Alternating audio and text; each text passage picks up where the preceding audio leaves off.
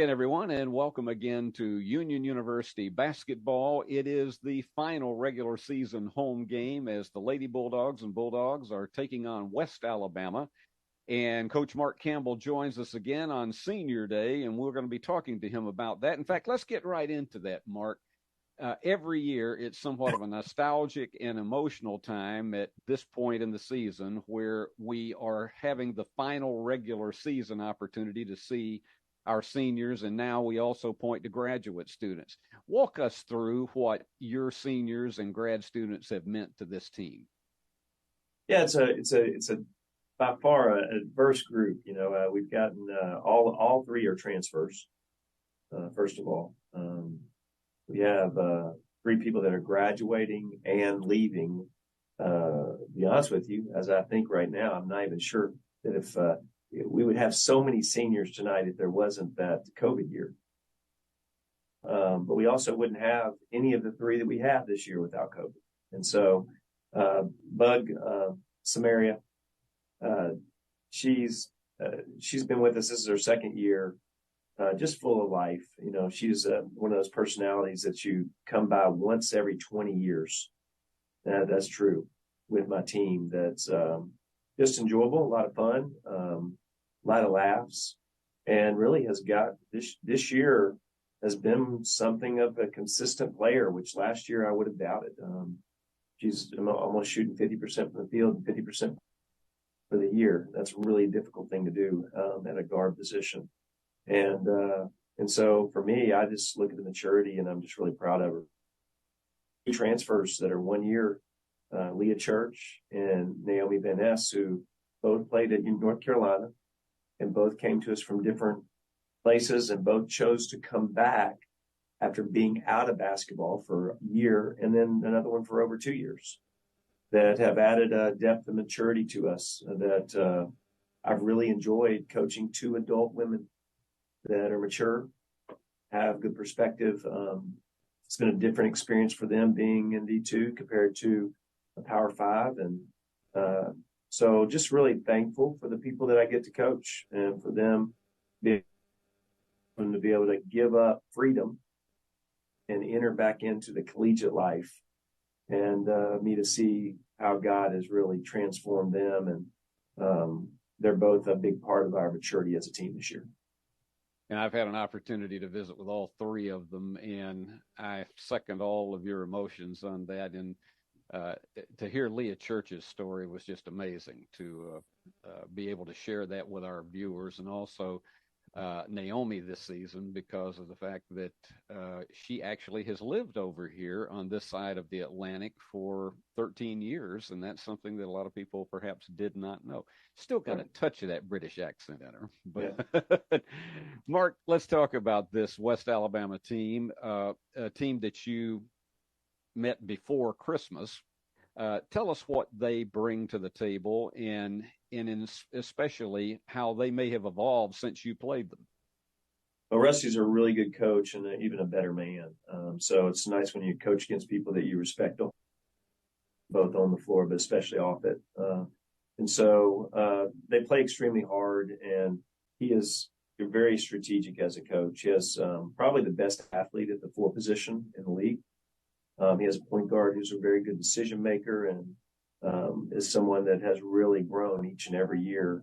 They have a transfer in that's a really good shooter that we did a really good job of last time. I was we played them. We came out of the press and didn't commit to it, and it's the only game I can think of, that in the league game, where we kind of didn't commit totally to the press.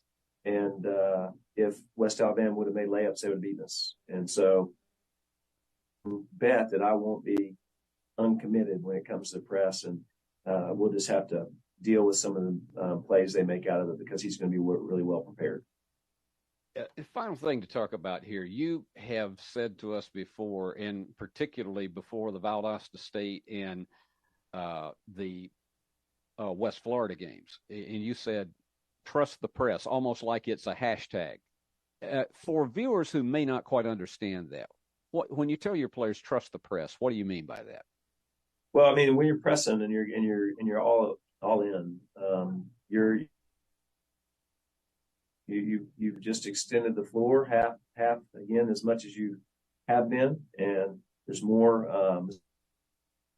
There's also more plays to be made, and so when we commit to it, means that we're not backing off because we're scared about what they could do. We're making them make, believing in actually the course of pressing, not the moment of the press. And so there's going to be moments that break down in the press because of how hard we're playing, and teams are going to be prepared. And so back down because of a moment in life in general, and you won't be able to walk out the abilities you have. And so for us, is being committed is letting fatigue play its way out. And sometimes you have to, teams make plays early and they get tired, and then they can't make those plays anymore come third and fourth quarter.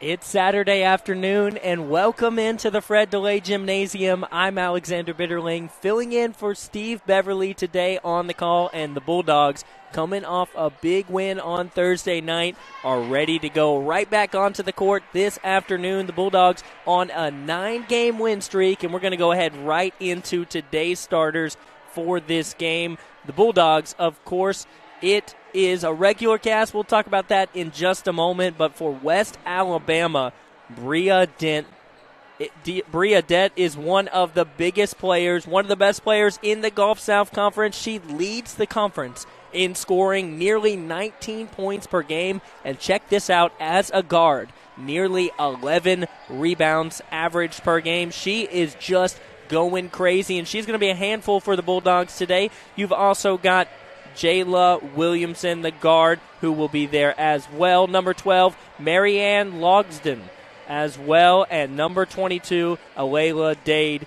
Rounding out the starters for West Alabama, it's Zoe Watts. And now on to your Lady Bulldogs. It is the regular cast. Shanique Lucas, of course, who is the reigning Gulf South Conference Player of the Week, averaging 17.5 points last week in the 2 games, and she had a great game the other night as well. She does it efficiently, as you always know. Keisharna Lucas as well, her sister, who had a shining moment in Thursday night's game as well. Samaria Thompson, the faithful for sure. Bethany Dillard, that dangerous 3-point shooter. She had a phenomenal night the other night. And rounding it out, center for the Bulldogs, Naomi Van Ness, number 34. That's your starters, and we will go to the floor now for the national anthem.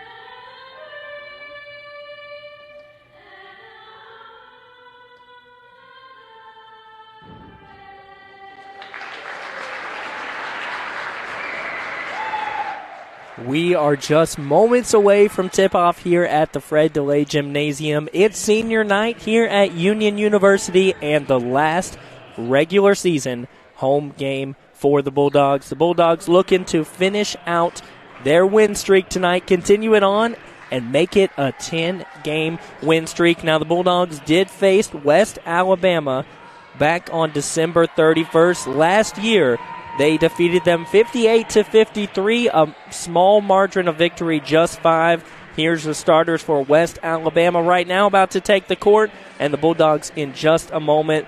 But the Bulldogs are eyeing that first place in the Gulf South Conference. They are standing alone in second right now, lead just 1 game ahead of them. Right now, with about 6 minutes left in the third quarter of the league game, they are defeating West Georgia 37-30. We'll keep tabs on that game for you, but the Bulldogs have already clinched a home game quarterfinal for the Gulf South Conference tournament, which is great if you're a Bulldogs fan. So go ahead and mark your calendar for February 28th. That's going to be the game right here at the Fred DeLay Gymnasium. It's a Tuesday night, and we'll keep you posted on the time as soon as we know it. It's to be determined. And here are your starters for the Bulldogs.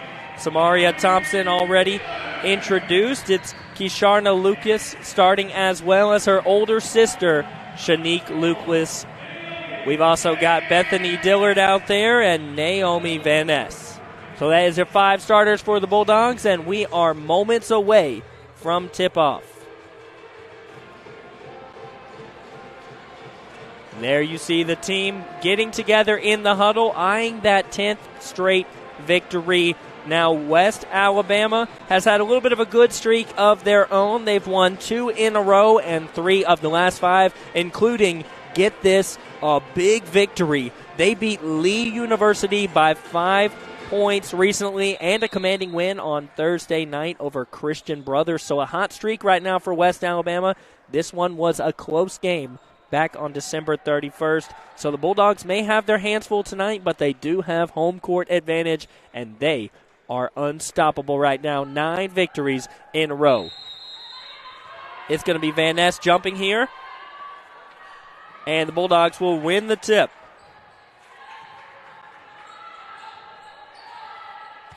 So they're getting things underway. Shanique Lucas, of course, ball handling for the Bulldogs, finds a lane and up and in. She gets the scoring started here at the Fred DeLay. And this press that we see from the Bulldogs, all 5 right now.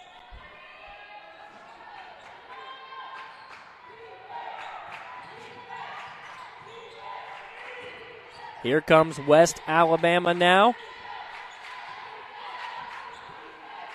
See what they can do. In the paint there and fouled by Shanique Lucas is Bria Dent. That is the one that the Bulldogs have to watch. She averages nearly 19 points a game, almost 11 boards as a guard. She is a force to be reckoned with.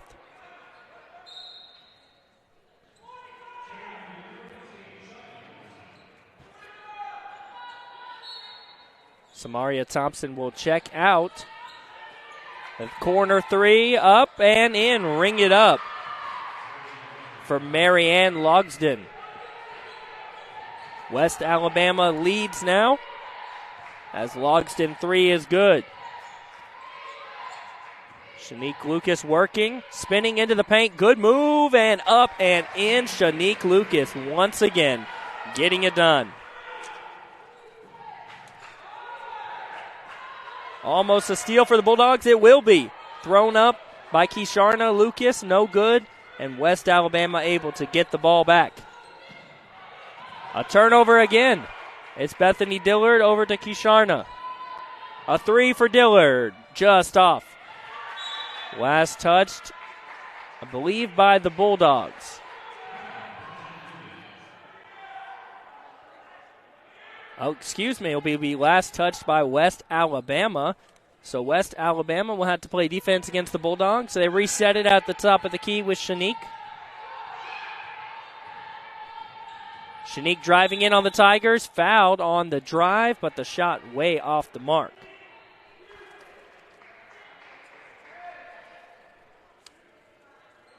going to be a shooting foul, so Shanique Lucas will go to the line for the first time tonight. Excuse me, it will not be a shooting foul. They're going to call that one on the floor. So it's going to be rebounded by Morrison. Back up to Shanique.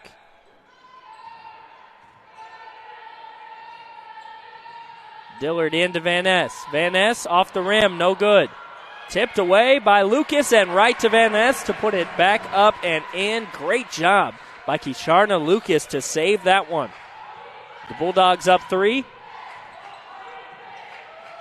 Tigers passing it ahead. Directing traffic right now is Williams.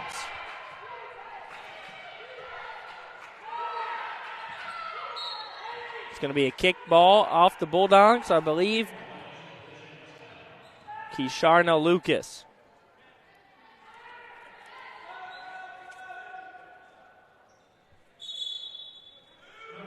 Tigers, 20 seconds on the shot clock now. They're reset it as Van Ness will check out, and it's going to bring in Keely Robinson. Tigers trying to work into the paint. Off the mark there for Bria Dent. Bria Dent, of course, the lead scorer in the Gulf South Conference, averaging nearly 19 points a game. That one's off the mark. Here's the Bulldogs on the other end, trying to get something to develop. Not a lot of movement right now outside of Thompson. She's in the corner. She'll take the 3 off the mark and rims out, but rebounded by Lucas. The Bulldogs with 15 seconds here on the shot clock. It's Keely Robinson off the mark, but she's going to be fouled on the drive there.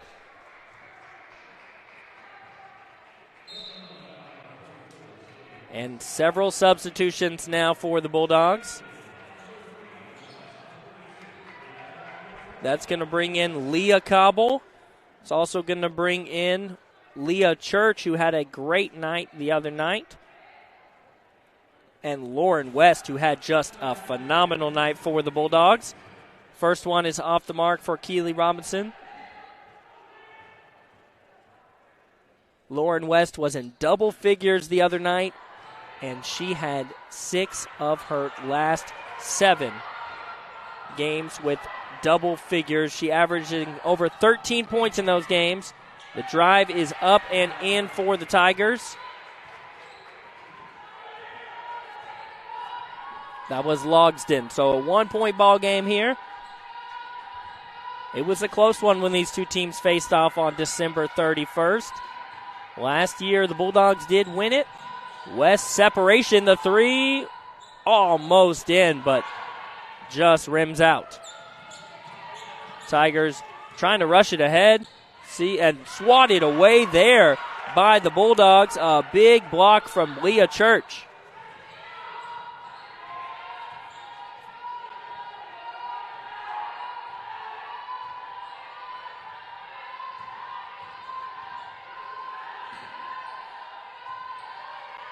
Leah Cobble's got the ball. Almost 10 seconds here on the shot clock. Bulldogs running out of options. They've got 5 seconds. It's going to have to be West. She'll give it off. Here's a 3 from Morrison, and a beautiful shot, the buzzer beater. When it looked like there was no hope for the Bulldogs on that possession, just a wide open 3 there, falls in.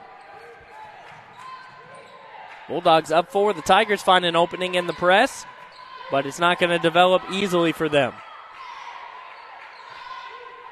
Williams has the ball outside the arc. 10 seconds on the shot clock now. No options. Driving in for the floater off the rim. And Leah Cobble's going to be able to corral that ball back in here and get the board. Williams no good on the floater.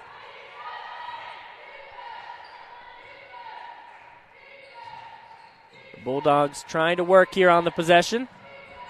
Leah Cobble driving in, no looks. Get it into Keely Robinson. She tries to direct traffic, but she's got less than 10 here. Working into the paint, throws it up, and will be fouled once again. That time committing the foul is going to be Zoe Watts. Robinson missed her first 2 from the charity stripe earlier. She'll take another opportunity here. That's early on, 3 team fouls from the Tigers.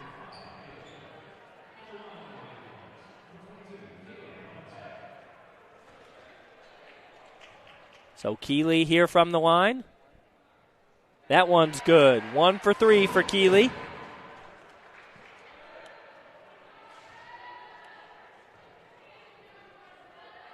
Here comes the second one for the senior, and that one's good as well. So improving to 50% today for Keeley Robinson from the line.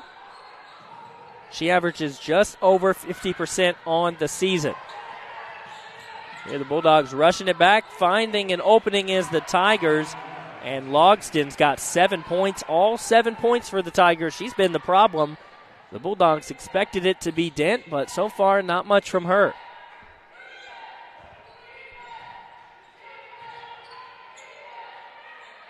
Here's West at the top of the key.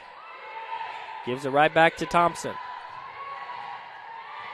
Cobble with less than 10 to shoot, driving into the paint, and a step ahead of the defender. She puts it up and in. Leah Cobble adding on. It's been over 2 minutes since West Alabama scored. Before that last one, they had 2 minutes of scoreless basketball. And the Bulldogs getting a steal here. It was Church picking up the steal on that one. The Bulldogs lead it by 6. They're headed the other way. In the paint there, just off the mark for West with the left hand.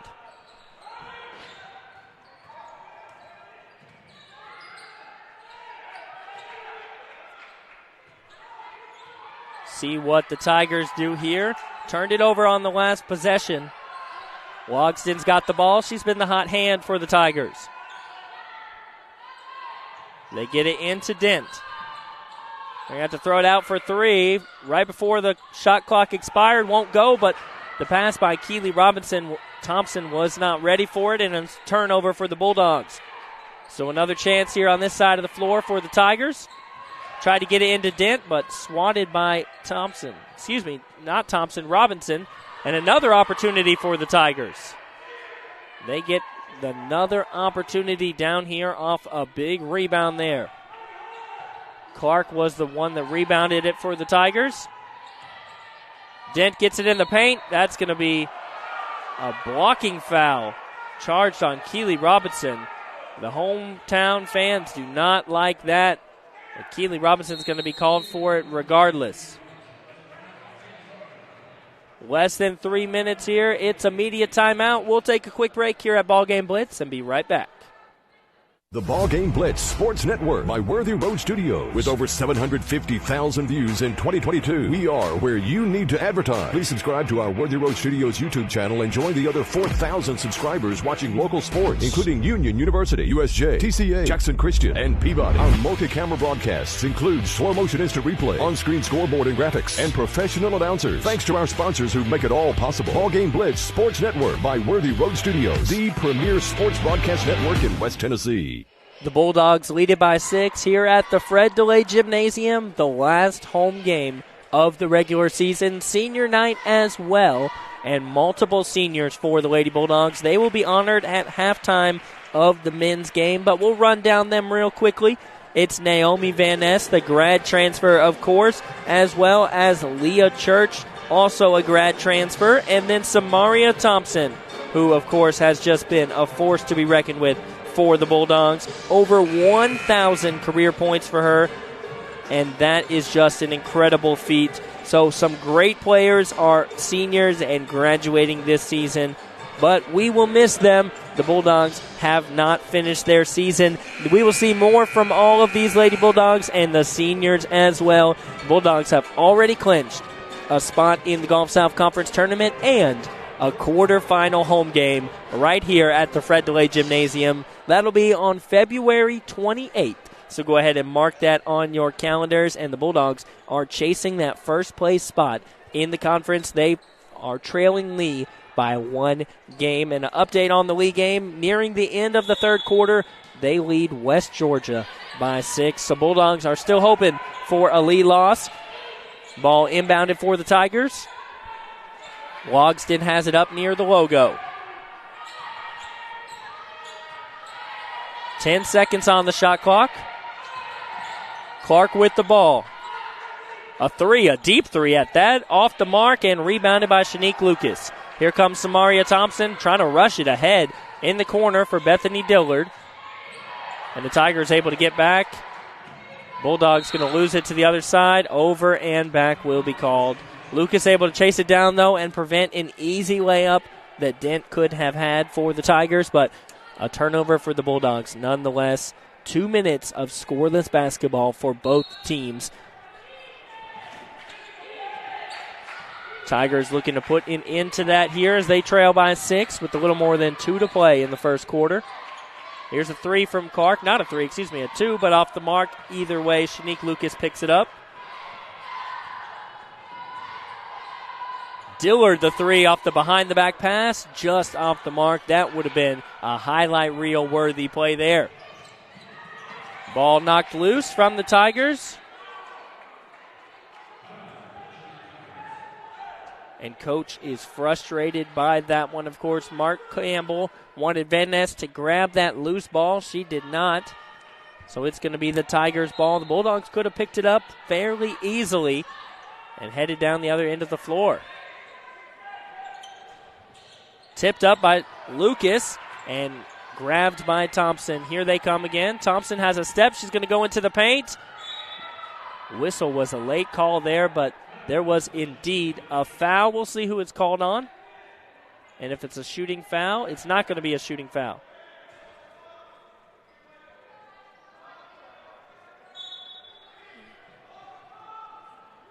They get it back up to Shanique Lucas at the top of the key.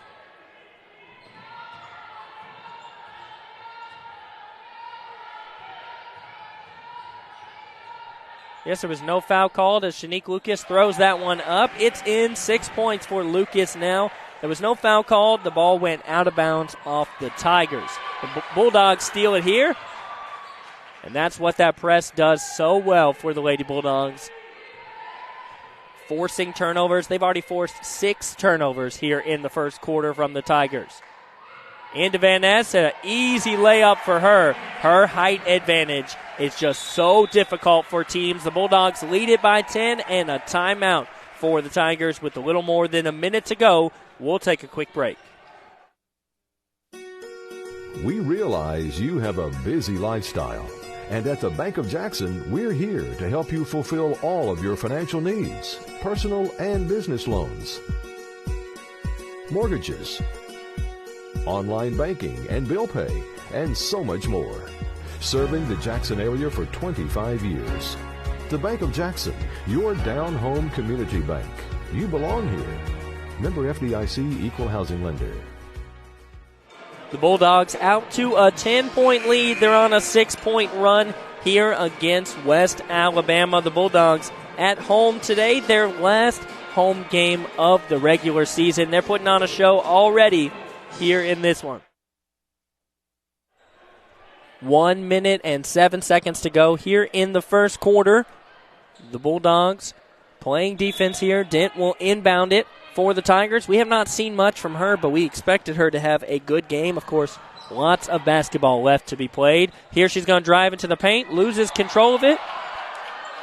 I saw a referee call a double dribble. He didn't whistle, though. I'm not sure what that was about, but the Bulldogs pick up the loose ball.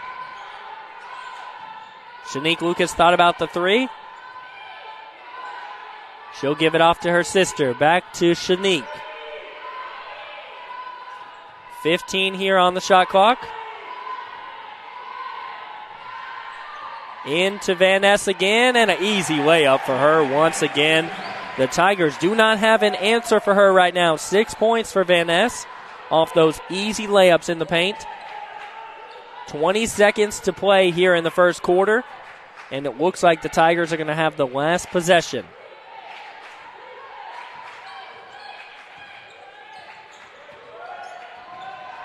Loose ball, but Tigers pick it back up, and Williams is going to be fouled there on the shot. Shot had no chance at all, but she'll get a chance here from the charity stripe. So the first opportunity from the line for the Tigers. And it's been a rough shooting day for the Tigers so far. 27% from the floor, just 20 from three.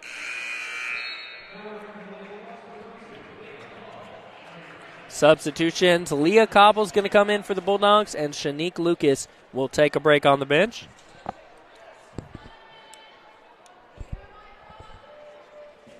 Here's the first one from Williams, and bounces around, but it's good.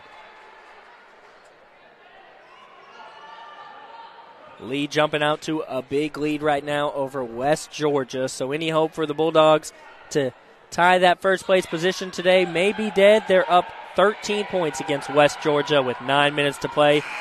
The shot from Thompson, no good as time expires here at the end of the first. The Bulldogs lead it by 11. They jump out to an early lead here in this one. We'll take a break and be back with that next quarter. Championship DNA. That's what you find at Jones Chevrolet at Three-Way. A full line of new Chevrolets plus West Tennessee's largest used car inventory. State-of-the-art service work and pre-approved auto loans online at JonesChevroletHumboldt.com. Shop with a winner. Jones Chevrolet at Three-Way. The most important benefit when you buy from Jones Chevrolet at Three-Way? Peace of mind. Jones Chevrolet's warranty forever comes with every qualifying new and pre-owned vehicle. Powertrain coverage for as long as you own your vehicle. Find out more at Jones Chevrolet in Three-Way. The Bulldogs jump out to an 9 to 8.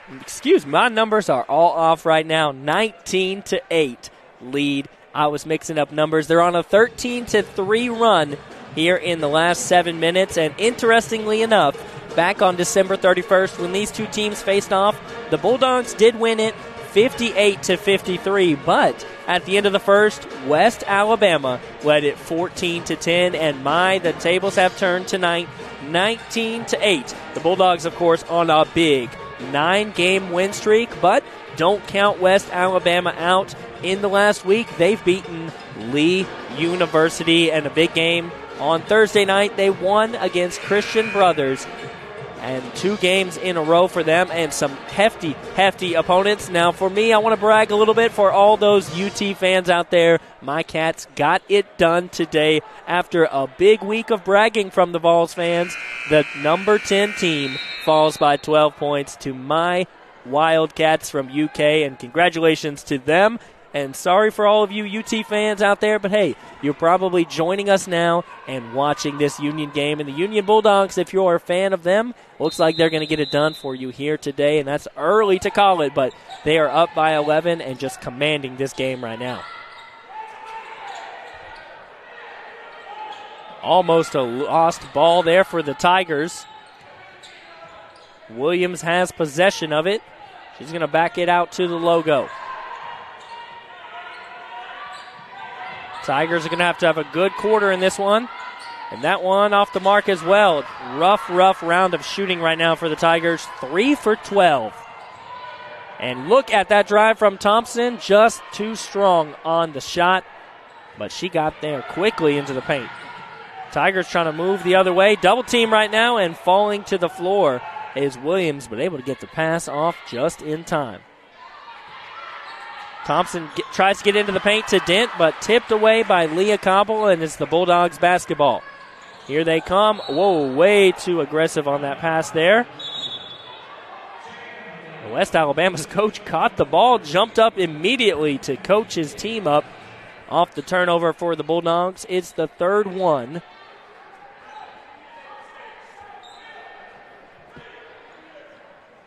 Inbounding now for the Tigers is Dent, their star player and one of the greatest in the Gulf South Conference this year. We haven't seen a lot from her tonight. I'm not sure what the game plan is. They haven't been able to get her the ball well. They're, of course, going to be looking to change that. She averages 19 for the Tigers. Good drive there, but the shot will not fall, and it's almost like the Tigers couldn't buy a basket with $1 million right now. Here's West, a wide open three. Do not leave her open. She rings it up. She had a great game the other night and looks like she's on her way to having another good one here. 3 points for her. That's her first basket of the night, but she was wide open. So the Bulldogs now a big lead, 14 points with about 8 to go here in the second quarter. We've already played the first quarter. The Tigers less than 10 to shoot. They don't seem like they're in a hurry. It's Dent against Jordan Little. And some flash photography from the fans. Off the mark. That's going to be an over-the-back foul every single time. That one's called on Clark.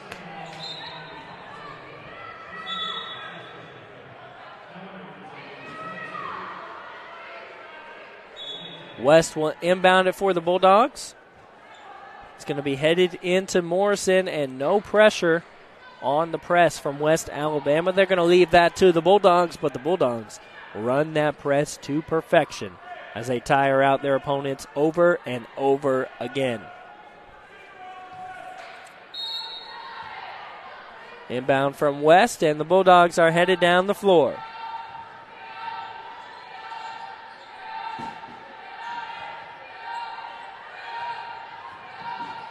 Bulldogs moving that basketball well right now, but the Tigers not giving them any easy shots. West again from three, off the rim. It looks good, but hits the back of the rim. It's going to be the Tigers' ball, who have not scored in over 2 minutes. As the Bulldogs swat that one out. Excuse me, they don't. It's going to be off the Tigers, the Bulldogs basketball. It's going to be Morrison to inbound it.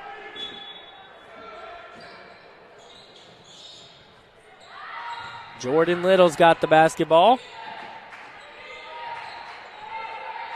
Bulldogs having a decent night of shooting, 45% from the floor, just about 28% from three. Of course, looking to improve that.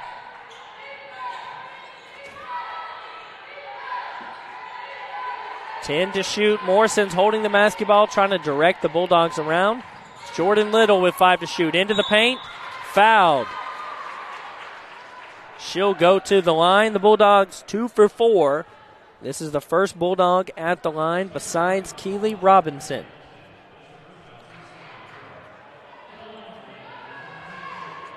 Jordan Little will go to the line here. First one rims out.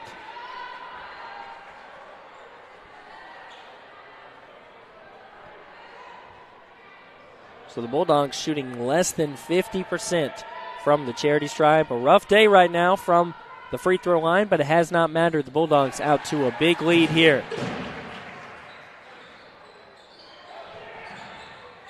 As Jordan Little gets the second one, look at how the Tigers struggle just to get the ball away from the press from the Bulldogs. Once you get down to the floor, you've wasted about 10 seconds from your shot clock, and you're tired from trying to beat that press. Off the foot of West. And look at the effort there from Jordan Little trying to save it. Falling to the floor. This was a close game between these two teams the last time they faced back in December, right before the first of the year on New Year's Eve, but it is not close here tonight. Of course, the Bulldogs with home court advantage, senior night as well, so lots of momentum and emotions for the Bulldogs. Less than 10 to shoot. Nothing happening right now for West Alabama. That one, what a tough bucket from Williams as she ends an over 3-minute and 20-second scoreless streak for the Tigers. Loose ball, way off the mark for the Bulldogs, and they turn it over. Their fourth turnover for the day. It's a 13-point ball game. Fans still piling in here at the Fred DeLay Gymnasium.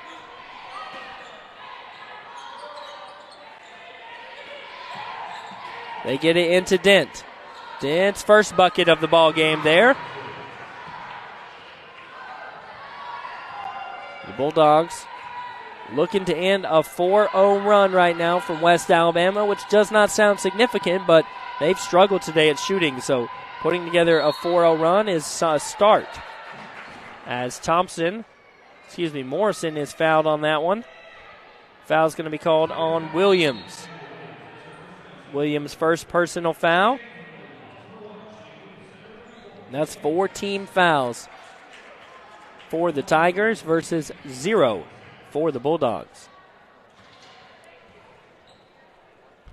First one rims up and in. Morrison puts that one in. Here's the second one for the sophomore guard. It is good as well. She's perfect from the line. So the Bulldogs lead it by 13 right now with less than 6 here in the second quarter.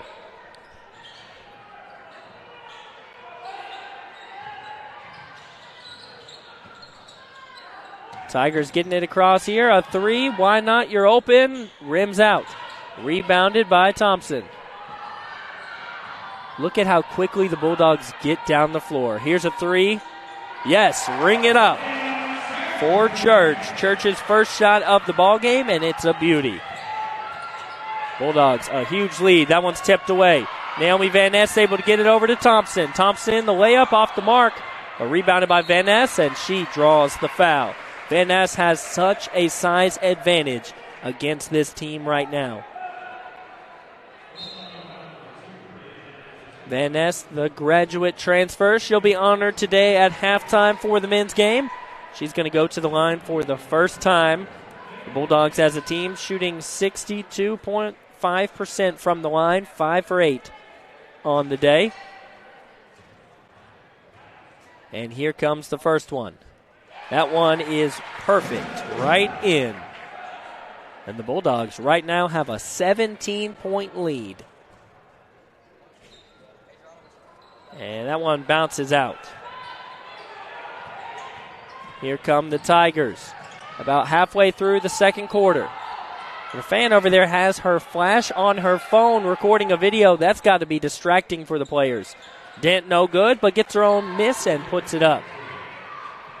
She is a star caliber player. 4 points in this ball game, but she averages about 19 and 10 boards as well. Keisharna Lucas will take the three off the mark. And Dent did a good job of boxing out Van Ness. Lucas almost able to rise up and get that steal, but the Tigers get the ball across.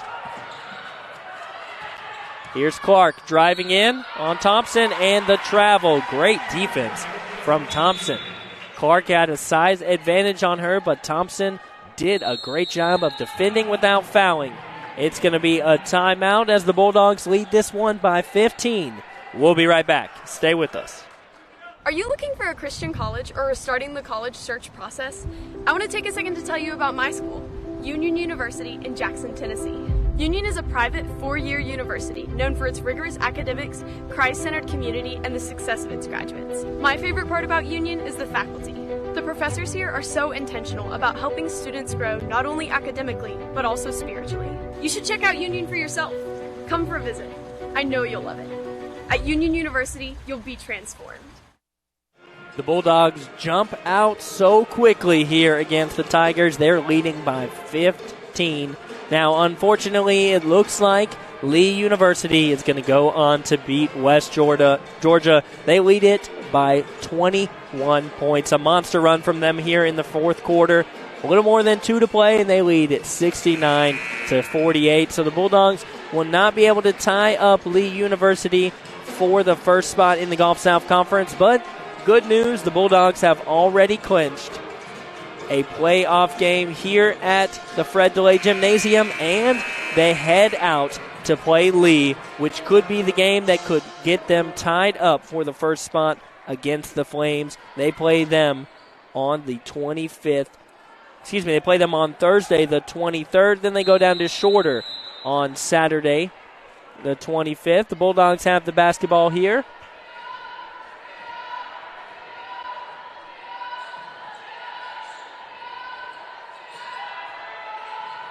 Shanique Lucas able to get open and into Naomi Van Ness, the lead scorer for the Bulldogs. Puts it back out as she was double-teamed. Over to Keisharna Lucas, back to Shanique. 5 seconds on the shot clock. Shanique's going to have to drive in, loses control of it there, tipped away by Logston. Logston, the lead scorer for the Tigers. Good move from her, and up and in. She's got 9 points.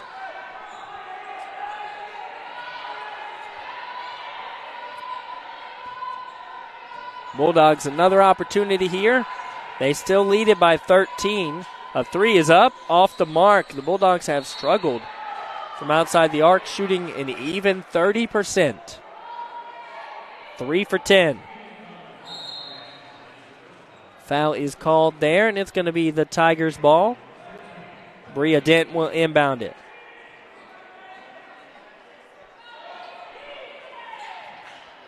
Struggling to get it in, but she finds Logsdon.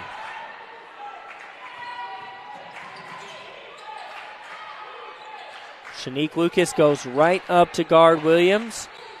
15 now on the shot clock, and it's the first time the Tigers have really been able to set up the offense. Shanique Lucas tips it away. Dent will take the little jumper off the rim, but rebounded by the Tigers. And it's a battle for it. Last touch by Shanique Lucas. Keisharna Lucas. The sisters there.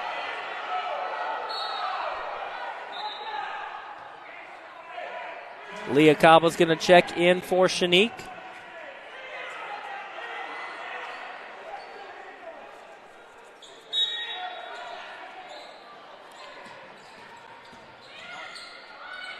The shot is up and in for Bria Dent. It's an 11-point ball game with 3 to go here in the first half. We're going to see West check into this ball game. Thompson with about 10 on the shot clock. Gives it over to Leah Cobble. Cobble into Van Ness. Stolen away by Bria Dent. Here come the Tigers driving in. Off the mark, but rebounded by Dent. The guard is so good at fighting for those rebounds, nearly averaging 11 a game as a guard. The floater there is up for Williams as she hits that little mid-range jumper. It's a 9-point game now. The Bulldogs led it by as much as 17. Bulldogs haven't scored in over 2 minutes, and that has led to a 6-0 run from the Tigers. Way off the mark there for Thompson. Tigers trying to add on to this run they have. They've got momentum right now here at the end of the second quarter. And it's Logsdon with the ball, the lead scorer for the Tigers and the lead scorer of the ball game. Here's a little jumper off. And last touch by Leah Cobble as it goes out of bounds.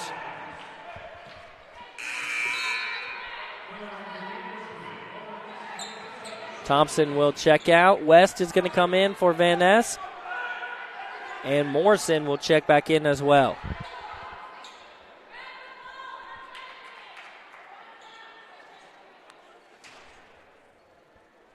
It's going to be inbounded by Williams. They get it up to Bria Dent.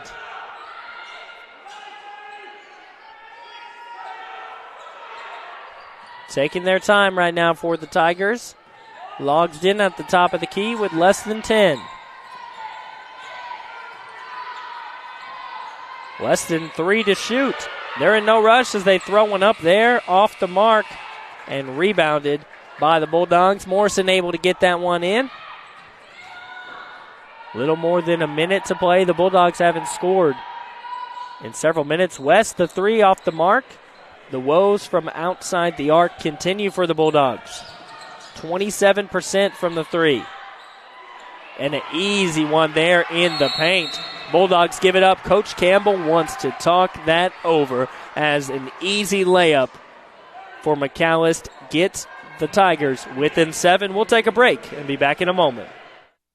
The BallGame Blitz Sports Network by Worthy Road Studios. With over 750,000 views in 2022, we are where you need to advertise. Please subscribe to our Worthy Road Studios YouTube channel and join the other 4,000 subscribers watching local sports, including Union University, USJ, TCA, Jackson Christian, and Peabody. Our multi-camera broadcasts include slow motion instant replay, on-screen scoreboard and graphics, and professional announcers. Thanks to our sponsors who make it all possible. BallGame Blitz Sports Network by Worthy Road Studios, the premier sports broadcast network in West Tennessee.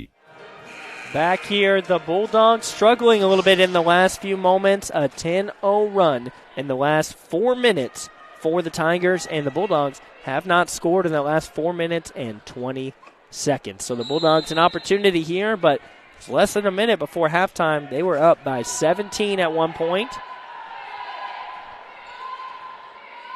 Here's Morrison, gives it over to Lucas. Bulldogs moving the ball well right now, but double dribble by Morrison. Turns over the ball for the Bulldogs. 7 turnovers for them now.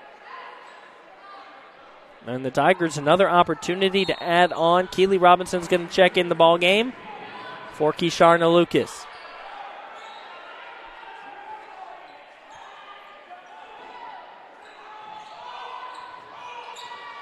Tigers, there's about 10 seconds separating the shot and game clock as Williams has the ball.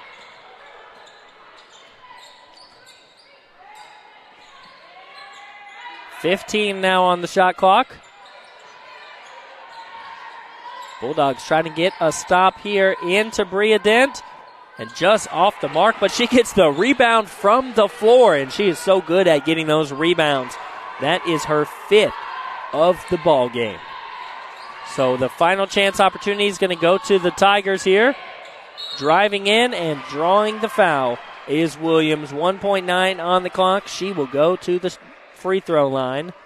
She's 1 for 2 on the day from there. Shanique Lucas is going to check in for Leah Cobble. The Bulldogs maybe an opportunity to score 1 if they just chuck up a shot.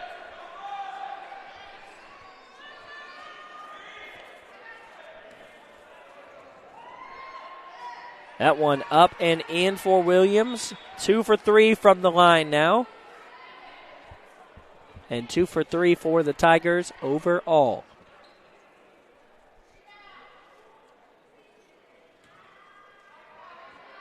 That one goes in as well. So Williams, 3 for 4, 75% from the charity stripe today.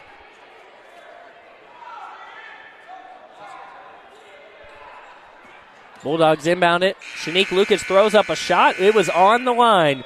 Just didn't have enough behind it. So a big run, a 12-0 run to end the second quarter by the Tigers. They were down by 17. Now they're down just 5 headed into halftime. We will take a break now for our halftime feature. It's senior day here at Union University, and the men's players are about to be honored. But as always, a nostalgic time for senior day as we say goodbye to seniors and graduate students with the Bulldogs and the Lady Bulldogs. Coach David Niven reflects on his seniors in today's halftime feature with our very own Steve Beverly. We'll be right back after this feature with your halftime stats.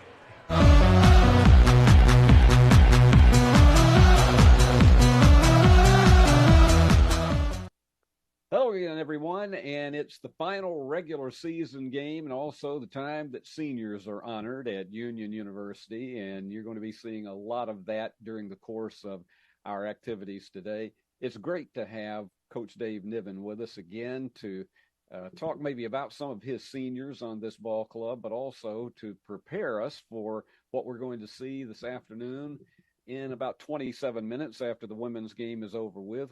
What we're going to see this afternoon as the Bulldogs take on West Alabama. Dave, let's get into this West Alabama team. You've had a chance to play them on the first cycle around of the conference opponents. What are their strengths and what are they going to bring to the table when they come onto the floor this afternoon? I think biggest thing for them, they're a good defensive team. That's kind of who they've always been.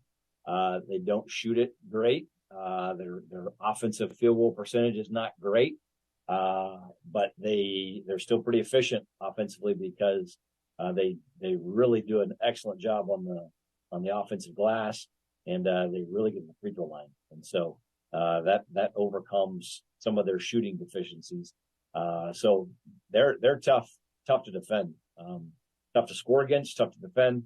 That's really the reason why they're one of the best teams in the league right now. I know you learn a lot from first meetings against a team, but also teams evolve, yours does, as well as everybody else in the conference. So how much does that first game, because it was played really so long ago, how much does that first game really play into what you look for as opposed to what they've done in, say, the last 3 or 4 games?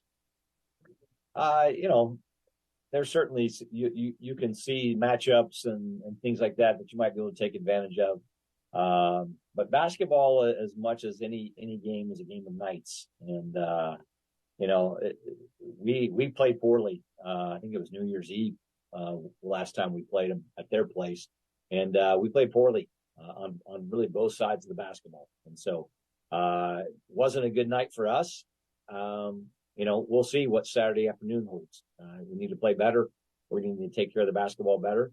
We need to shoot it better than we did on that game. So we certainly pay attention to it. We watch it. We'll go back and watch it, and we'll revisit that even with our team and some of the video that we show them. But I don't think it does a very good job of predicting what's going to happen. You can take a little bit from it, but you've got to show up and be ready to play.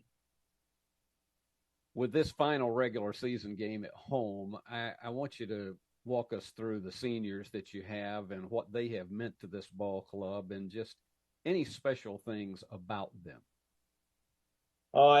We get to honor a few guys tonight. PJ Montanay is been one of our managers for the last 3 years. Has really been committed to us and served our players really, really well. Certainly a big part of our program, a big part of our team. We're going to miss him. He's done a great job, and he's going to have a good career in athletics moving forward. He's been studying to be an athletic trainer, and so we will miss him for sure. But thankful for all he's done for the last 3 years.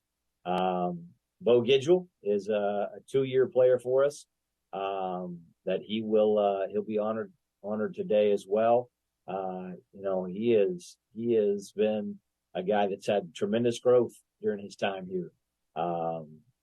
He is obviously, you saw from what he was able to do over the weekend at Montevallo. He's a dynamic player. He had 35 in that game. I think that was his career high. And is really a guy that and he plays with a ton of emotion. He's a really emotional player, and sometimes that can work for him. Sometimes that works against him. And he has really worked hard to make that be a positive thing in his game. And so, probably as much of anything, why we have a chance to be a really good defensive team is because of him. To have a guy who can score at the level that he does, but also who really takes pride in his defense, that's rare. And he makes us a very, very good defensive team because he can guard anybody. He can guard in the post. He can guard the other point guard. And he will sit down and give great effort on the defensive side of things. And so, that's been special, been a privilege for me to be able to coach him. And then we've got Ty Parks, who's been with us for 5 years. And he's a special player, special kid. He's grown, tremendously during his time here. He's one of the best players in our league. I don't know if he'll have a shot to be conference player of the year. Probably these next 4 or 5 games will speak to that quite a bit. But Ty Parks is he is one of those guys that he can do it at both ends. He has made some of the most fun to watch type plays of anybody that's ever played at Union. He is gifted with some unique abilities, and he came here with those abilities, but he's really worked and developed into an excellent 3-point shooter, and I think he's going to have a chance. I think Bo will as well. I think both those guys will have a chance to keep on playing after they leave Union, and we're excited to see what the future holds for them. But those 2 guys, and then Jalen Johnson is a 1-year guy for us. That he came in as he's a graduate student, working hard to get his MBA right now. And he's just got 1 year of play, but he's played a significant role for us. Been our starting 2 guard for most of the year. Plays a backup point guard position as well. He's a guy that we rely on to make shots on any given night. He's also a good defender. He's helped make our team what they are defensively. And then with him, he's got a great voice.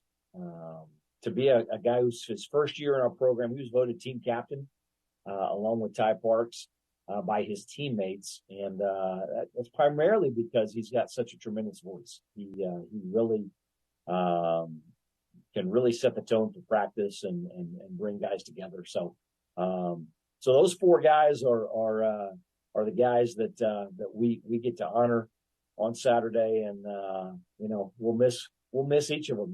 They've all left a mark on Union basketball. This is why I love going through this. It's an emotional thing to lose these guys, but at the same point in time, you're able to bring to the table what a lot of folks don't see during those 2 hours on the floor about what they've meant to the program as a whole, practice and off the court otherwise. Dave, before we wrap it up, keys to this game against West Alabama for the Bulldogs. I think going to be really a physical game. We're going to need to be able to be the most physical team. And so that'll show up in rebounding.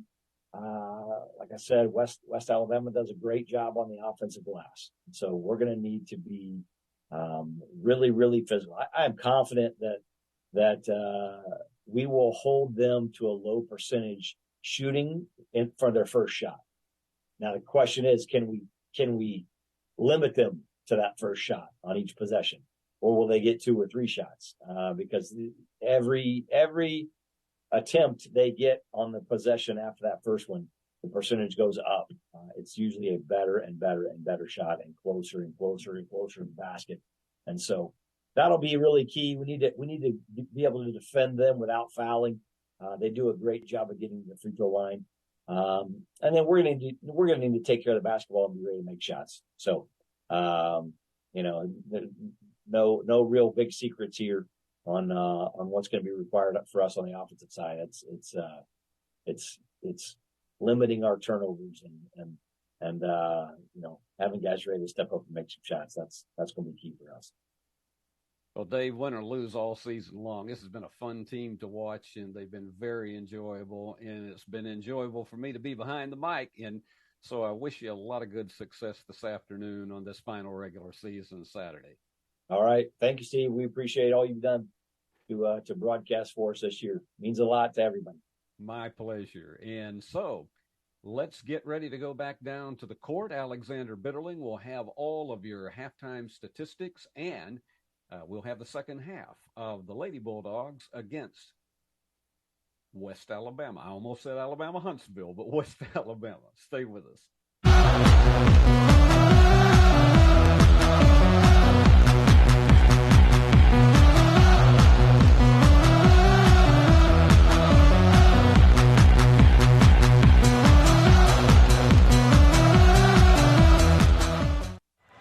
The Bulldogs were up big early on in this ball game, up 17, but now at halftime they find themselves up 5, 29-24 after West Alabama went on a 12-0 run and held the Bulldogs scoreless for over 5 minutes to end the first half. And you've got to believe Coach Campbell got into his team at halftime, and they're going to be a whole nother team here in the third quarter. Expect the Bulldogs to have a dominant third quarter like they did in the first one. I would bank big on that. Let's go to our halftime stats here at the Fred DeLay Gymnasium. Both teams kind of struggling from the floor as far as shooting. The Bulldogs 37%, 10 for 27 in the ball game. 34% on the other side of things for West Alabama, 10 for 29. Now when it comes to three-point, neither team shot well at all. 23% for the Bulldogs, 3 for 13, and 14% for West Alabama, just 1 for 7. The Bulldogs actually losing the rebound battle, 16-23 in this one. That has been an opportunity that has led to second chance points for the Tigers in this one. Turnovers, the Bulldogs with 7 and 11 from West Alabama. Actually, West Alabama able to convert better off those turnovers into points. 10 points off turnovers for them, and 8 points off turnovers for your Lady Bulldogs. So the Bulldogs find themselves up only 5 right now here at the Fred DeLay Gymnasium, but do not count them out. They defeated this West Alabama team back on New Year's Eve by 5 points. Expect them to finish out this game strong, to start that shooting percentage getting a lot higher here in the second half. The Bulldogs are not going to struggle from the floor all night long. They're probably going to come back and win the rebound battle. I expect to see a completely different Bulldog team here in about 2 minutes at the Fred DeLay Gymnasium. The Bulldogs may have been scoreless for the last 5, but they are going to come out here in this third quarter. They're a great third quarter team, and we know that the third quarter can be so crucial in a ball game just like this. But the Bulldogs are leading it by 5. Lee University did pull out the win earlier today, so they will remain in the top spot of the Gulf South Conference. But the Bulldogs are fighting to be right there with them. If they win tonight, they'd have an opportunity to tie up that first spot on Thursday night when they head over to Cleveland to play the Lady Flames. The Bulldogs have to get it done here first, though, at the Fred DeLay Gymnasium. It's senior night. The guys were honored at halftime. Those guys have been absolutely crucial for this team this year and over the last few years for the Bulldogs. Some of the seniors that were honored at halftime, of course, Patrick Montagny, the student manager for the Bulldogs for the last 3 years, and Jalen Johnson, who had a big game the other night. He's from Hopkinsville, Kentucky, a total of 239 points this season, and a team high 51 made three-pointers. He's been great, particularly on the scoring side for the Bulldogs. Now, Bo DeJoule, who is the reigning Gulf South Conference Player of the Week from Los Angeles, California. Hollywood, he was honored as well, and a player that if you've been watching the Bulldogs for the last several years, you know him, you love him, and you know how great of a player he truly is, Ty Parks, who just has phenomenal numbers. We'll talk about them more. He scored 1.6 thousand points in his career, 872 rebounds, and dished out 247 assists. He's just been incredible. He shoots 50% from the field and has made almost 400 three-pointers at a 39% rate. So just incredible players honored for the Bulldogs, and we are back to action. It's going to be the starters back out there for the Bulldogs. It's going to be Shanique Lucas, Bethany Dillard, Naomi Van Ness, Kisharna Lucas, and Samaria Thompson for the Bulldogs. And the Tigers are going to join them out on the court now.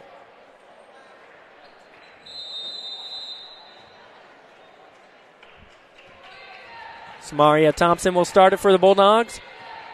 They did not score in the last 5 minutes of the first half, so they're going to be looking to put into that scoreless streak right here. Shanique Lucas downhill, the jumper up and in, stopping that scoreless streak, and that's what the Bulldogs do so well. Shanique Lucas up to 8 in the ballgame.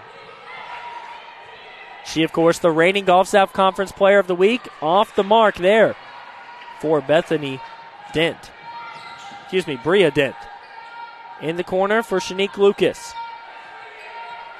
She's directing traffic, gives it over to her sister, Kisharna.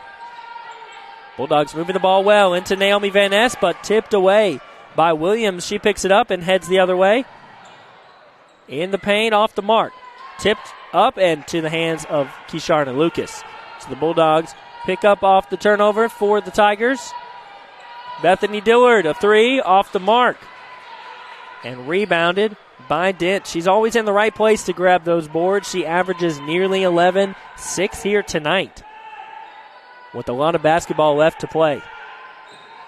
Coach Campbell so frustrated with his team right now. They are up by 7, but he expects them to perform at a high rate, no matter who they are playing. West Alabama, not exactly a powerhouse in the conference, blocked by Kisharna Lucas there.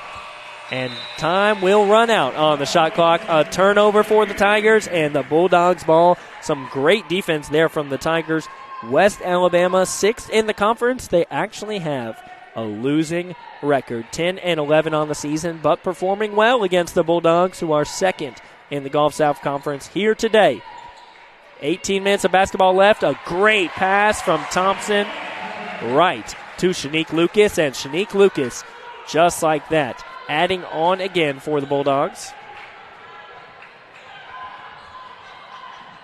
Loose ball picked up by Dillard. Bulldogs coming out strong here in the third quarter, just like I told you they would. A great third quarter team. Shanique Lucas, a three, just about in.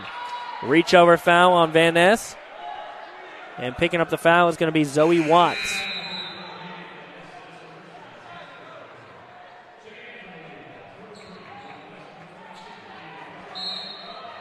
Bulldogs reversed their 5 minutes of scoreless basketball, and now they've held the Tigers to over 2 minutes of scoreless.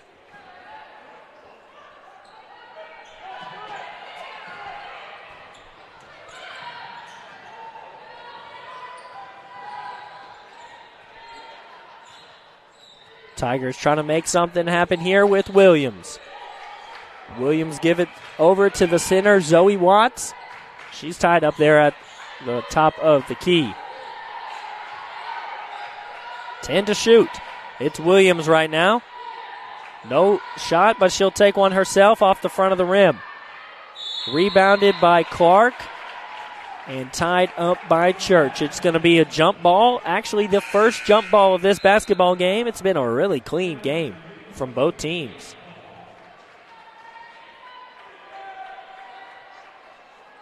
It's going to be the Tigers' ball, so Williams will inbound it.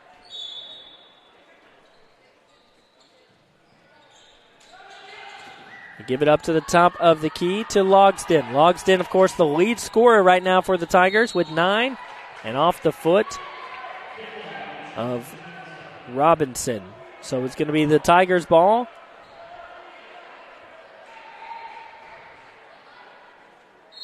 Almost 3 minutes scoreless here for the Tigers.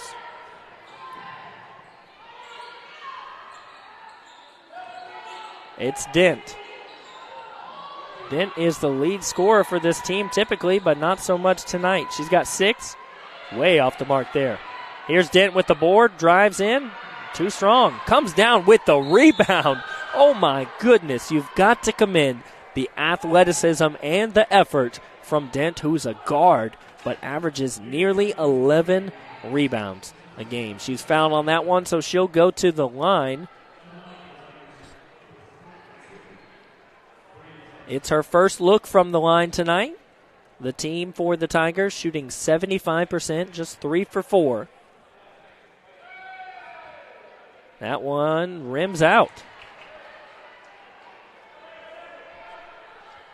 So the Bulldogs catch a break. The first one will not fall. And the second one is in. So Bulldogs lead it by 8. They led by just 5 at halftime. Leah Cobble almost lost control of it, but picks it up. It's West. Driving into the paint, throws it up, fouled on that one. So she will go to the line now. That foul's going to be on Bria Dent. Dent's third foul, so a little bit in foul trouble now. First one is in for West. West has 4 points in this ball game. That's her first free throw. And she makes both of them. That's going to be up to 80% almost for the Bulldogs from the line tonight. They're a team that, especially early on in the season, really struggled. It's going to be the Tigers to inbound, but had to wait on Clark to get over there. 10-point lead now for the Bulldogs. They led by 17 in the second quarter. Then just 5 at halftime, and Coach Campbell had to be quick to get out of the way on that one. Last touch by Williams and rolled out of bounds for the Bulldogs basketball.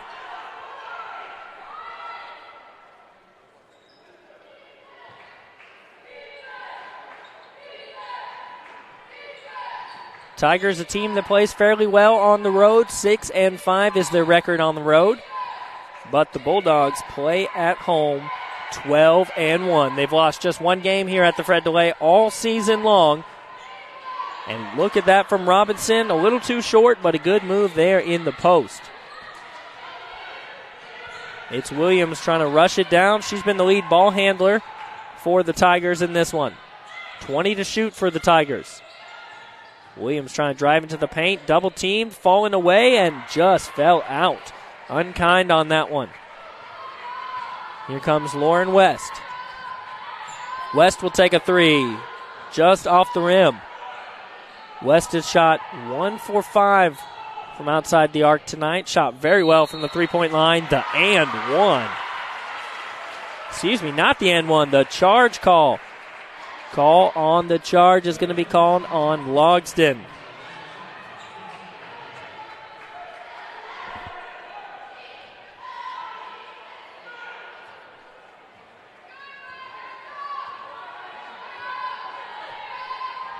Here comes Morrison. Morrison and West passing the ball back and forth several times there. Keely Robinson up near the top. Morrison giving it away. The Bulldogs moving the ball well, but they haven't found an opening. 5 seconds on the shot clock. It's Morrison driving into the paint. Double team, throws it up. Off the rim. Ball's loose, but last touched by the Tigers. Bulldogs on that 6-1 run in the last 4 minutes. And West Alabama has gone really cold from the floor. 1 for their last 11 from the floor, and nearly 2 minutes without scoring. Easy layup there for Shanique Lucas off a great inbound pass. Shanique Lucas almost a steal there. Williams gets it. Robinson's not going to let her go anywhere, but a good fake. Gives her a look at the basket. Missed the layup. Bulldogs catch a break there. Jordan Little. West another three. Nope, off the rim. I thought that one was good, but it does not fall. So West struggling right now from outside the arc, and the Bulldogs overall are struggling. 3 for 17 on the day. Timeout for West Alabama. The Bulldogs jump back ahead after leading just 5 at halftime. They now lead it by 12. We'll be right back.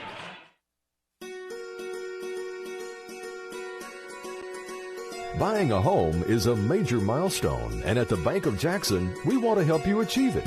Our mortgage specialists can assist you with conventional, VA, FHA, or construction loans, as well as USDA and THDA development loans. Serving the Jackson area for 25 years. The Bank of Jackson, your down-home community bank.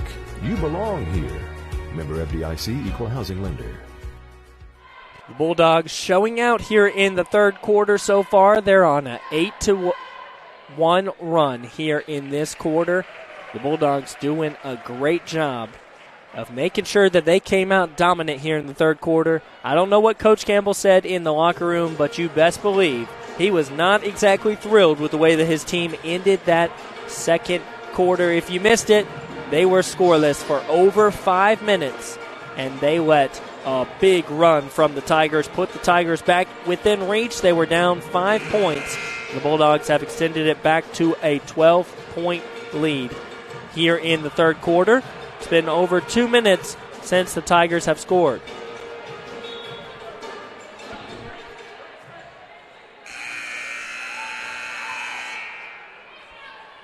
Bulldogs taking the floor again. It's going to be the Tigers' ball right on the baseline.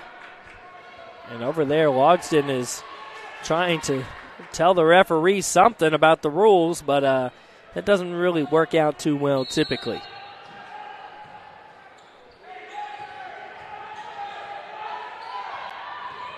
Guarded heavily right now by Thompson. She tips it away, but Tigers still able to get it. Just 12 on the shot clock here.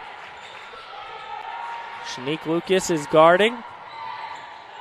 Look at Van Ness all the way out by the three-point line. 2 on the shot clock. They're going to have to throw up desperation way off. But rebounded by Clark. Still alive for the Tigers. 15 seconds here. Logsdon takes a deep 3 off the rim and out of bounds. An assist there from the pep band to get the ball back into play. It's going to be Keysharna Lucas to inbound it. First, though, we will have a media timeout. Less than 4 to play here in the third. The Bulldogs up 37-25.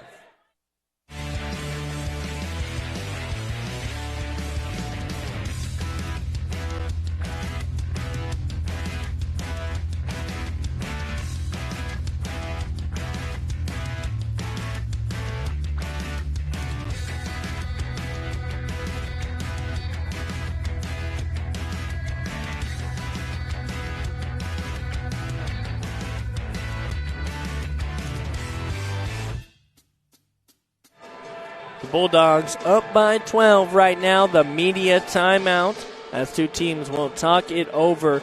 The Bulldogs on a good run here, 8-1 in this quarter, the last 6 minutes of it, and scoreless for West Alabama here in the last 3 minutes. So the Bulldogs, who struggled at the end of the first half, came out strong here in the third quarter, and that is what we are used to seeing. The Bulldogs, a team that do not lose often on the home court. 12-1 this season here at the Fred DeLay Gymnasium, and a good crowd here tonight at Union to see these two teams face off. It's senior night, so the families have shown out strong.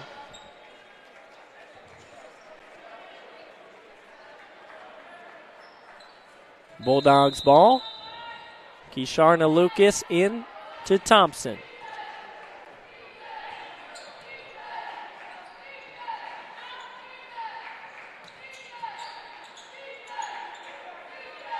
Thompson trying to get something to develop all the way over to Jordan Little in the corner. Bulldogs will reset it with 10 here on the shot clock. Shanique spinning in the paint. Throws it up, and a good bounce on that one. Shanique Lucas got 12 points right now. She is just playing incredibly, and we are so used to seeing that from her.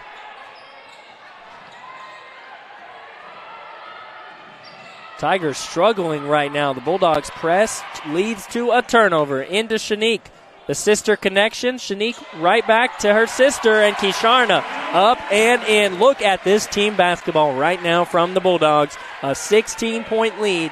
They're just 1 point shy of their largest lead of the day.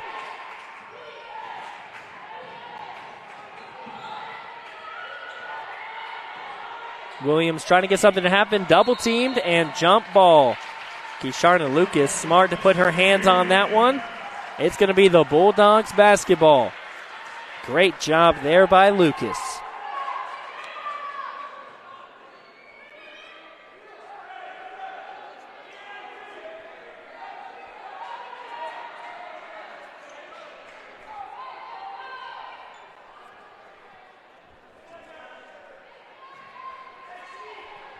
And here come the Bulldogs, less than 3 to play. And it looks like any momentum the Tigers had has been absolutely gone. A good give to Shanique Lucas. She's going to be fouled on that one.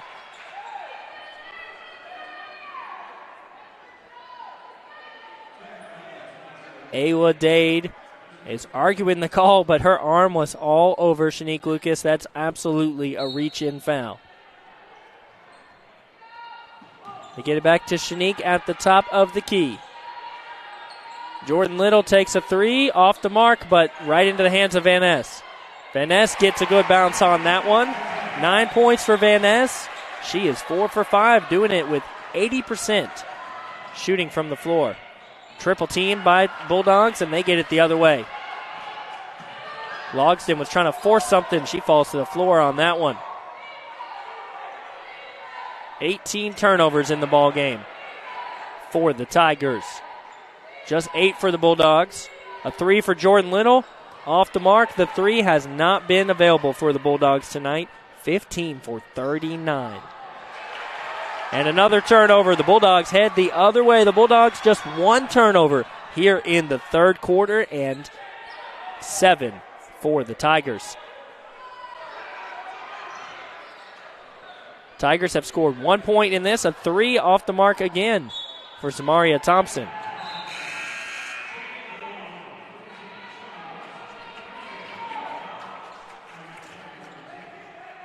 Shanique Lucas will check out as well as Thompson. Leah Cobble back in the ball game. And Shaylee Morrison as well. Oh, this referee talking to somebody. She looked frustrated. They get the ball into Logsdon. About a minute and a half left here in the third quarter. Throwing it off the foot of Leah Cobble there is Logsdon. She was trapped near the half-court line. Smart there to save the play. 4.5 minutes of scoreless basketball for the Tigers. A 10-0 run for the Bulldogs and a 12-2 run. Only 2 points in this quarter. Way off the mark there for Dent. 2 points in the third quarter for the Tigers. The Bulldogs have been dominant here in the third.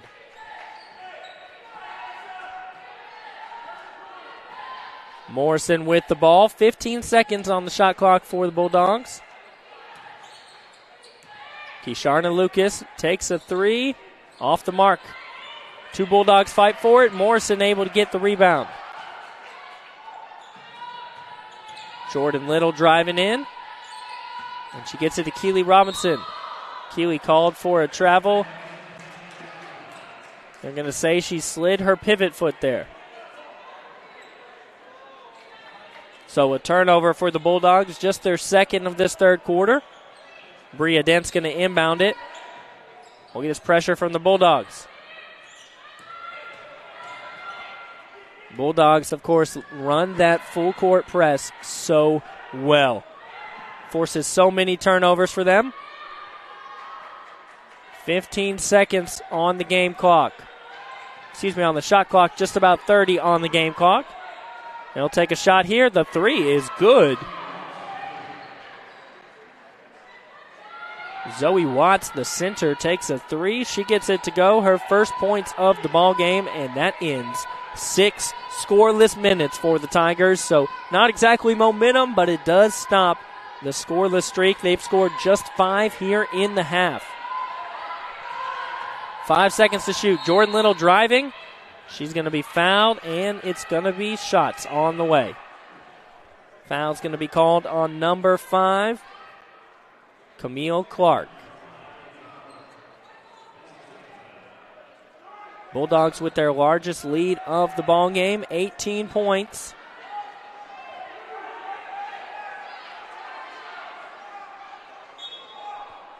They've had the lead 98% of this ball game. Just at the start of the game, the Tigers led, but the Bulldogs have not looked back. A rough into the first half has been erased here in the third as the Bulldogs have had a monster third quarter. Bulldogs have outscored the Tigers by 10 here in the third, 14-4. Jordan Little gets that one to go.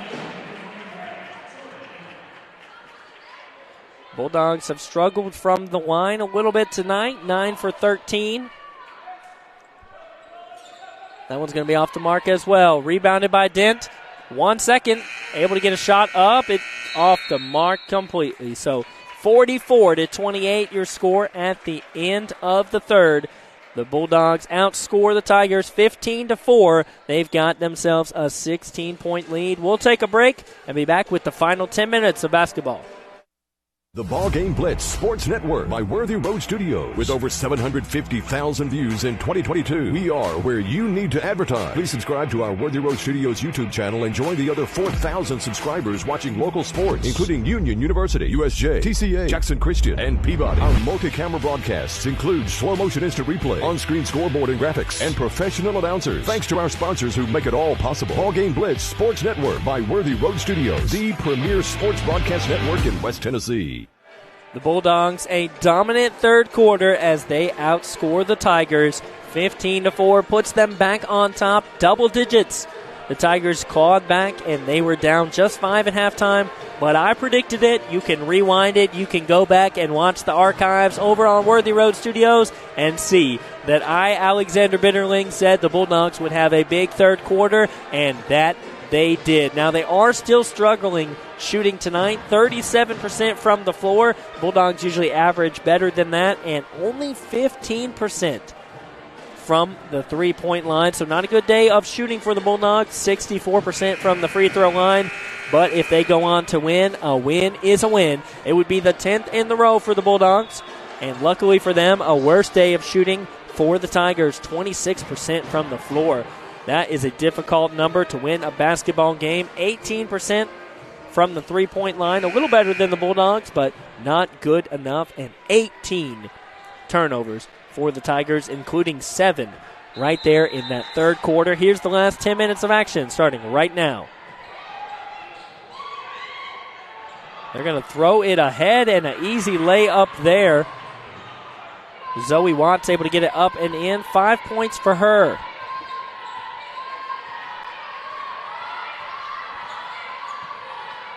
It's going to take more than a layup, though, for the Tigers to get back into this one. 14-point deficit right now. Dillard driving in, short, and rebounded by Logsden. Watts has the ball. Clark looked like she thought about a three. She's going to drive in and hit the shot on that one. So a little bit of a run here for the Tigers. 5-1 in the last few moments. 7-1 actually.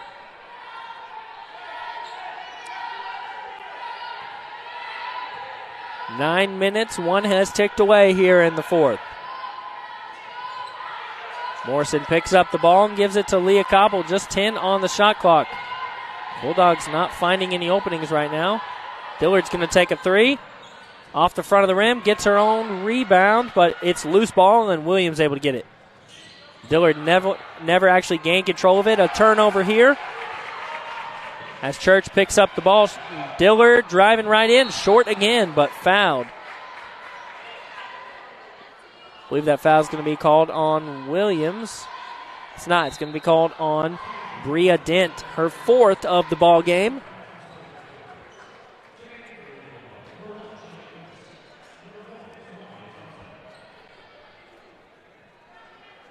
Here's Dillard from the line. Her first tonight. She's still looking for that first point of the ball game as she gets it there. A rough night for her shooting, and that is not typical. An absolutely phenomenal three-point shooter. She gets both of them to fall.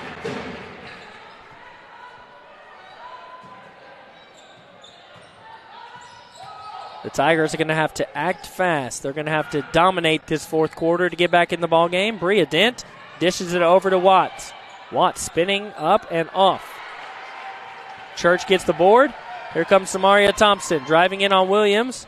Takes the contact. No foul, and the shot is off the mark. Watts with the board.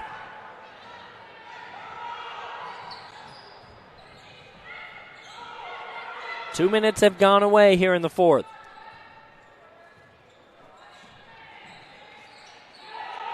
See what the Tigers have in store. Dent with the ball, takes a little jumper.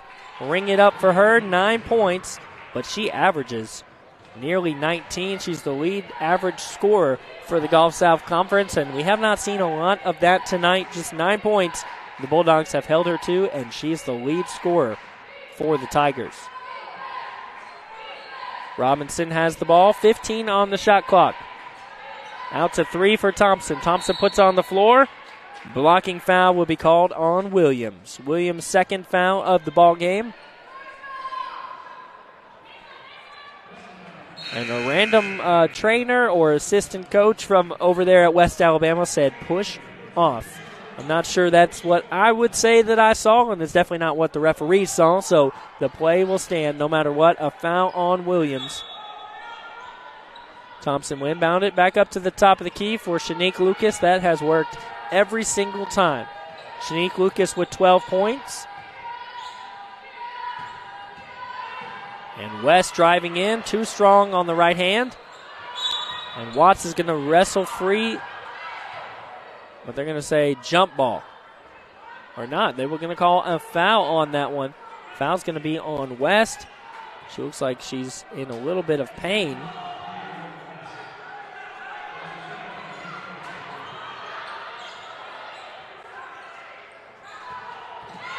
Tipped away by Thompson, but out of bounds.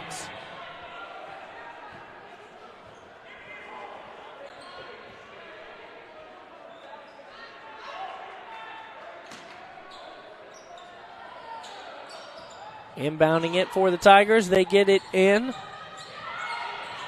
They've got 7 minutes to try to mount this comeback.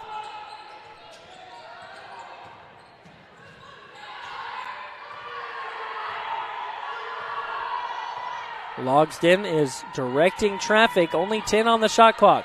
Almost stolen away by Shanique Lucas. Williams drives in, loses control of it. And here come the Bulldogs. It's 3-on-4 over to Thompson. Thompson too short on the layup. The Bulldogs have struggled in the paint tonight. 24 points, but they have missed a lot of layups. Going to be a timeout for the Tigers. They trail it by 12 6.5 about left here in the fourth quarter. We'll take a break here at BallGame Blitz and be back in just a moment. We realize you have a busy lifestyle, and at the Bank of Jackson, we're here to help you fulfill all of your financial needs, personal and business loans, mortgages, online banking and bill pay, and so much more. Serving the Jackson area for 25 years. The Bank of Jackson, your down-home community bank. You belong here. Member FDIC, Equal Housing Lender.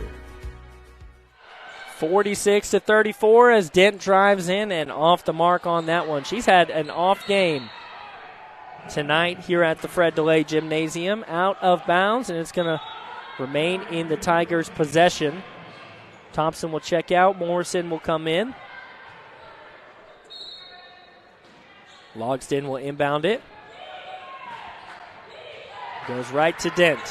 Shanique Lucas guarding her heavily. Dent able to get up a shot, but short. And rebounded by Church.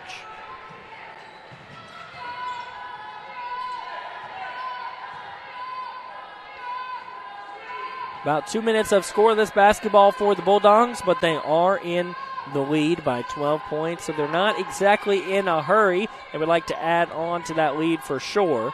West takes a three, and that one is in. West, a rough day shooting from outside the arc, but that one is clutch. It's going to be a timeout for the Tigers. Less than 6 to play.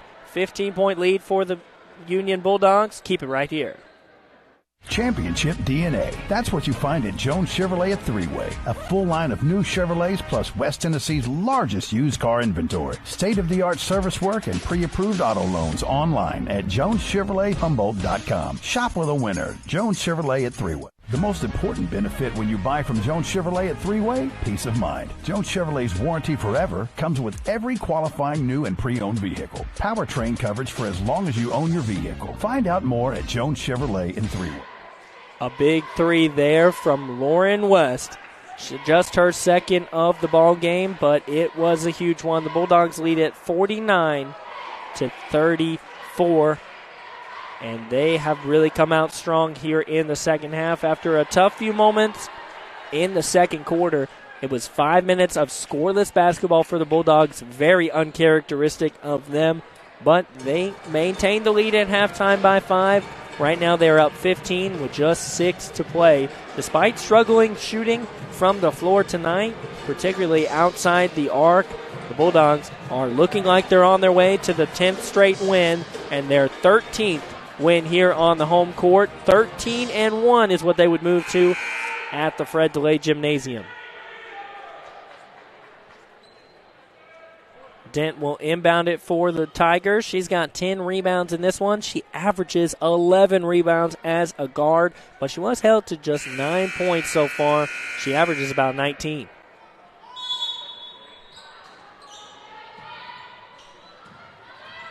These two teams met back on New Year's Eve where the Bulldogs won it by 5. Looks like they're on their way to a bigger win margin tonight. Not margarine, that's that fake butter, margarine. Margin, that's how I'm trying to say the word as the Bulldogs pick up the ball.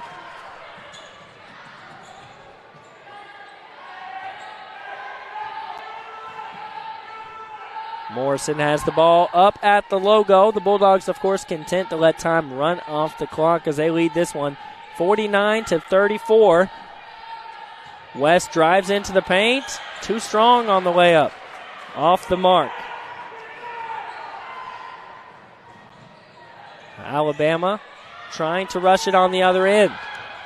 Tigers only have 5 minutes halfway through the fourth quarter here.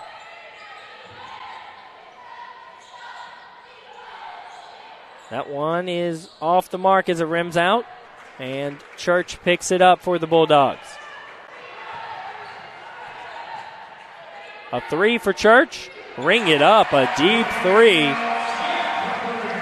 The Bulldogs typically make about 11 threes per game. They've only made 5 here tonight, but it looks like they're on their way to a heavy victory, so it will not matter in the grand scheme of things. Bulldogs have had 16 steals this game, which is an impressive number. even by their standards. And the Bulldogs secure another turnover. 22 turnovers in the game for the Tigers. Leah Cobble fouled on the second chance opportunity, and the basket will fall. A chance for a three-point play for Leah Cobble and the Bulldogs.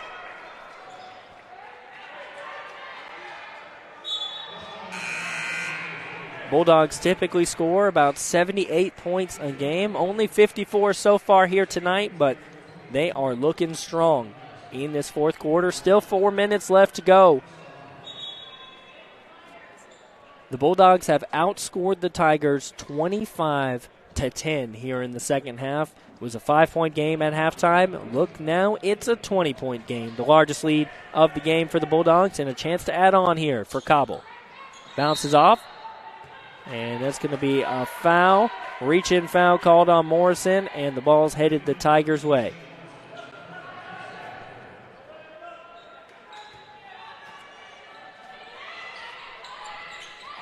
Dent gets it in to Logston, and the Tigers trying to make this one look a little bit better. They're down by 20 with 4 points to go.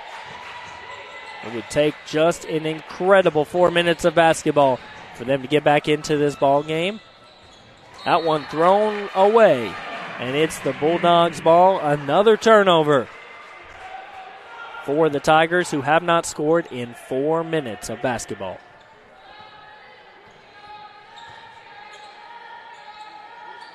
Bulldogs are going to get to the point where they run the time off the clock here. They're not in a hurry to score, but Cobble gets open, so why not?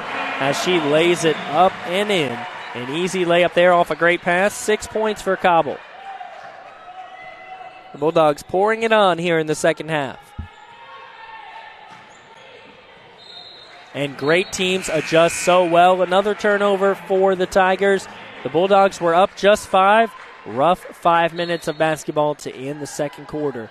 But as I said, great teams adjust well. Coach Mark Campbell, who is one of the greatest coaches women's basketball and Division II basketball has ever seen. He's so great at making adjustments, and his team as well. They have jumped out to just a monster lead here in the second half. Last time they played West Alabama, that's going to be a foul for sure on Williams. She jumps up frustrated. That's her third foul of the ball game.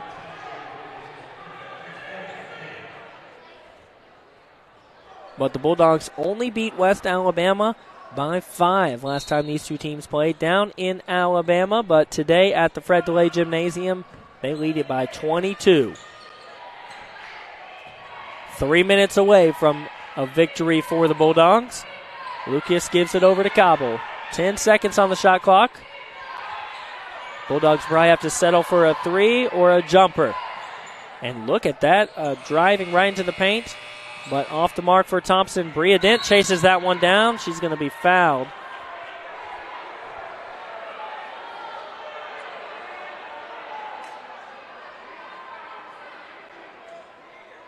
And the fans' reaction was loud to that call.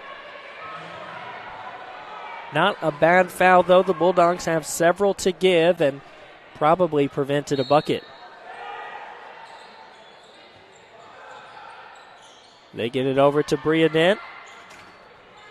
Williams in the corner. She'll take a deep jumper off the back of the rim and Cobble the rebound. And way too strong there for Thompson. And she gets the second chance off the board from Van Ness. She gets it up and in. Thompson's first points of the ball game, believe it or not. Bulldogs have done such a good job of everybody scoring. Every player that's played in this ball game has scored at least a basket in this ball game. Lucas has 12, Van Ness with 9, and 8 from West, but just all around scoring for the Bulldogs. 2 to go in this one. The Bulldogs have just dispersed the scoring so well into Van Ness, but a little too strong.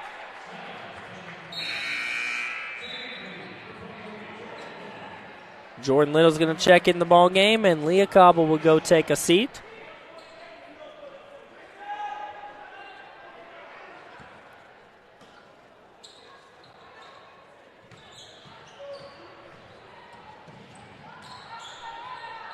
Logsdon and the Tigers with 1:43 left in this ballgame. Logsdon has 9 points in this one. 9 points for Bria Dent as well.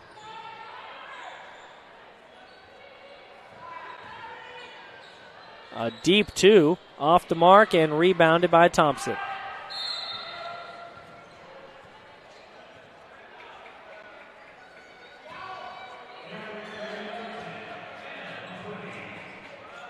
And clearing the bench, it looks like. Excuse me, no, just a lot of substitutions for the Bulldogs. Shanique Lucas will check in. Bethany Dillard. Keely Robinson.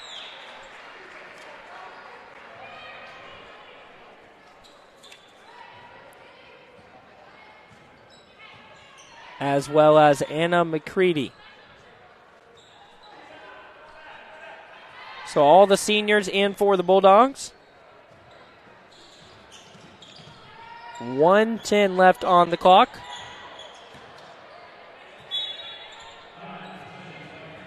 Out of bounds and a turnover for the Bulldogs.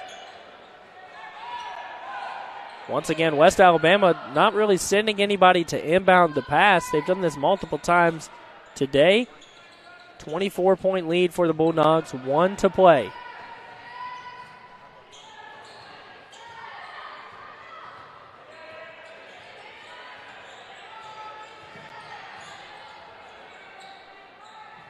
.15 on the shot clock. The Tigers are not going to go on to win this game. I don't know if that's a surprise to anybody, but a turnover there. They're 25th of the ball game, and the Bulldogs will get it here. About 16 seconds separate the game and the shot clock, so the Tigers will get the ball back no matter what. But all we could do at this point is make that scoreboard look a little bit better for the Tigers fans. Get it into McCready. McCready, the one-handed shot, just off the mark, but she fights for the board. Foul is called as the shot will not fall. That foul is going to be called on McAllister. Keona McAllister commits the foul. Her first of the ball game. McCready hits the shot there at the line.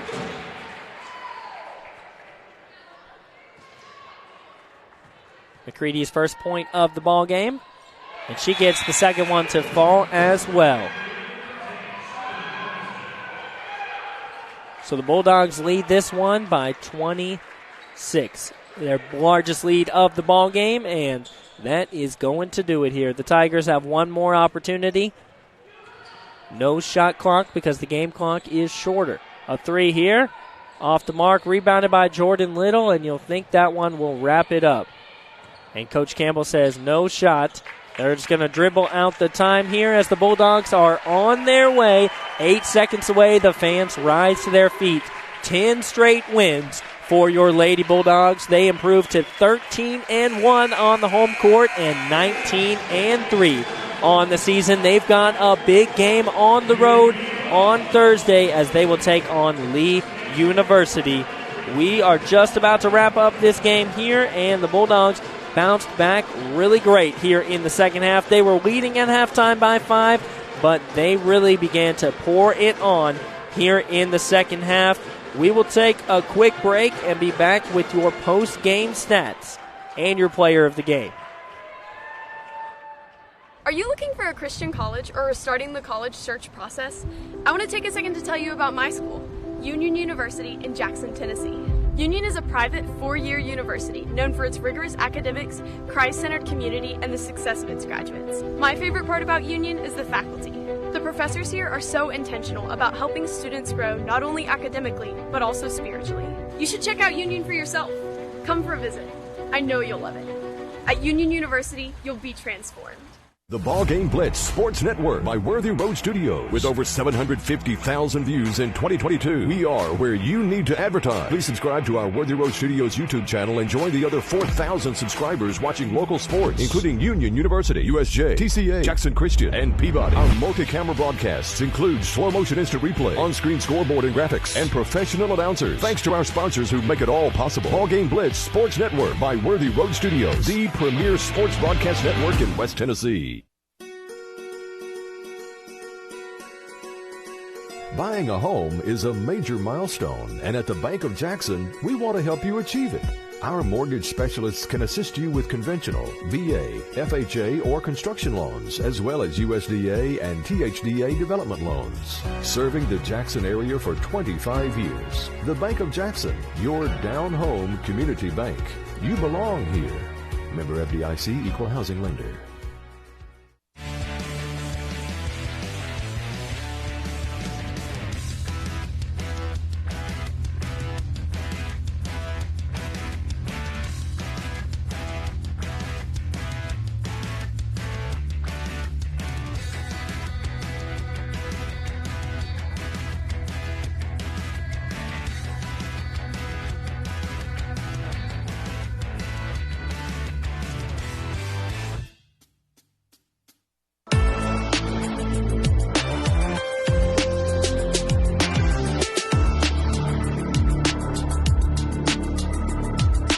The BallGame Blitz Sports Network by Worthy Road Studios. With over 750,000 views in 2022, we are where you need to advertise. Please subscribe to our Worthy Road Studios YouTube channel and join the other 4,000 subscribers watching local sports, including Union University, USJ, TCA, Jackson Christian, and Peabody. Our multi-camera broadcasts include slow motion instant replay, on-screen scoreboard and graphics, and professional announcers. Thanks to our sponsors who make it all possible. BallGame Blitz Sports Network by Worthy Road Studios, the premier sports broadcast network in West Tennessee. Back here at the Fred DeLay Gymnasium, the Bulldogs pulling out a big win, 60-34. Let's go right into those full game stats for you. And really, it does not look great if you run down these shooting percentages for either teams, but the Bulldogs get it done. 10 wins in a row, 36% from the field tonight, 21 for 58, 26% on the other side of things for West Alabama. Now when we get into the three-point shooting, it was rough for both teams, 22%. 5 for 13 for your Lady Bulldogs, and just 2 for 13, 15% from West Alabama. Now, free throws pretty much even, 68% for the Bulldogs, 67% for West Alabama. Rebounds, the Bulldogs actually lost this category 36-44. Now, when it goes to turnovers, that is the big deal in this ball game. 25 turnovers for the Tigers, just 11 for the Bulldogs, and in fact, just 4 in that second half of basketball. Phenomenal second half for the Bulldogs, and the points off of turnovers, 24 the Bulldogs were able to capitalize, and 13 on the other side for West Alabama. Now, for your player of the game tonight, it is difficult to pick. Every single Bulldog that played in this basketball game had at least one basket. They all had an effort on the floor, steals all over the place, rebounds for just everybody in this ball game, almost. But for the player of the game, it's really difficult. I think tonight we're going to give it to Naomi Van Ness. 9 points for her off 80% shooting on the floor. Just a great game from her. 3 rebounds, 3 steals as well, a big block, 1 assist, and doing it with just 1 foul. So Naomi Van Ness is your player of the game tonight. Her height advantage was just too much for the Tigers. She was able to get it done efficiently down in the paint and play well all around. But the Bulldogs, forcing all of those turnovers from the press, they improve to 10 wins in a row. Just a monster streak, the longest in the lead for your Lady Bulldogs. And Thursday, they've got a tough matchup. They're going to head over to Cleveland and play the Lady Flames on the home court for the Lady Flames. The Lady Flames are 1 game ahead of your Lady Bulldogs, but good news, the Bulldogs have already clinched a spot and to host a game in the quarterfinals for the Gulf South Conference Tournament. That'll be right here on this floor at the Fred DeLay Gymnasium on February 28th. We don't have a time yet, but mark your calendars. It is going to be a good one, and you're going to want to be right here. We'll take a break now for our halftime feature between these two games. We're going to take you all the way back to 14 years ago to the final game at Union for Coach Ralph Turner. It was for the Trans-South Championship against Freed Hardeman right over there in Henderson, Tennessee, just about 30 minutes here from Jackson. For the people who were there, it was a night to remember. And if you weren't there, you're going to get an opportunity to watch it now or to remember it if you were there. We're going to go back in time 14 years ago right now.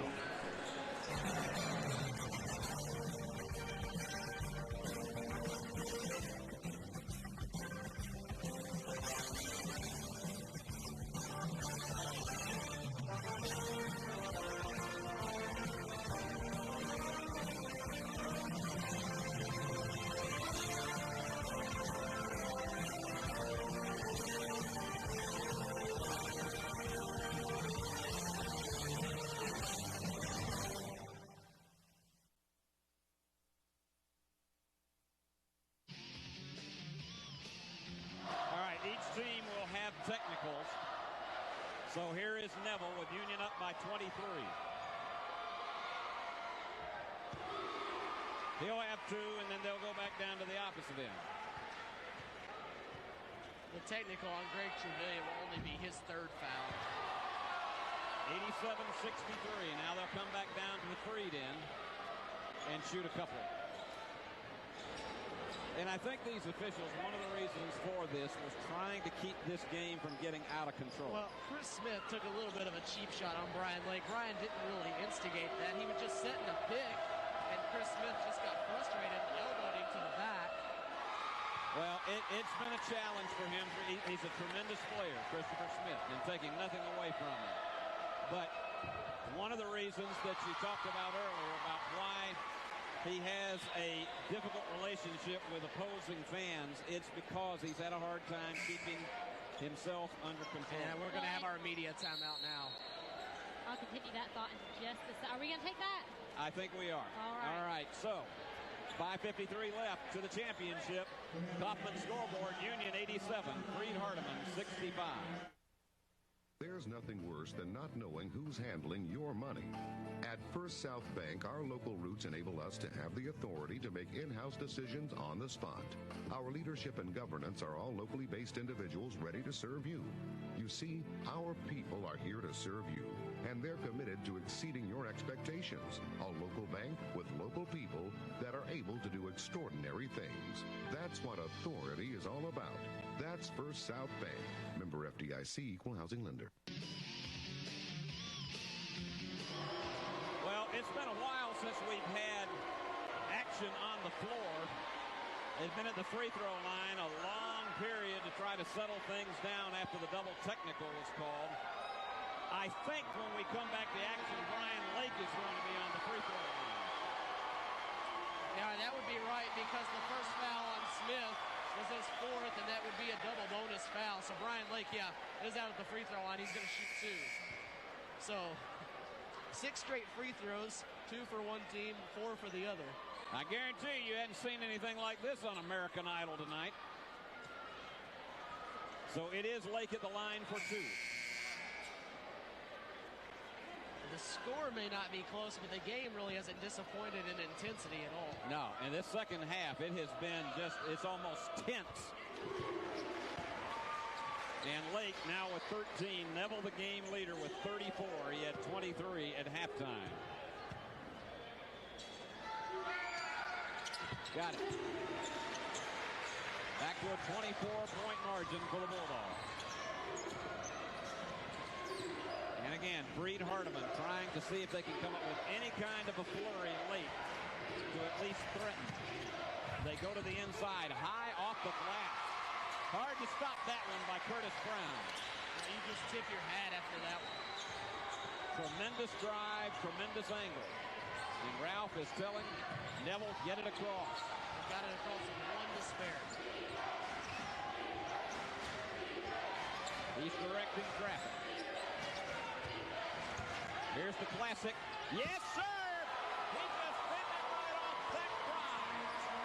Bud Trevilian with 19 gotten the best of Fry all night long, almost doubling up in points, 19-10. On the inside, Fry against Trevelyan. That hook is working. It was not in the first half. Fry with 12. And Jason calls timeout. We'll take one, too. Your Kaufman scoreboard on Championship Tuesday. Union 91, Freed Hardeman 69. Hi, my name is Jennifer. I used to be afraid to give blood, but I decided to go for it. I gave blood for the first time last month, and I'm so glad that I did. I actually helped save a life, and it was just so easy. I'll give again when I'm eligible. Have you given blood lately? I have a question for you. Have you given blood lately? Patients in local hospitals need blood every day, and it will only be there for them if we care enough to give. So please, give blood soon. It has been a long second half, shall we say. A lot of times to the free throw line and a lot of interruptions to the action. And Neville works one-on-one. And there was a dangerous pass that Breed steals and takes it to the inside. No goaltending, and they wanted it. And a foul from behind. I think if we saw a replay of that, you'd see he got that just before it got to the backboard. Once it hits that backboard, then it would count. No, we are going to see it. You watch right here. You watch Greg Trevelyan closely. Or Brian Lake. And he tips it. He barely gets a fingertip on it right before it hits that backboard. So you're right, Steven. Good block. It was on the way up. If you're a casual fan and you wonder, and there are people who will not understand that, if the ball is in the downward flight, then that's goaltending. Normally, once that ball has hit the backboard, regardless of going down or up, they're going to call it as a goaltend. Trevelyan with 20 now. He and Neville have 54 of Union's 92 points. And then add in Brian Lake's 14. That's your big three with 68, now 69 points. That's what you don't expect 69 every night, but somewhere up there is what you expect out of those three. Back to a 24-point lead for the Bulldogs. And again, Freed Hardeman valiantly trying to stay with Union in the second half. There's a 28-footer that is off the mark for Logan Greer. And Union to slow it down with about 4 minutes remaining. And without making a shot there, they can't get in the press. It is North, short. And that was off the chest of Trevelyan. They'll take that one because we're very, very late. Fry with the hook. I tell you, in the second half, he's had an amazing run with that hook shot. Fry with 14, and we got a full timeout. So, your Kaufman scoreboard, Union 93, Freed Hardeman 71. Working adults can now experience Union's top-tier academics integrated with a Christian worldview. I'd given up on earning my degree until I heard about Union's program. Finishing my degree at Union University has honestly been one of the greatest experiences in my life. Union was able to fit my busy schedule, and as a single mother, that was very important to me. Wouldn't you love to have your degree 18 months from now? Call us at 866-392-6700. And we're about ready to play this last 4:04 before the banners are awarded, and we will probably be extending our post-game show until at least about 9:15 tonight, because I have a feeling it's not going to be played in about 4 or 5 minutes. Well, the guys from Union told us that if they were to win, they would stick around. And they're not going to get out of here and go to the locker room. They're going to celebrate this one. And I got a feeling there will be some fans that will storm the court. We haven't seen that in a long, long time here. We're under 4. And Union just trying to play out the string. Neville is hemmed up, but Alexander tries the three. Rims out. And that would have been the exclamation point on this game. And they go to the inside, and Brown with a left-hand layup. And that's about as close as Freed has been all night since about maybe the first 6 minutes of the game at 93-73.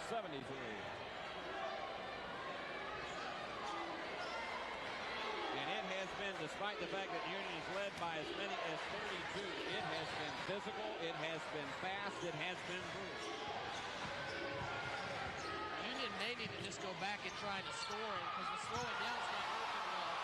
And it's rejected one of the few times that happens to Trevelyan. This is little Sampson. Watch him. And pops it up short.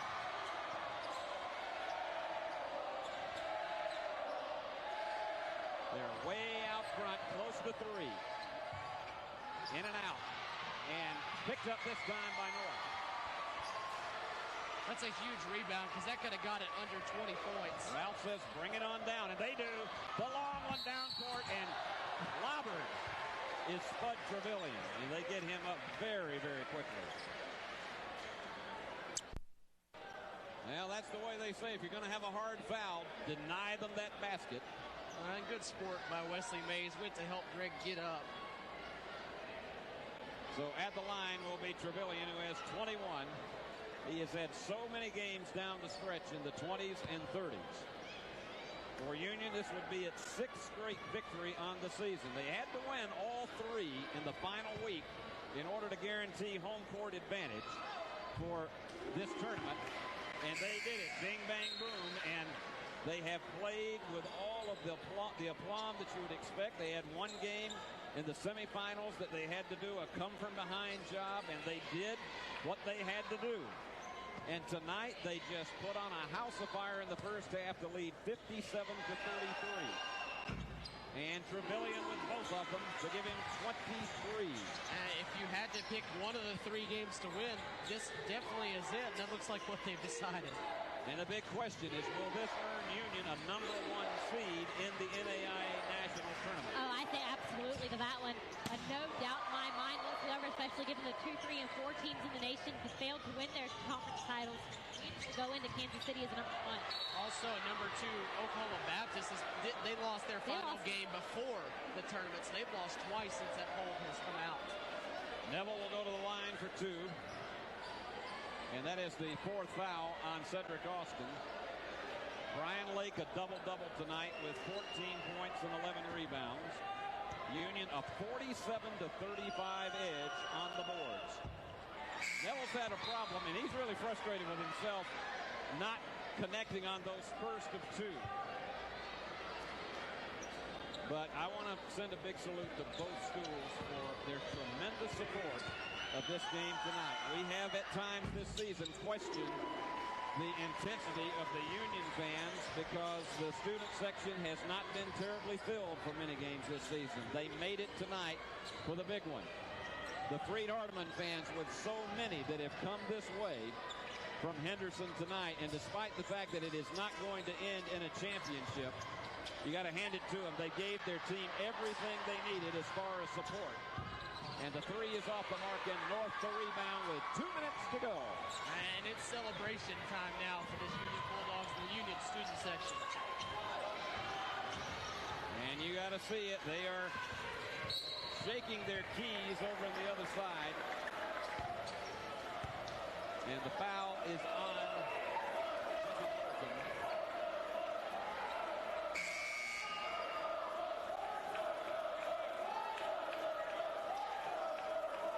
The 5th foul on Mulligan, so they'll take enough time to bring in a replacement.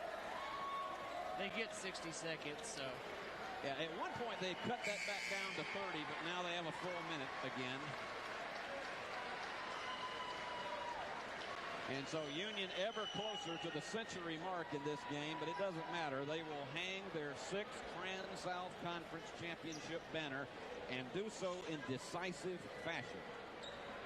They will be presented both the regular season and the tournament championship banners immediately following the game. We'll take a quick timeout for a break afterward and then join the celebration, and it will be a big one.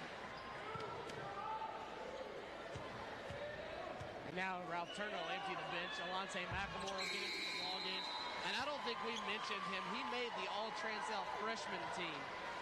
So you have to give him credit where that's due. And Matt Neville gets his standing ovation from the people behind us. 35 points, and in that first half, with the 23 he had, he carried this team on his back. That's the way to go out in your final performance at home, even though he's only played 2 years here. And the foul, and they'll get the basket and the foul. on the hook is Fry, now has 16. Well, I was with Ralph Turner on that first season when he was hired late in the year in May, too late for a major recruiting season, and he literally had a ragtag unit. They came off of intramurals. He had two guys that we defined as much travel because they had played for 3 different programs each. It was rough. That's never a good sign. No, it was rough. It was one of those years that you knew it was going to be a struggle. A lot of people predicted if he won 5 or 6 games in that first year that it would be a miracle. He actually won 11. And many people looked on that as a sign of things to come. The second season in a game that's a classic one that we come back to and refer many times, they were a so-so team, and then against Bethel, they were 17 down with 2:17 to go and made one of the most dramatic rallies I have ever seen. I had conceded the game on the air, and they came from behind, and they won it in double overtime over Bethel, and they started a 7-game winning streak. The next year, they won 23 games, ended up losing the first round to Berry in the conference tournament. But it was that 4th season against Birmingham Southern, and this team began to believe in itself.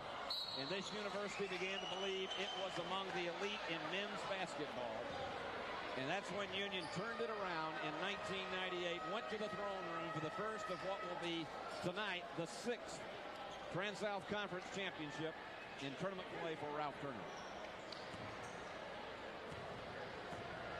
Well, and watch when they come back out on the floor. I think Jason has instructed them that if they're going to foul, it's anyone but 5, which is Alan North, who he knows can make the free throws at the line. Yeah, they would love for Union not to be able to hit the century mark in this one.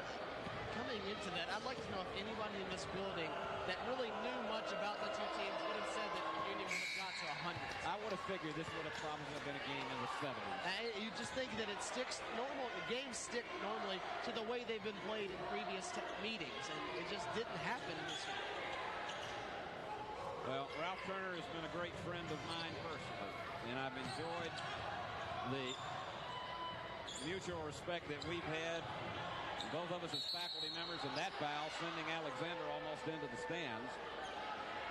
And that is the 5th foul on Wesley Mays.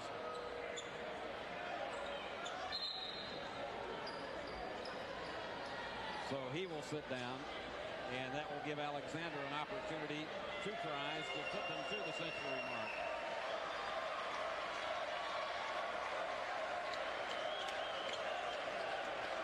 And they'll get Veljko Petrovic, who's not seen a lot of action in the second half of the season. He'll be checking in. I can tell you how rough it was during Ralph's first season. Ralph came out, he had much thicker red hair at that point in time, and he wore red suspenders to every game. We even had red suspender night for the fans. That's how desperate we were to try to get some enthusiasm in the crowd, and Union went 101. But we're a long way past that point in this program. Long three-pointer and the air ball. And 3 tries to save it, but it goes up. And you hear the chants now for Luke Allison coming into the ballgame. He's got to be the fan favorite around here. The 6'4" freshman from Louisville. And if he gets a basket, they will erupt. That would be the perfect exclamation point, and this place would go nuts. You think it's allowed when Lindsey Flynn scores for the girls. There's Petrovic.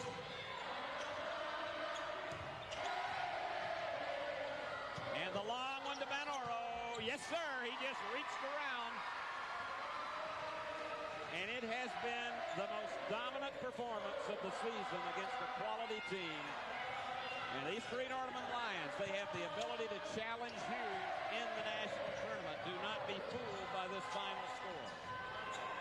Talking about a major confidence boost, though, for a team like Union going into the tournament. They're down to 38 seconds to the banner. Petrovic took his eye off of it.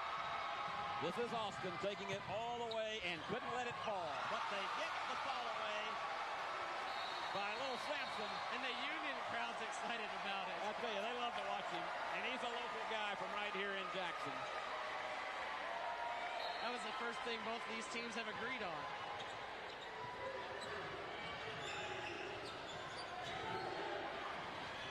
And here they go down to the last 21, tipped away by Brian Pearson. We are going to stay with it until 9:15. At 9 o'clock, we're going to take a very quick break. So everybody stay with us. We'll have some of the celebration immediately following. And Banoro.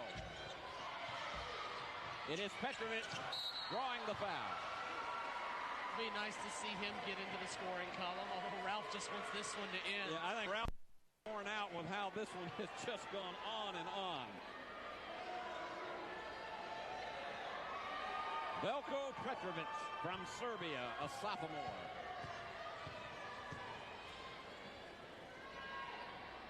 And he has connected. You know, and he came in here last year, played in a lot of ball games. Doesn't get to play much this year because of the recruits that came in. They really, a lot of them play his position. And he got them both. Last possession of the game for Freed Hardeman. And here goes Sampson. Down to the last 7. From the corner. And Union with the final rebound. And ladies and gentlemen, the Union Bulldogs in decisive fashion are the Trans-South Conference champions for the 6th time. Taking a break and we'll be right back. Union University 14 years ago had that monster win over Freed Hardeman. That was a look back at it. I'm Alexander Bitterling here at the Fred DeLay Gymnasium, and we're not looking back. We're looking to the future as the Bulldogs looking to pull out a win here against the Gulf South Conference's best team. 17-4 West Alabama taking on your Union Bulldogs, who are 12-9. The Bulldogs coming off a tough loss the other night, 76-62 here against Alabama Huntsville. But today they are setting up. It's a brand new day, and they've got a brand new clean mindset headed into a tough game. Last time these two teams faced off, it was 76-69. West Alabama won, but that was down in Livingston, Alabama, on the campus for the Tigers. And here we are at the Fred DeLay Gymnasium. In that game, Ty Parks had 29 points and 8 rebounds. Now, 5 West Alabama players were in double figures, which is a very common thing for West Alabama. They have 4 players that average double figures for the Bulldogs. Of course, your lead scorer is Ty Parks, 19 points a game. Bo Gajul with 14. Justin DeBuck and Jalen Johnson and Jeremiah Littlepage, all about 9 points per game. So the Bulldogs have their hands full tonight, but there's not any one player that they've got to watch out for. Here is your starting lineups being announced right now for the Bulldogs. It's Justin DeBuck, Justin Johnson, Jeremiah Littlepage,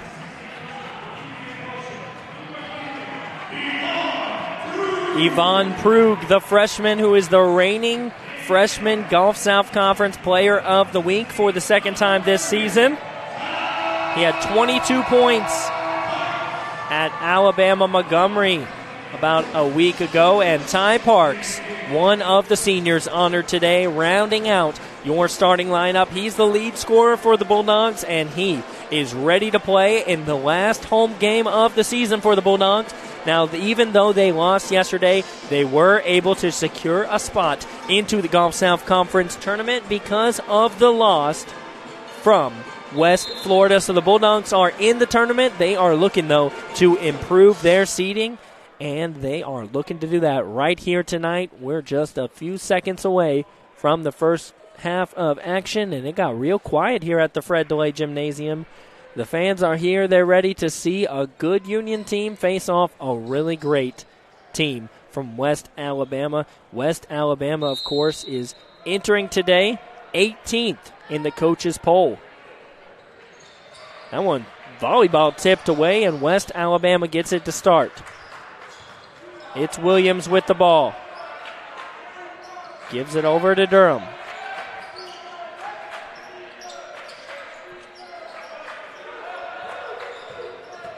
Driving into the paint. And what a tough reverse layup there for Allison. He gets the scoring started here at the Fred DeLay. Justin DeBuck gives it off to Johnson.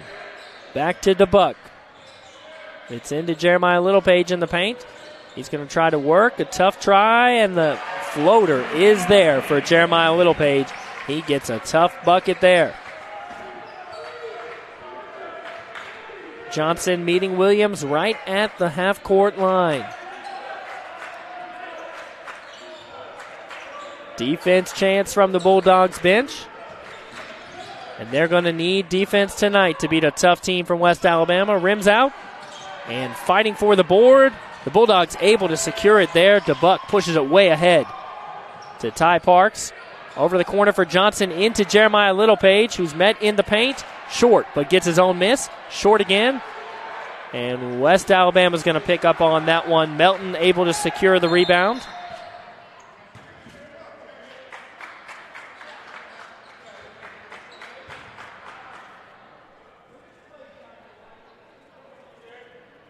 Going to be substitutions on the way for West Alabama. It's the Tigers' ball. It's going to bring in number 21, Peter Teray.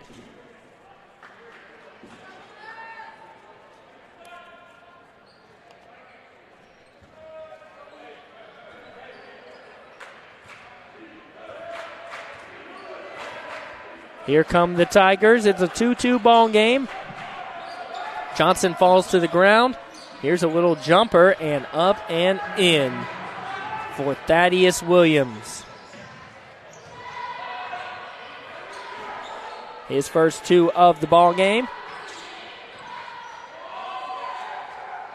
DeBuck has it in the corner, gives it back to Jeremiah Littlepage. 15 seconds left on the shot clock. Littlepage a deep two and ring it up. Jeremiah Littlepage has all 4 points right now for the Bulldogs. He's off to a great start.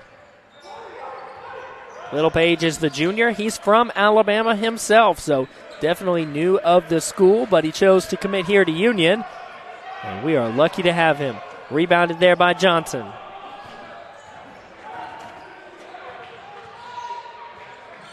DeBuck working, gives it over to Prug in the corner for three, off the mark. Littlepage trying to fight for the board, wasn't able to secure that one.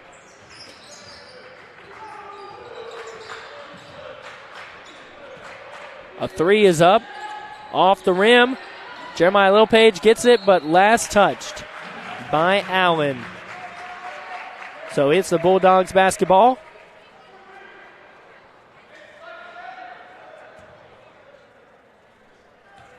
And here they come. It's a tie ball game right now.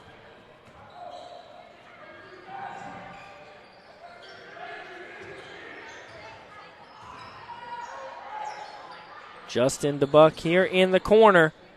It's going to be a foul called.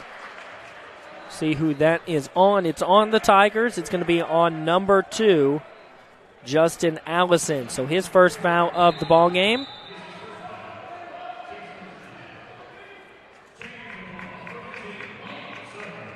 Both teams off to a little bit of a slow start, but you can see that this basketball game is going to be very aggressive. Justin DeBuck gives it over to Jeremiah Littlepage. 10 here on the shot clock. Pushes into the paint. They're going to call it off for the offensive foul. It's going to be the Tigers basketball.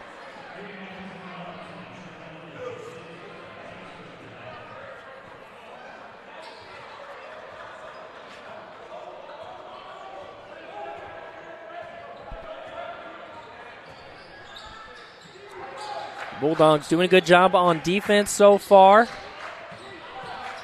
There's a little floater. It's going to be off the mark. And loose ball, but the Tigers able to pick it up into the paint. They had 2 Tigers wide open. The Bulldogs unfortunately pulled out of the paint, and now unable to put that one up and in. Dusan Djordjevic is going to check into this one in a moment. Foul's going to be called on Williams.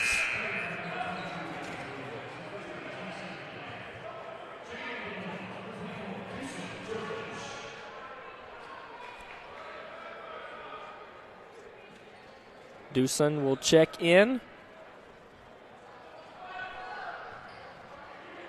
That brought Prug out of the ball game. Justin DeBuck here at the logo with less than 15. Gives it over to Johnson. They've got 5 here on the shot clock. Ty Parks is the man you want with the ball. Gather step up and in. A great shot there from Ty Parks as the shot clock was just about to expire. The Bulldogs tie it back up.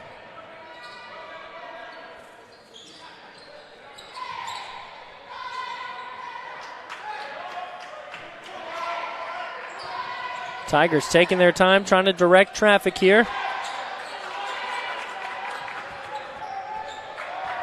Working one-on-one right now, and a good give to the basket and a hard foul as Allison will hit the floor. On the foul there. That one was from Justin DeBuck. It's going to be a quick timeout, and we'll be back in just a moment. It's all tied up at 6. We realize you have a busy lifestyle. And at the Bank of Jackson, we're here to help you fulfill all of your financial needs, personal and business loans, mortgages, online banking and bill pay, and so much more. Serving the Jackson area for 25 years. The Bank of Jackson, your down-home community bank.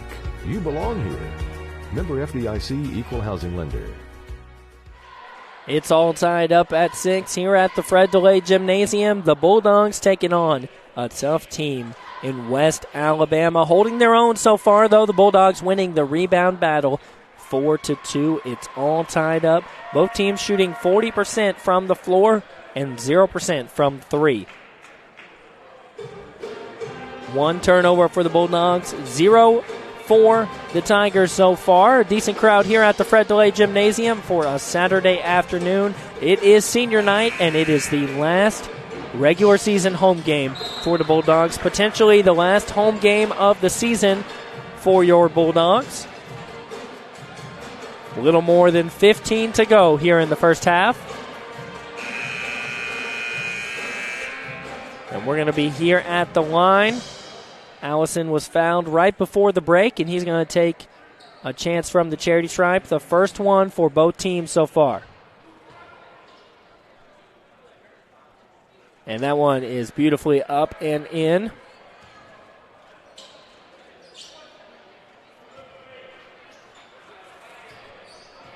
Second one on the way, and it is good as well. So 2 for 2 for Allison from the line. Here come the Bulldogs with the basketball.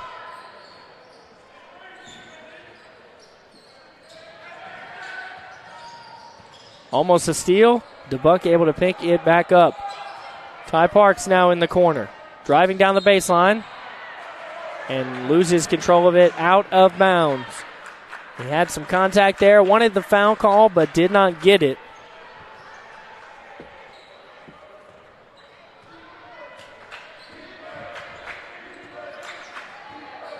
Here comes Williams. And the Tigers swinging the ball around the key. Georgievic is right there to stop an easy layup. 10 on the shot clock. It's Williams. Back out to 3 for Melton. Off the mark. And the rebound almost went up and in. They're going to say that is the Tigers' ball.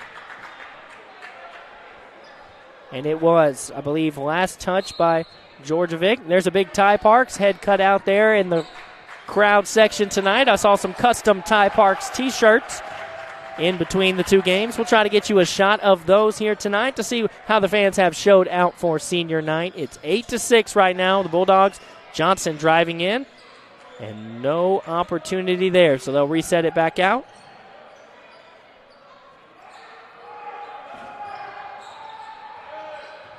Ty Parks driving right up. Oh, my goodness, that one had some spin on it. Almost spun out, but fell right in. A great drive from Ty Parks. He's got 4 points.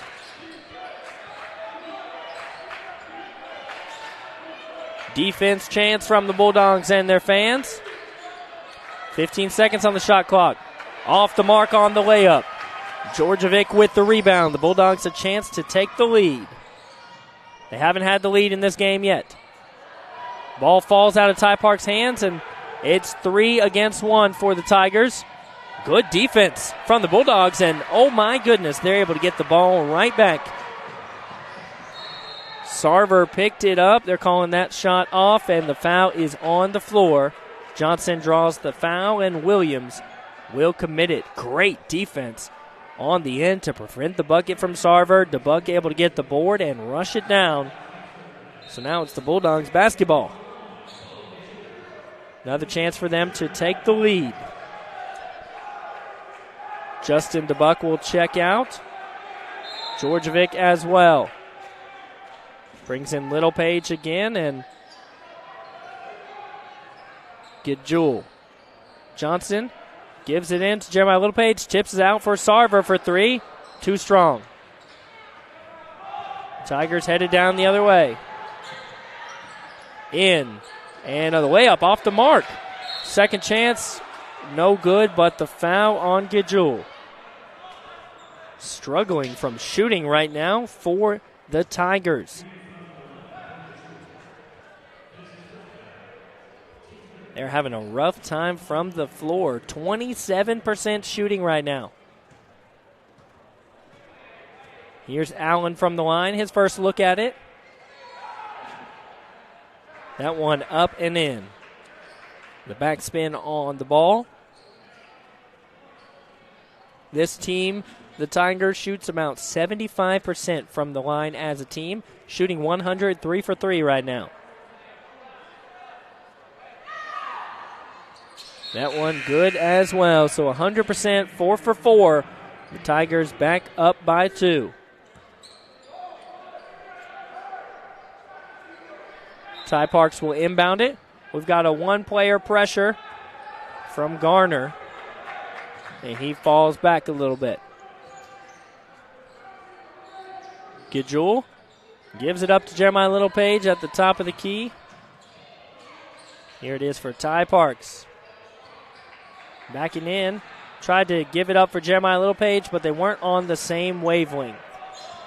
And it's the Tigers basketball. Here's Allison.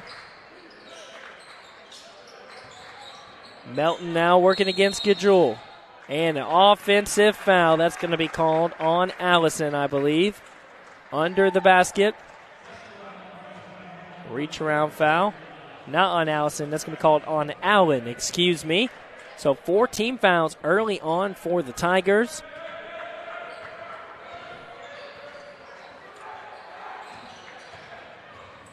Johnson gives it into the corner for Sarver, who has to jump up to get it. Ty Parks has it with almost 10 on the shot clock. Drives in, triple teams gathered. Oh my goodness. He is unstoppable right now. He is just going ballistic right now. The Bulldogs tie it up at 10. 6 points for Ty Parks. He is a problem for the Tigers.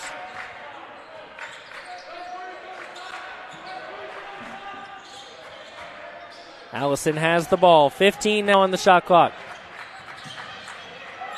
Great defense we've seen so far from the Bulldogs. A very good West Alabama team. 5 seconds. It's got to be a 3. Off the front of the rim. Ty Parks with the board. Here come the Bulldogs again, trying to look for their first lead of the ball game. It's been neck and neck at one point, and multiple other points. The Tigers have led it by 2, but no more.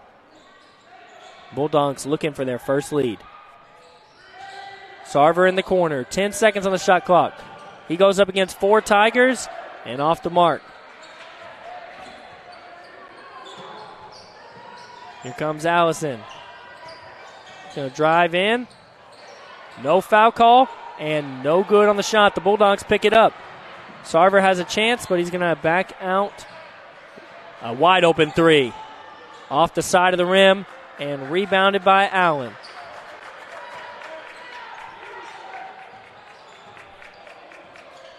Rough shooting so far particularly from three. Neither team has made a three. 5 chances for West Alabama. They're 0 for 5, and the Bulldogs 0 for 3. 5 seconds to shoot, all the way up by the logo. It's Allen. Allen's going to have to take a desperation shot, hands in his face, and he made it. Allen with 6 points. He's the lead scorer for the Tigers. It's been a minute and a half since the Bulldogs have scored, but it had been 2 minutes since the Tigers scored. Off the mark for Jeremiah Littlepage, and caught by Garner. So they've got the 2-point lead, and the Tigers an opportunity with the possession. Allen thought about a three. There's a three from Allison. Spins out. Calling last names like Allen and Allison, it sounds like I'm using first names, but these are the last names for the players. Jeremiah Littlepage here at the top of the key. Gives it away to Gajul. Gajul trying to back in. Jeremiah Littlepage was right there. Met for the contact, but the basket just falls out. He's got an opportunity to earn them both right here.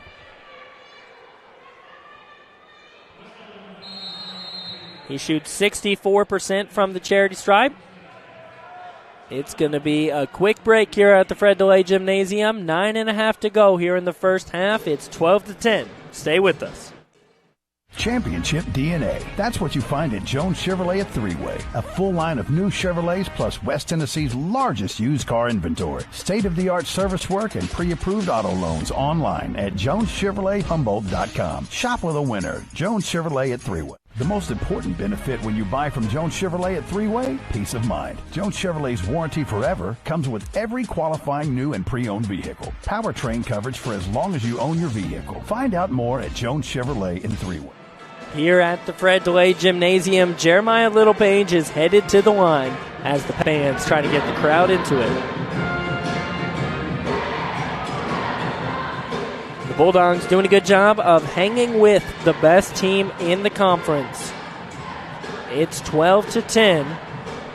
The Bulldogs have an opportunity to tie it up here at the line. Jeremiah Littlepage is going to go to the stripe right after this timeout. There's a look at the Tigers bench and the Bulldogs bench. Coach David Niven coaching up his team. And here's the pep band.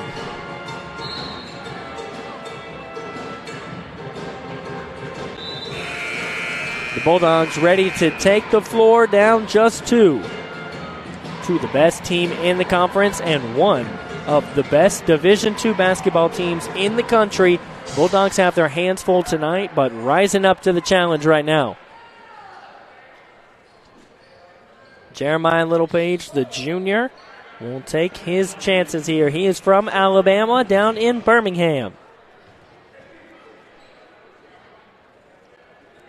Here's the shot, and a beautiful one there.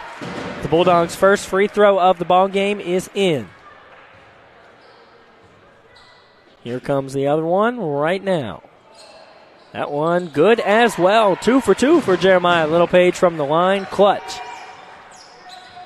Back to a tied ball game.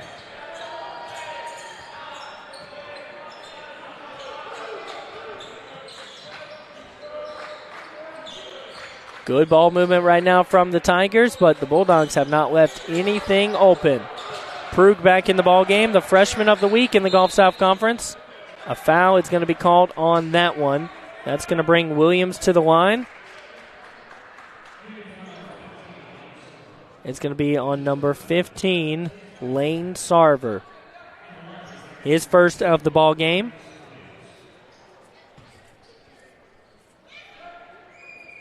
That one is up and in.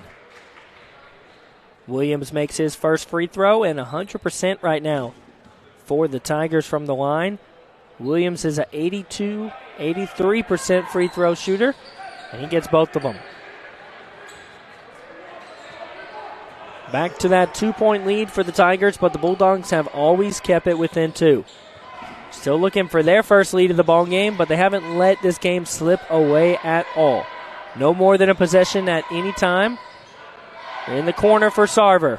the first lead for the Bulldogs, 15-14, as the three is good. The first three of the basketball game, and it's the Bulldogs. The teams have combined for 10 threes. They've made one as a group, and that first one goes to the Bulldogs. Triple team there as they swing the ball around quickly. The drive off the mark, and out of nowhere comes Gejul for the rebound. Prug in the corner, ring it up, another three. The Bulldogs have caught fire from outside the arc, 2 for their last 2. They've got a 4-point lead, the largest lead by either team in this ball game with 8 to play. They are leading one of the best teams in the country.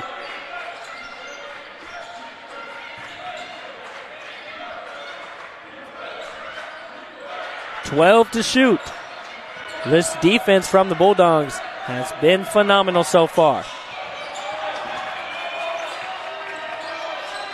1 second, got to throw up a three, way off the mark, tipped away. DeBuck able to volleyball pass it to himself. Gejul for the drive and the foul. Yes, and it's a 20-point lead right now. Not a 20-point lead. The Bulldogs have 20 points, but they've got a 6-point lead. They take the lead as their 20th point gets on the board. We'll have the foul from the line here in just a moment, but first, a quick break. Are you looking for a Christian college or are starting the college search process? I want to take a second to tell you about my school, Union University in Jackson, Tennessee. Union is a private 4-year university known for its rigorous academics, Christ-centered community, and the success of its graduates. My favorite part about Union is the faculty. The professors here are so intentional about helping students grow not only academically, but also spiritually. You should check out Union for yourself. Come for a visit. I know you'll love it. At Union University, you'll be transformed. It's a 6-point lead right now for the Bulldogs, the largest lead of the ball game. They've got a chance to add on here as they are headed to the line. Bo Gejul will take his chance from the charity stripe. The Bulldogs 2 for 2 from the line, and he's looking for his first from the line. The Bulldogs are doing well so far, faring against the best team in the Gulf South Conference. They have their hands full. They lost by 8 down in Alabama on New Year's Eve here tonight. They are revving to go. The student section didn't seem too pumped about a lead of 6 points, but they should be. Maybe they'll get a little more excited when the players take the court here. And Gejul will go right to the line. Bulldogs shooting great from the floor right now, 53%, 40 from outside the arc, and just 24% shooting right now for the Tigers. That will not last, so the Bulldogs have to make sure that they continue to add on to this lead and limit the shots that the Tigers take. Make sure they're not getting easy looks. As Gejul puts that one up and in, the Bulldogs on an 8-0 run in the last minute and a half. Tigers have been struggling shooting, just 1 for 10 recently.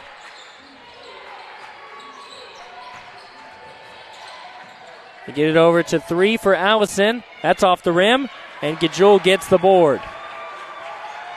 Bulldogs lead by 7 with 7 to go here in the first half. DeBuck gets it to Jeremiah Littlepage. Ran towards the basket but didn't get open enough. There it is to Prug. Prug gets it to roll out. Rebounded by Allison.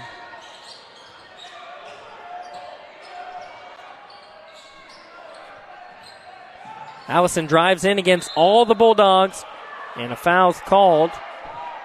That one's going to be called on. Not sure who the foul was called on. Allison will take the free throw. I'll tell you in just a moment who the foul was called on. It's going to be called on Ivan Prug. So Prug's first foul of the ball game. Here from the line, good again. 7 for 7 from the charity stripe.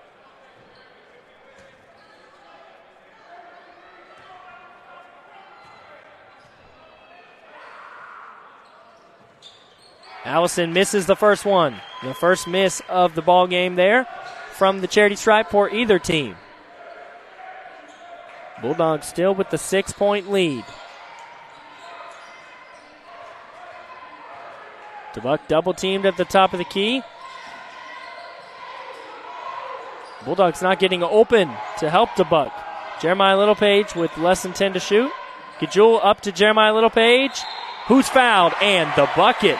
Jeremiah Littlepage with 8 points and a big bucket right there. The Bulldogs are in the bonus, and they have a chance to add on from the charity stripe. They have caught fire here in the last few minutes. They've got their largest lead of the ball game at 8, and it could be 9 here in just a moment. Bulldogs on a 13-3 run here in the last 3.5 minutes or so. They are looking very good here today off a tough loss on Thursday night. That one rims out, and the board will go to Allen. Bulldogs lost by 14 points to Alabama Huntsville on Thursday, but they brought it within 4. That score is not indicative of the way that the Bulldogs played, and they're playing great here tonight. That shot way off the mark, and DeBuck right into his hands. Gajul over to Jeremiah Littlepage. He's the lead scorer right now for the Bulldogs. He's in the paint, going at it with Melton right now. He's working solo against him. It's going to be an offensive foul as they both fall to the floor. Allison is going to help Littlepage up.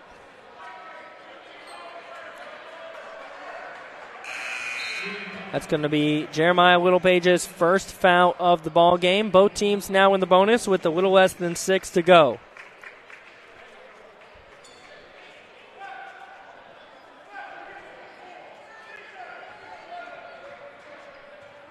And here they come. It's Williams coming down the court.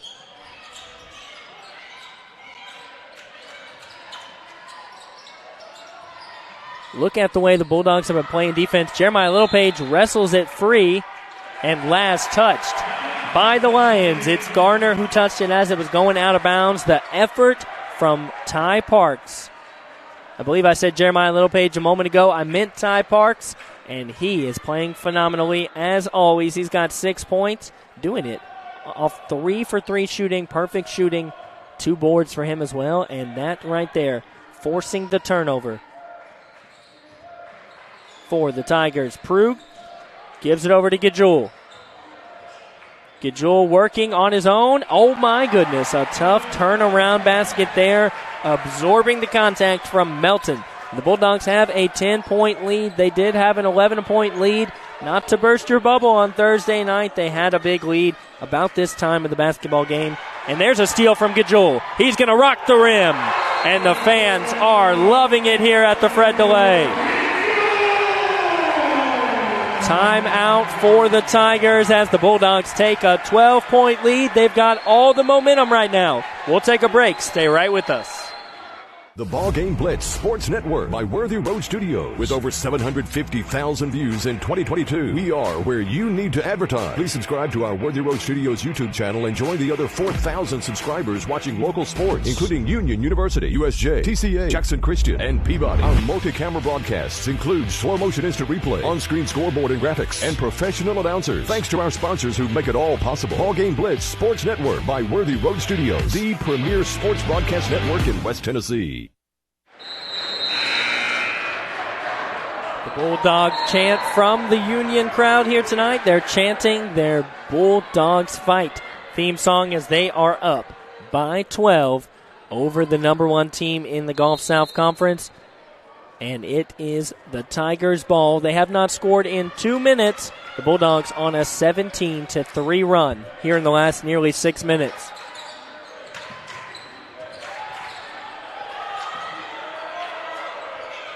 This defense from the Bulldogs has made it so difficult for the Tigers. They're shooting just 21% from the field. Almost a steal for the Bulldogs and a foul on Ty Parks. Ty Parks' first foul of the ball game. The Tigers are in the bonus, so that's going to bring Williams to the line.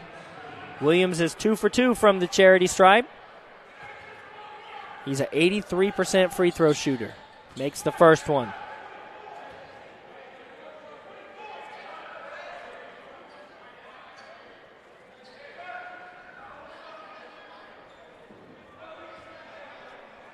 Here's the second one, if he'll go over to the line.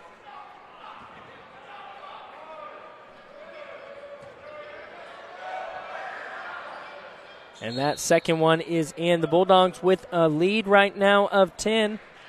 Jumped out against a really good West Alabama team. But the problem the Bulldogs have ran into really all season long and on Thursday night is they get these double-digit leads and all of a sudden it slips away and they find themselves down. So the Bulldogs have got to find a way to hold on to this lead here tonight. 4:20 left here in the first half. Into DeBuck and an easy layup. The Bulldogs are getting everything to fall for them right now on the offensive side of things. They are just beating the Tigers. Driving in on everybody is Williams. He does draw the foul. That's on Justin DeBuck, his first foul. The first of the 1-and-1 here. Bulldogs have 7 team fouls here in this one. 8 team fouls off that one. First one is in. So it'll be another look for Williams. Williams is 5 for 5 from the free throw range. Everybody went real early on that one, but the basket fell. It will not matter here. So a 10-point lead again for the Bulldogs. 6 for 6 from the line for Williams. 11 points from the charity stripe for West Alabama. It's really what's been holding them in this ball game. Georgievic absorbs the contact and will fall to the floor. He's going to go to the line as well.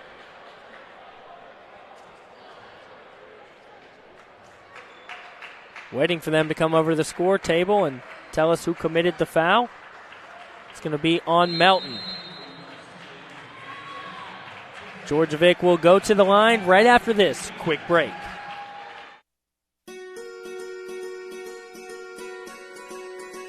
Buying a home is a major milestone, and at the Bank of Jackson, we want to help you achieve it.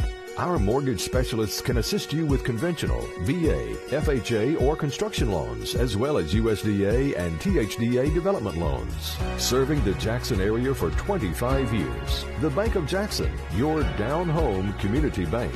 You belong here. Member FDIC, Equal Housing Lender. Less than 4 to go here in the first half, and the Bulldogs lead this one by 10. Georgievic will go to the line here in just a moment to shoot for the Bulldogs after he drew the foul on that one. The Bulldogs shooting 3 for 4 from the charity stripe. They've got 2 more looks at it here. West Alabama, this is not what they expected when they came down here to Jackson, Tennessee. Really came up if you're looking at it geographically, but they defeated Union pretty heftily back on New Year's Eve. They won 77-69. They're the leading team in the Gulf South Conference, ranking in both the Division II poll and the coaches poll for Division II. But tonight, they are not living up to the hype. The Bulldogs have done a phenomenal job of defending the Tigers, holding them to just 21% from the field. And get this, 0 for 8 from outside the arc. Really, most of the points for West Alabama have come from the charity stripe. They have 11. Dusan Georgievic, the first one, beautiful. His first point of the ball game. He's a 79% free throw shooter. Good numbers for a player of his size as the second one goes out. The Bulldogs win the race to 30. They've got an 11-point lead here. They're looking to continue on this path, add to that deficit that the Tigers have to fight back from, because the Tigers are an explosive team. No lead is safe. Nothing happening there on that drive. 5 to play. Williams drives, hangs, and that one will bank in.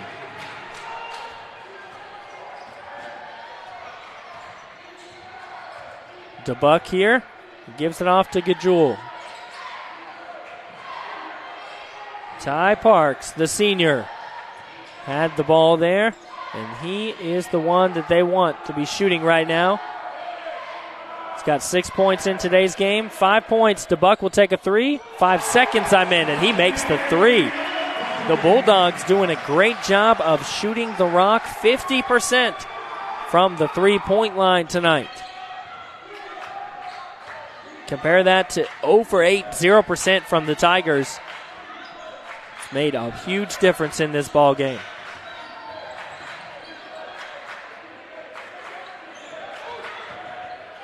Driving in and falling is Allison. They're going to call the jump ball, and it's going to be the Bulldogs basketball. Surprising that it was not a travel for Allison. He was holding the ball when he hit the deck. Typically called for a travel, but either way, the Bulldogs will have the basketball here.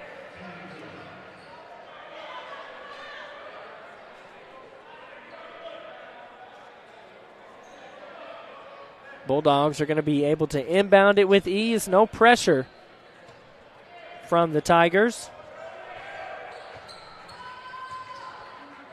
Into Gajul. Georgievic. Gajul right there at the paint. He's going to drive in, give it back to DeBuck. Bulldogs doing a great job of moving off ball right now. You see Gajul running through lanes in the paint. A foul. I believe it's going to be called on Melton. It will be. So a foul on Melton, his second, since the Bulldogs are in the bonus. That's going to bring Justin DeBuck to the line. Justin DeBuck shoots about 68% from the charity stripe. He's made 32 on the season. His first look here today. That one beautiful up and in from the 1-and-1.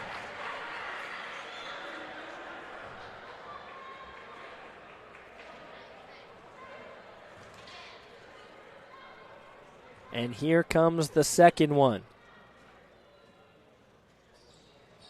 It's off the front of the rim. Rebounded by Melton, so the Tigers will get it here with 2 minutes to play in the first half.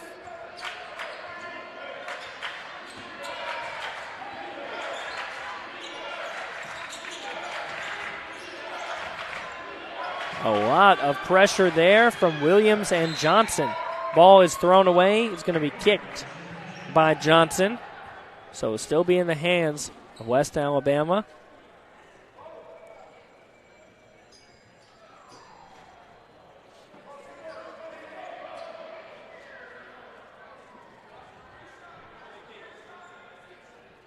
They're going to inbound it here eventually. There we go, and it's in. Durham has the ball, trying to back down on Georgievic. Nothing happening right now. He's in trouble. Gets it over for the fadeaway. Won't fall. Ball's loose. Rebounded by Johnson. They push it way ahead to Ty Parks, who has to come back to save it. They're going to say he stepped out of bounds. The pass was a little too strong. Went a little too far, so the Tigers are saved on this one. 34-21 your score right now.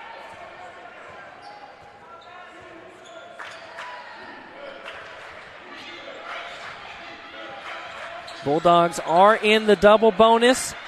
Tigers are in the bonus as well.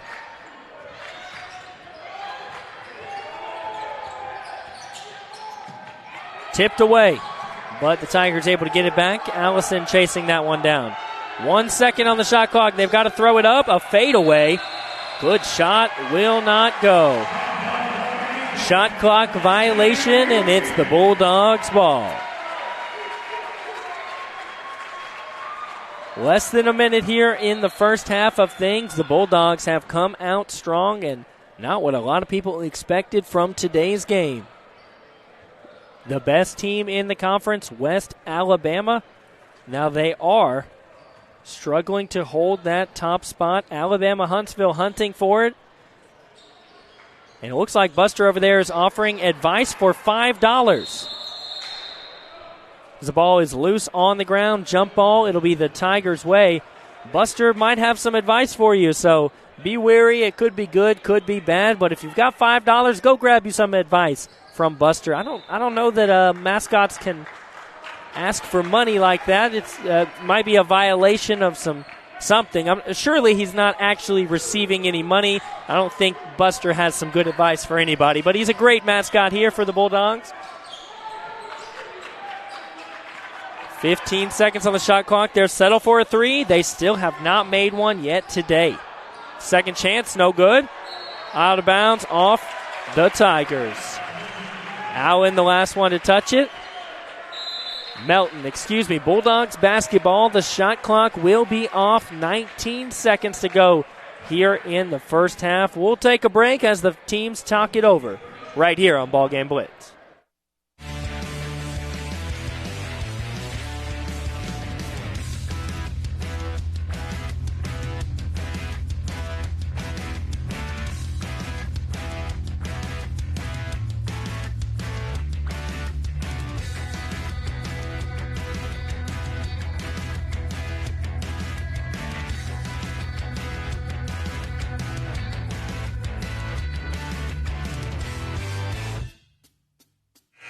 The Bulldogs lead this one by 13. They've got the ball with 19.2 seconds to go and a chance to add on. We'll see what they do with it here. Johnson's going to inbound it to DeBuck. And it almost looks like the Bulldogs have stunned the Tigers here in the first half, jumping out to a big lead. They've got their largest of the night right now as we are just seconds away from halftime. But the Bulldogs have an opportunity. Ty Parks drives, hangs just off, and the board goes to the Tigers. But time expires. 34-21 is your score right here at halftime. The Bulldogs putting on a showcase here at the Fred DeLay Gymnasium. That is your score. They're being led right now by Jeremiah Littlepage, Justin DeBuck, and Ty Parks. But we are going to our halftime feature. Before the turn of the century, you could always count on a packed house anytime you were at Union. Some fans here tonight, they are excited about the Bulldogs' performance, but back in the day, this place was packed. Union went up against Belmont or Lipscomb. That place was extra packed. For our halftime feature, we're going to take you all the way back to 1996, before I was born. Sorry if that makes you feel old, but I'm excited to see the way the Bulldogs played when they were taking on the Bisons here during an all-time classic. Let's go to it right now.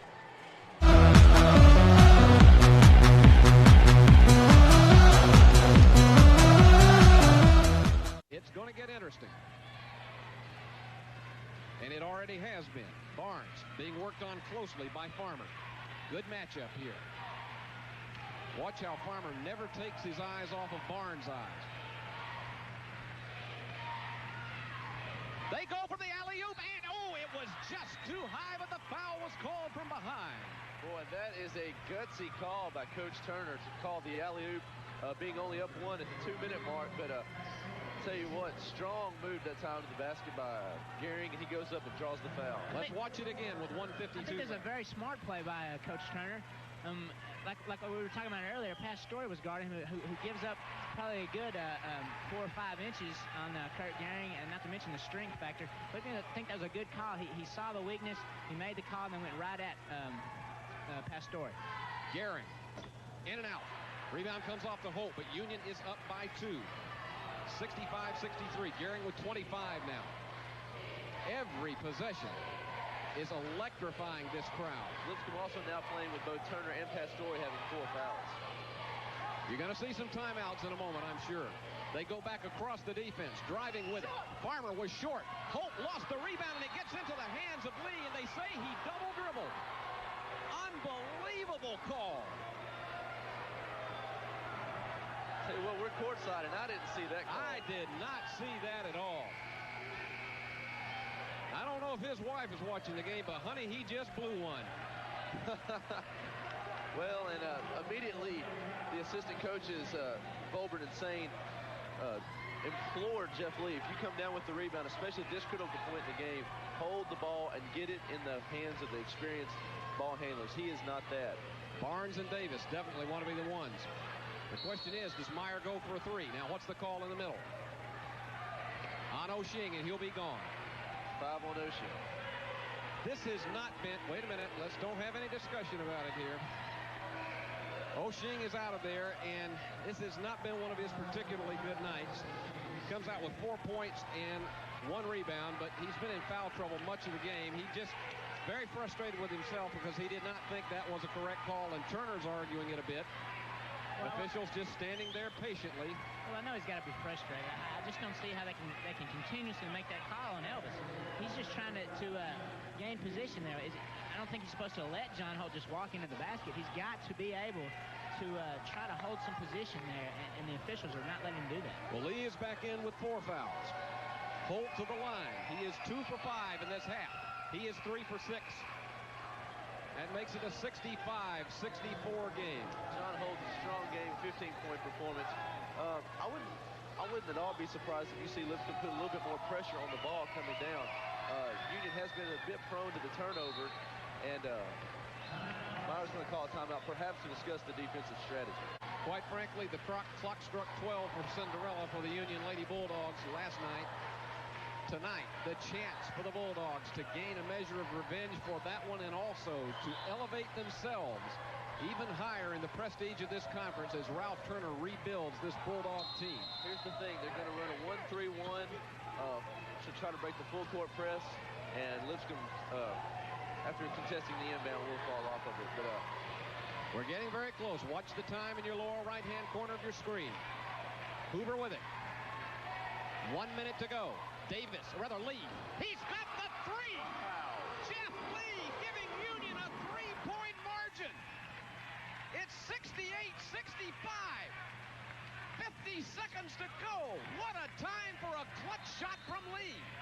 And timeout is called again by Meyer. Well, Lipscomb will employ the press.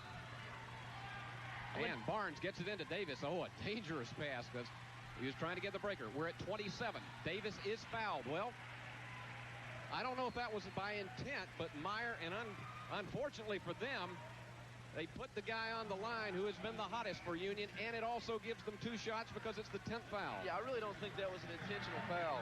Andy Blackson that time had good position for the steal from behind, and it almost looks clean, actually, but as you mentioned, that's the 10th team foul, and that'll put Michael Davis on the line for 2.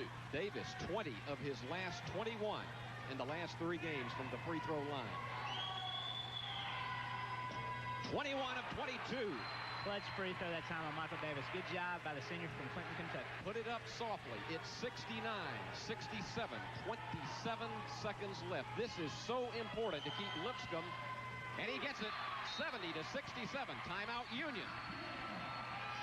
Is gone. Jeff Lee is playing with 4. Eric Barnes with 4. Rodrigo Pastore and Jamie Turner both with 4 for Lipscomb. So should this thing go to overtime, that's what you got to look at as far as personnel available. Union is going to employ, well, it looked like they were going to press, now they back off. Yeah, maybe a bit of token pressure right at the half-court line, but the clock is not starting. They went 2-3 seconds down the floor. Turner has it blocked. And it was a clean block. Well, that was a correct time management. He allowed the ball to come in but didn't touch it. And as you know, the clock does not start until the offensive player touches the ball. My view was blocked, and I didn't see the fact that he had not touched the ball. Yeah. 22 seconds left. They try to find the open man. They go outside. It's going to be a long drive for Farmer. In and out. The rebound comes off to Barnes, and he's fouled. Oh, my goodness. This place is exploding.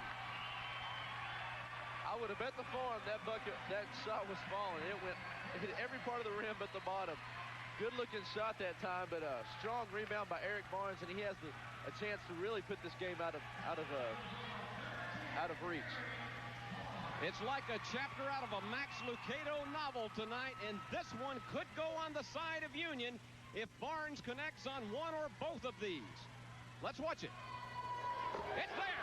Clutch free throw by Eric Barnes that time. Great job. I think he just put it away for him.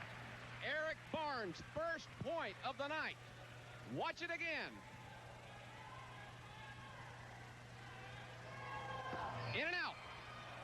Lipscomb still with a chance. 15 seconds to go. Perry quickly down. Down to 10 seconds. They feed. They go on the side. Blackston for three. It's short. Who gets it? Perry. They do not have enough time. Union is going to win it. A long, desperate try. Hope cannot get it up. The Bulldogs have done it. They have upset David Lipscomb. 71-67. Let's go down on the floor.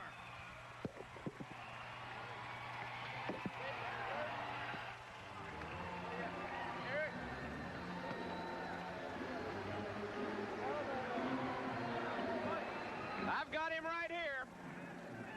And Ralph, this has to be one of the great ones that you've ever had. Your team did not quit when you got down 9 at halftime. Ralph's still shaking hands as the players go off the floor. Now, I'm going to try to see if I can get Blake Neely to grab a couple of these other stars. Ralph, you absolutely have got to know your team just did not quit, and it really, I'm going to get him in just a second. It elevated them another level tonight with this one. I mean, I know last year you got a victory in the pre-Christmas, but here we were tonight. Unbelievable game. Well, you got to take your hats off to our kids. They're playing one of the best teams in the country, number 3 in the country. They played their hearts out. Michael Davis, Kurt Gehring, Matt Hoover, Eric Barnes, Brandon Wood. They all played so well. They made big plays in the end when it counted, and really you should be talking to them. They just did a great job. Our assistant coaches tonight did a great job on the bench. They really helped him prepare and getting some ideas ready for the game. And what can you say? Who would you rather have at the line than your best free throw shooter?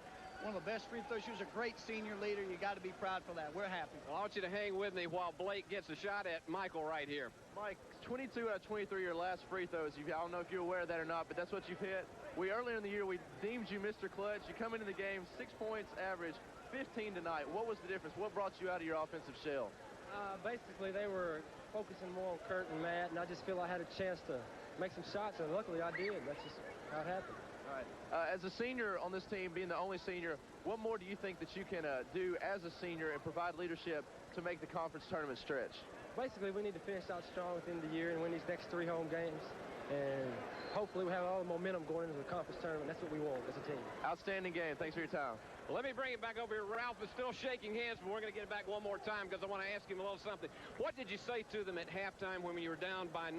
And I know what kind of answers you've told me on the radio before, but what did you tell them that changed the strategy in the second half? To be honest, what we said was we thought we defended them pretty well. Pastore came off the bench and made 4 for 4 from 3. And he's a very good player, and I felt like we had a couple of defensive lapses, and we didn't like our offense much. We weren't getting the ball in good shooting areas, and I thought the second half they came out and handled the pressure much better. Lipscomb plays really good pressure defense, and they can take you out of your offense, and I thought we handled the pressure much better, and we got the ball to Kirk. Elvis and Jeff did a great job in the post. And I'll tell you something that people forget is that, Dexter Williams comes off in the first half and plays so well, makes some big baskets for you. Brandon started and played well in the first half. Max gave us some good minutes in the first half. Derek came off for a few minutes and just gave Michael Davis a rest when Michael needed a rest. And you got to have the whole combination of everybody playing well to have a chance to win, and that's what our kids did.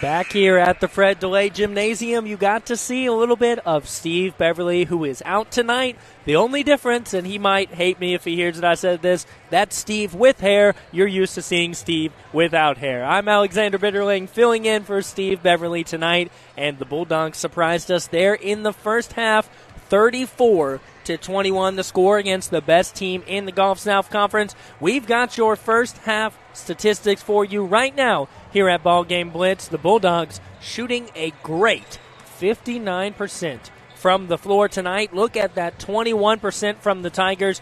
Tigers only able to get 5 shots from the floor to fall. Now look at that 3-point percentage. That's been huge.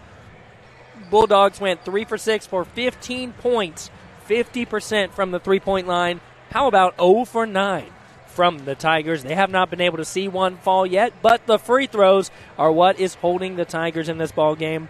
They're 11 for 12 for 92% from the charity stripe. Now the Bulldogs 63%, 5 for 8. Bulldogs out rebounding the Tigers 16-15. Now the Bulldogs do have 7 turnovers and 6 turnovers for the Tigers, but the Bulldogs capitalizing off of those turnovers. 9 points for the Bulldogs off turnovers, just 2 for the Tigers, and this has been a great half of basketball so far for the Bulldogs. They are leading it by 13 here into the second half, but the Bulldogs have got to make sure that they are just as dominant in the first really 5 to 10 minutes of this second half. They cannot let the Tigers fight back and make this a ball game early on. That's unfortunately what happened to the Bulldogs the other night. They were up pretty big against Alabama Huntsville on Thursday night. Now they ended up losing that game by 14. They were up by as much as 11 in the first half, but tonight the Bulldogs have to make sure that they finish strong. There's 20 minutes of basketball left. You've got an absolutely explosive West Alabama team, so it's going to be difficult for the Bulldogs to close this one out, but they are up by 13. If they keep shooting the way that they did, it's going to be very, very difficult for the Tigers to get back. Tigers are going to be looking to improve that shooting percentage any way they can. The only reason they're in this basketball game right now, as you see the Ty Parks fan club, look at those custom shirts. Where do I get a hand on one of those shirts? I want one. If they can send one to me, I'll share my address with you, not on the air, but off the air. I would love a Ty Parks custom t-shirt. One of the greats here from Union in the last few years. He was honored tonight during senior night, and he is just an incredible player. Over 1,500 points in his career, nearly 400 threes as well. He is just phenomenal, and you've seen it tonight as well from Ty Parks. 6 points for him, 2 rebounds, and of course forcing turnovers from the Tigers. He's had a great game. The Bulldogs really getting it done collectively. 7 points from Bo Gidjul. Justin DeBuck, 6 of his own. 8 from Jeremiah Littlepage, the lead scorer for the Bulldogs. 3 from Yvonne Prug, 3 from Sarver, and 1 from DeGeorgevich. The Bulldogs coming together as a team, and they are looking to continue their success they've seen here in the second half. They are taking the court right now, and they will start with the basketball. Here it is into Justin DeBuck.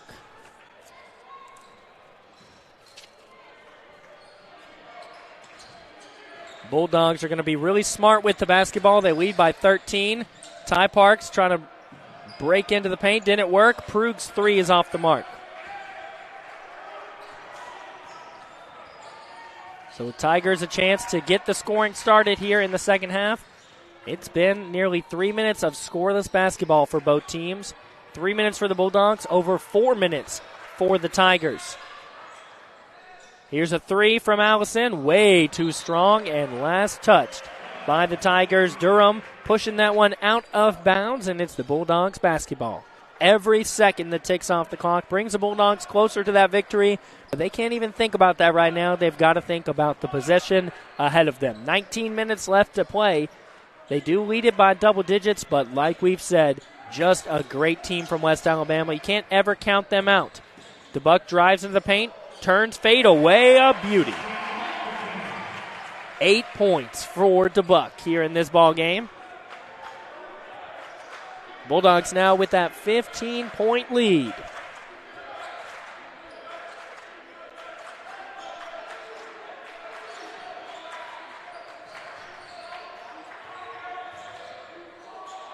Double team, drawing the foul there. It's going to be Durham, his first chance at the line and his first chance to score in this ball game. Georgievic is going to check in. We'll see who he checks in for after this first shot.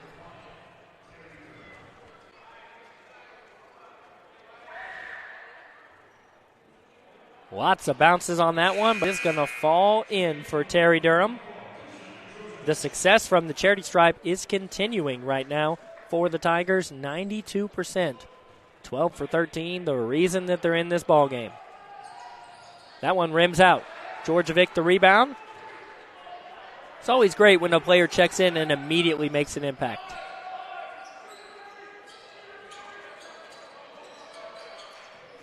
Johnson gives it over to DeBuck. Look at the movement from the Bulldogs right now.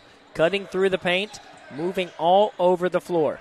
Ty Parks spinning, drives in, gathers step, hangs, and he's going to be fouled but can't get the shot to fall. 20% shooting from the Tigers is what we've seen tonight. That's the reason that the ball game is headed the Bulldogs' way, and of course the Bulldogs shooting nearly 60% from the floor. Ty Parks at the line, and they have only made 5 out of 8, 62% from the line. Ty Parks is going to improve on that one there. Substitution now for the Tigers. Allen is going to check out. That's going to bring in Garner.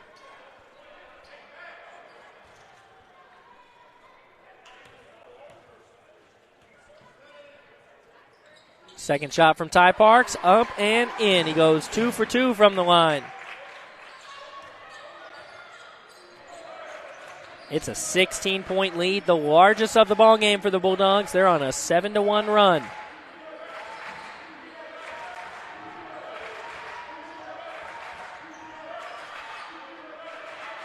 They have held the Tigers to 1 point in the last 3 minutes here in the second half. That floater won't fall, but rebounded by the Tigers and put right back up and in by Durham. He's got 3 points now. DeBuck trying to rush it down the floor, but the Tigers were too quick to come back and set up.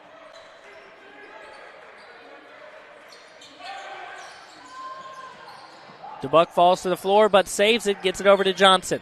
Johnson the drive. Offensive foul is going to be called on him. So we're headed back the other way.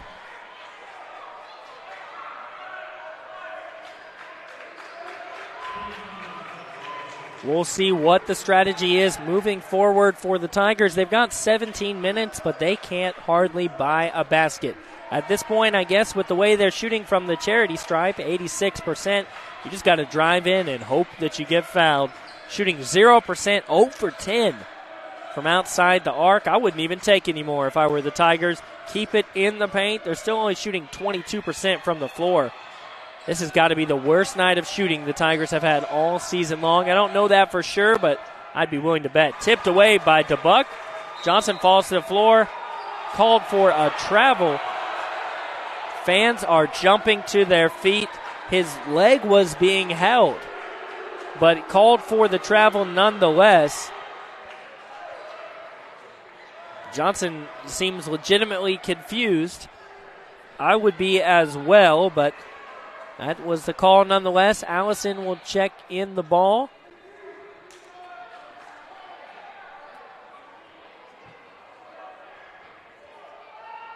Not sure what is happening right now. They get it into Durham. Allison takes a shot, won't fall.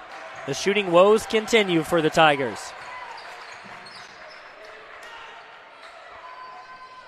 Tigers cannot get anything to fall, even those little jumpers like that. Ty Parks backing down. They're calling a foul on the floor.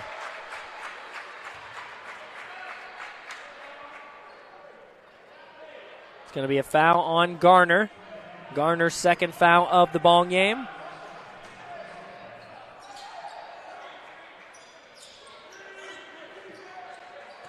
Georgievic has the ball. Less than 15 to play here on the shot clock. Prug thought about the three. He can't find opening. Gets it to Johnson up by the logo. A deep three. Just off the rim. Prug with the board. He drives in. Up off the mark. And Georgievic is going to grab it and be fouled off the putback. So Georgievic will go to the line. He made one of his first two. The Bulldogs shooting an even 70% from the line as a team. 2 fouls on 1 possession. Here, up and in for Georgievic. Djordjevic is a good free throw shooter for his size, 79% shooting on the season.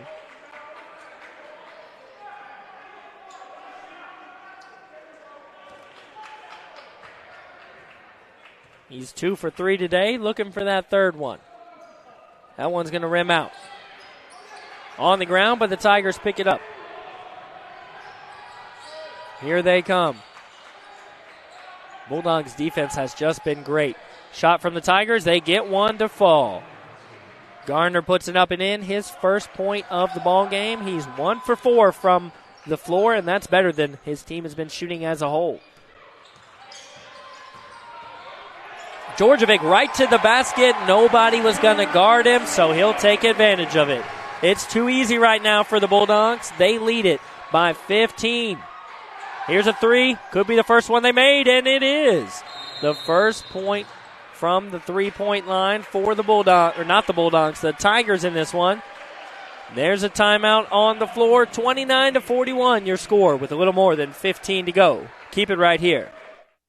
The BallGame Blitz Sports Network by Worthy Road Studios. With over 750,000 views in 2022, we are where you need to advertise. Please subscribe to our Worthy Road Studios YouTube channel and join the other 4,000 subscribers watching local sports, including Union University, USJ, TCA, Jackson Christian, and Peabody. Our multi-camera broadcasts include slow-motion instant replay, on-screen scoreboard and graphics, and professional announcers. Thanks to our sponsors who make it all possible. BallGame Blitz Sports Network by Worthy Road Studios, the premier sports broadcast network in West Tennessee. The Bulldogs lead this one by 12 right now here at the Fred DeLay Gymnasium. The pep band and the cheerleaders getting the fans into it. They're leading double digits right now against the best team in the Gulf South Conference, but they don't look like it today. Shooting just an awful 27% from the floor. That's really improved about 7% in the last few moments, but they made a three, 1 for 12 for 8%. From outside the arc for the Tigers, the Bulldogs shooting much better, 55% from the floor, 38% from outside the arc, and that's the reason they lead this one by 10. It's the Bulldogs basketball. With a little more than 15 to go, the Bulldogs have to continue to add on. No lead is really safe as I flip my words there. The Bulldogs facing, of course, a difficult team. They could heat up any moment.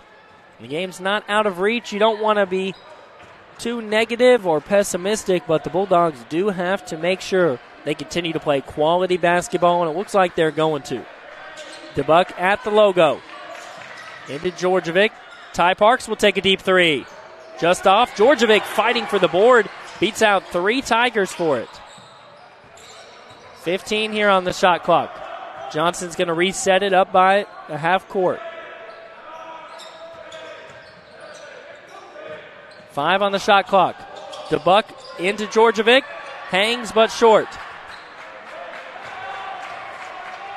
Tigers in the possession for the Bulldogs. Garner up by the logo.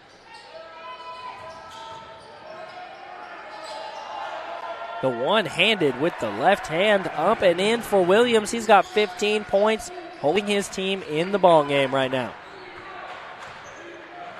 He's got nearly half of the Tigers' points in the ball game.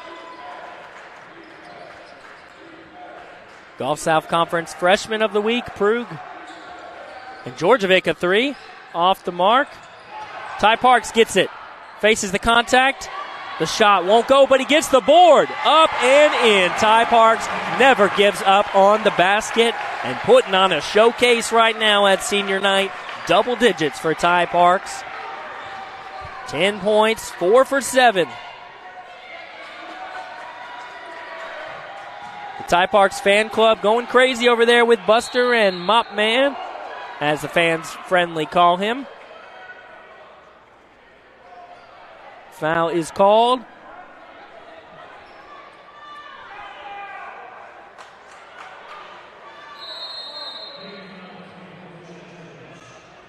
Going to be on Djordjevic. We will take a break along with the teams here. 43-31, your score at Fred DeLay. We realize you have a busy lifestyle, and at the Bank of Jackson, we're here to help you fulfill all of your financial needs, personal and business loans, mortgages, online banking and bill pay, and so much more. Serving the Jackson area for 25 years. The Bank of Jackson, your down-home community bank. You belong here. Member FDIC, Equal Housing Lender. The Bulldogs are leading right now by 12 with a little more than 13 to play here in the second half. Two teams talk it over, and a pretty good crowd here at the Fred DeLay Gymnasium tonight. They are facing the top men's team in the Gulf South Conference, one of the top teams in Division II basketball for men, but they have not looked like it tonight. The Bulldogs are capitalizing off of that. We'll see what the Bulldogs do moving forward. They've still got to maintain this lead for nearly 14 minutes. And a little bit signs of hope from the Tigers. 4 of their last 5 from the floor after some just terrible minutes of basketball, quite frankly, from them. They were really struggling from the floor in general. They've got that shooting percentage up to almost 30%, which is far from great, but is much better than the about 20% they were shooting early on. It's the Tigers' ball to inbound.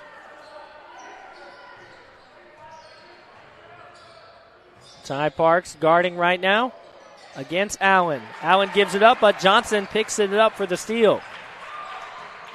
Another turnover for the Tigers, just their 8th of the ball game. They had 6 in the first half, just 2 here in the last 7 minutes, but has not made an impact on the game. Bulldogs taking their time with this one. 10 seconds on the shot clock. Almost lost it there. DeBuck gets it. 3 seconds, a deep 3, short. And it's the Tigers' ball.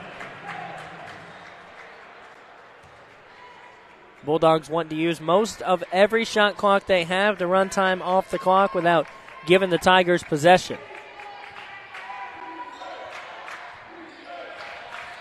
13 to go. And an easy drive to the basket there for Williams. He's got 17, the lead scorer in the ballgame. More than half the points for the Tigers tonight. We'll see what he can continue to do and if he can claw the Tigers back into this one at all. They're down by 10. They were down 16 at one point. Johnson a 3. Just off the mark. Bulldogs struggling from outside the arc as well. 3 for 12, 25%. A tough shot there is in for Gardner. Incredible. It's an 8-point lead. Bulldogs need a basket. Johnson driving. Turns back, pivots, and a good shot there from Johnson. Actually, Johnson's first 2 points of the ball game. Would you believe it? It's a tough bucket when the Bulldogs really needed one. Here's a 3 from the corner. They make another one. Just the second 3 for the Tigers, but that is a big one. They're down just 7 points. The Bulldogs need to go on a little bit of a run here, get back to their lead. This is why you've got to be so careful against a team like West Alabama. Ty Parks trying to back down into the paint. And the foul, yes. And look at that. The fans are all riled up about that one. Ty Parks is him, and he's showing it here right now. Ty Parks with 12, taking the game into his own hands. He's going to have an opportunity from the line where he is 2 for 2. We'll take a quick break and be back in just a moment. Championship DNA. That's what you find at Jones Chevrolet at Three-Way. A full line of new Chevrolets plus West Tennessee's largest used car inventory. State-of-the-art service work and pre-approved auto loans online at JonesChevroletHumboldt.com. Shop with a winner. Jones Chevrolet at Three-Way. The most important benefit when you buy from Jones Chevrolet at Three-Way? Peace of mind. Jones Chevrolet's warranty forever comes with every qualifying new and pre-owned vehicle. Powertrain coverage for as long as you own your vehicle. Find out more at Jones Chevrolet in Three-Way. Back here at the Fred DeLay Gymnasium, Buster has his rally towel cannon out. You would see the Ty Parks fan club right there. They've got the big head for Ty Parks, the T-shirts as well, and he just got the and one opportunity. He's about to go to the line in just a moment. He leads the Bulldogs with 12 right now as West Alabama clawing back just a little bit. Bulldogs need to answer. That's what Ty Parks got done there. Looking to complete the three-point play and continue on their way to victory. It would be a big one here today as they face off against the number one team in the Gulf South Conference. They lost a tough one on Thursday here at the Fred DeLay Gymnasium by 14.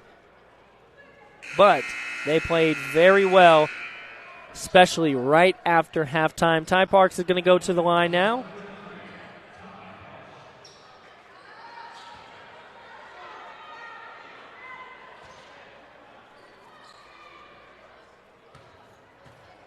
See what Parks can do from the line. And that one is up and in. 3 for 3 from the cherry stripe for Ty Parks.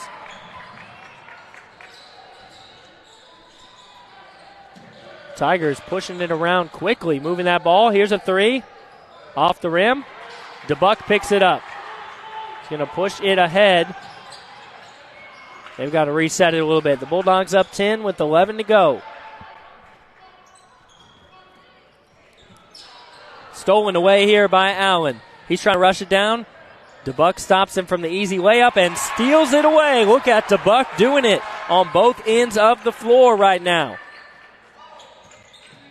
He just saved a basket for sure. Great defense. Turns into the steal. Ty Parks for three. That's off the mark. Williams rebounds it. He's having himself a great game. 17 points for Williams, who averages just over 11. Here's another. Nope, not a three from the Tigers. I wouldn't take one either when you're shooting 15%, but they do. Off the mark. Rebounded. And great defense from Gajul once again, but the basket finally finds its way in for Durham. He's got 5 points and 5 boards as well. It's an 8-point ball game right now. A little more than 10 to play. The Bulldogs have got to be careful with the basketball right now.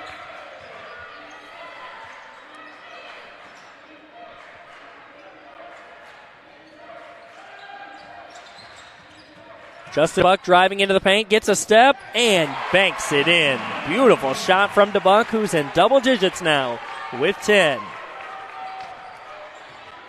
Bulldogs back to that 10-point lead. Every moment is so crucial right now.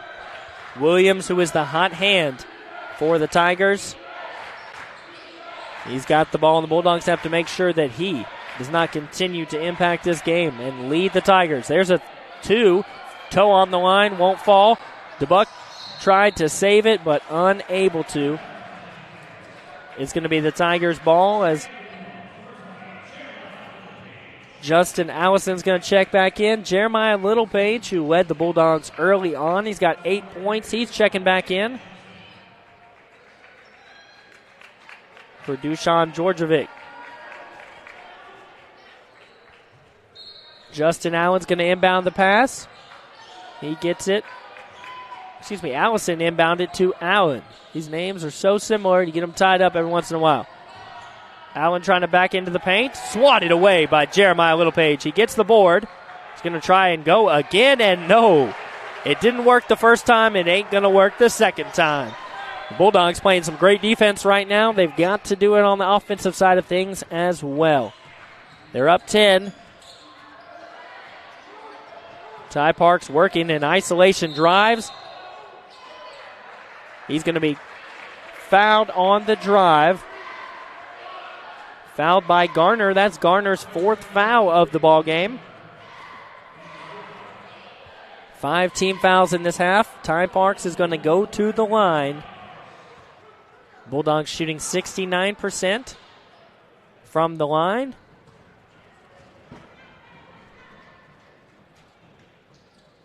Ty Parks puts in his 4th free throw. 4 for 4. And the senior has been the hero here tonight for the Bulldogs. 14 points, 4 big boards. That one's off the mark. His first miss from the line. It's an 11-point lead. Allison takes it up the court for the Tigers, who just can hardly buy a basket, especially from outside the arc. They've improved from halftime. Their shooting was at 21%. It's now a little over 31%, but you're not going to win a ball game. A foul on the floor. You're rarely, if ever, going to win a ball game shooting less than 35% from the floor unless the other team is really struggling.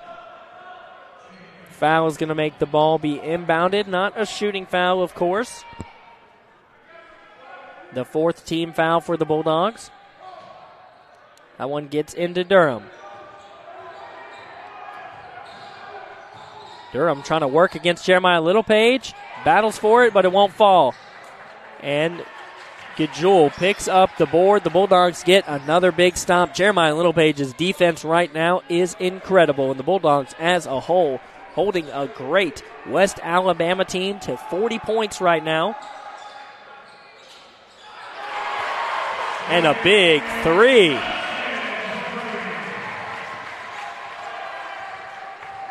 The Bulldogs adding on in a big way right now. 14 points. That was a huge 3 for Jalen Johnson, who had 5 threes the other night on Thursday. Here comes Williams. He's been the only effort in this ball game. Not the only effort, but the only successful effort, really, for the Tigers. He gets fouled on that one. He'll go to the line where he is 6 for 6. First, we'll have a timeout, though, and be back in just a moment. We've got a little more than 7 to play, and this is an exciting one at the Fred DeLay.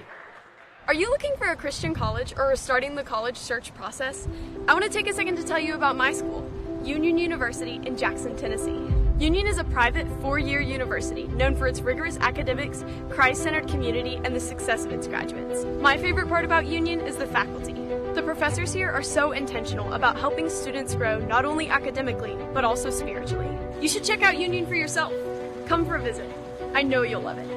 At Union University, you'll be transformed. Bulldog fans are excited here at the Fred DeLay Gymnasium. They lead by 14 against West Alabama. Coach Niven coaching up his team there. They are playing a phenomenal game. 51% shooting from the floor tonight. They are about to take the floor again. West Alabama clawing to get back into this one. They did not expect to see the Union team perform like this, and I'm sure they did not wake up this morning and expect to be shooting 31% from the floor. That's after some great improvement here in the second half. They're shooting just 14% from the three-point line. They've only been able to buy 2 here tonight. Bulldogs taking the floor.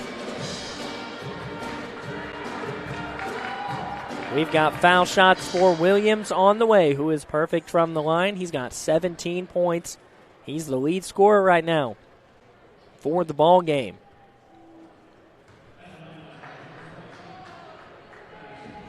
See what he can put together here from the charity stripe.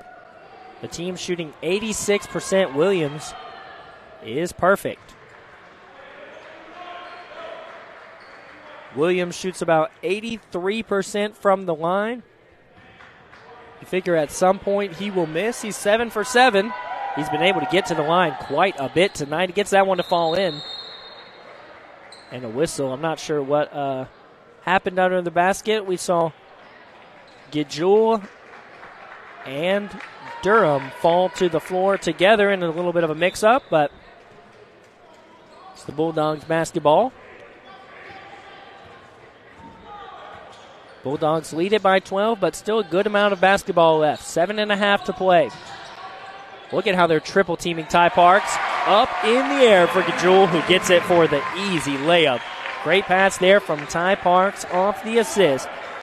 Gajul has 9 now.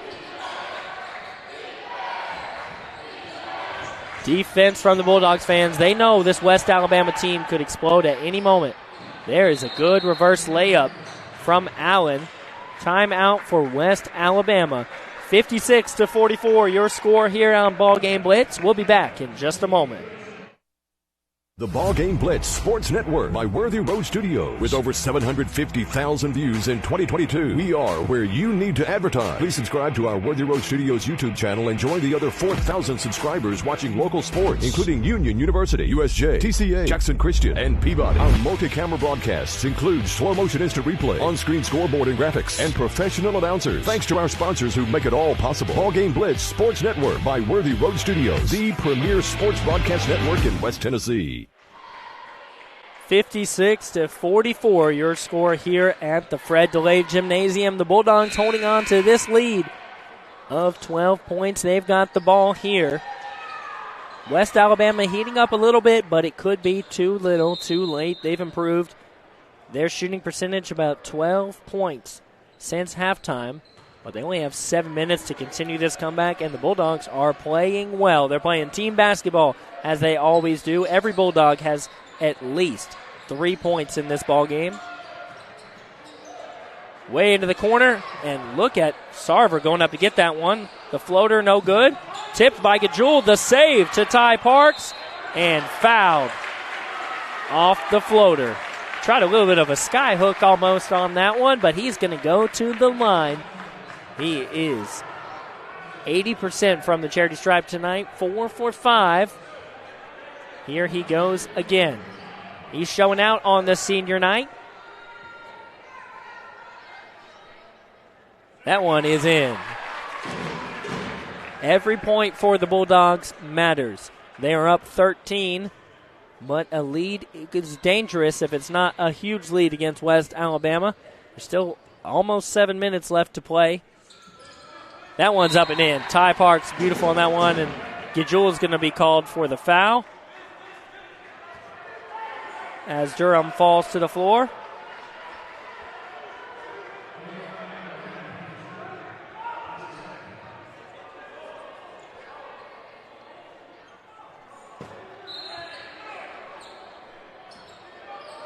Both teams in the bonus now. Tigers are going to have to work quickly, down 14. A three wide open, off the mark. They can't buy a three here today. 3 for 15.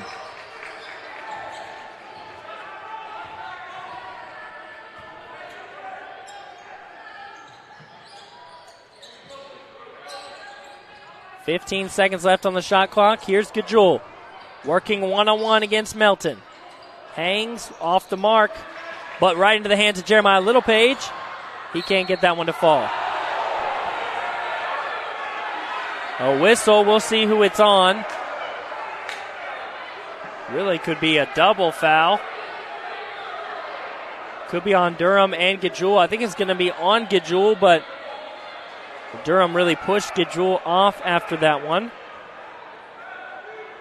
It is going to be on Gajul. No foul on Durham. So that should mean a shot. A 1-and-1 is what it should mean for the Tigers. Emotions are heating up here. The number one team, West Alabama, of course, frustrated by the way they are playing. Taken out a little bit here on the floor. But the Bulldogs still trying to fight back. Come into this game as the underdogs, even on the home court, but they have showed out so far. A little more than 6 to play. They're talking something over on the bench.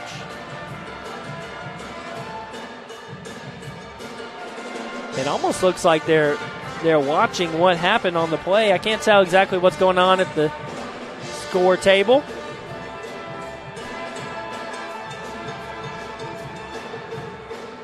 It looks like they really are. They're reviewing the play on this one.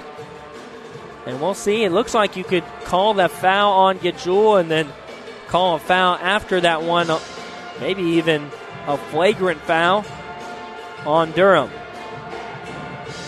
They're looking it over, which means that there's a little bit of evidence. If it was clearly not a foul on Durham, they would have quickly gone right back to the bonus shot for the Tigers. But every second that they spend there at the score table could be better for the Bulldogs.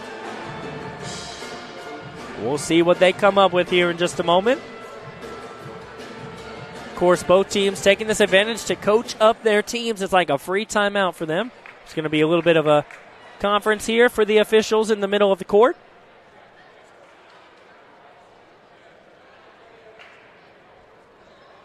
All right, so now they're going to make their way back to the score table and go right back to the video. So a lot of controversy here on this call.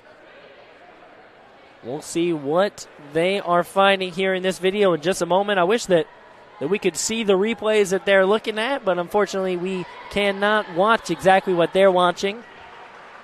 To me, it looks like it was a foul on Gajul, which was called, and then a follow-up foul on Durham. He kind of shoved Gajul off of him.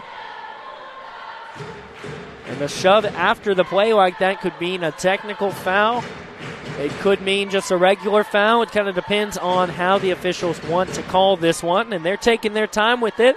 They want to make sure they get it right in a game that is crucially important, particularly for West Alabama, who's just 1 game ahead of Alabama Huntsville. So if they lose today, they could be in jeopardy of losing that top spot in the Gulf South Conference.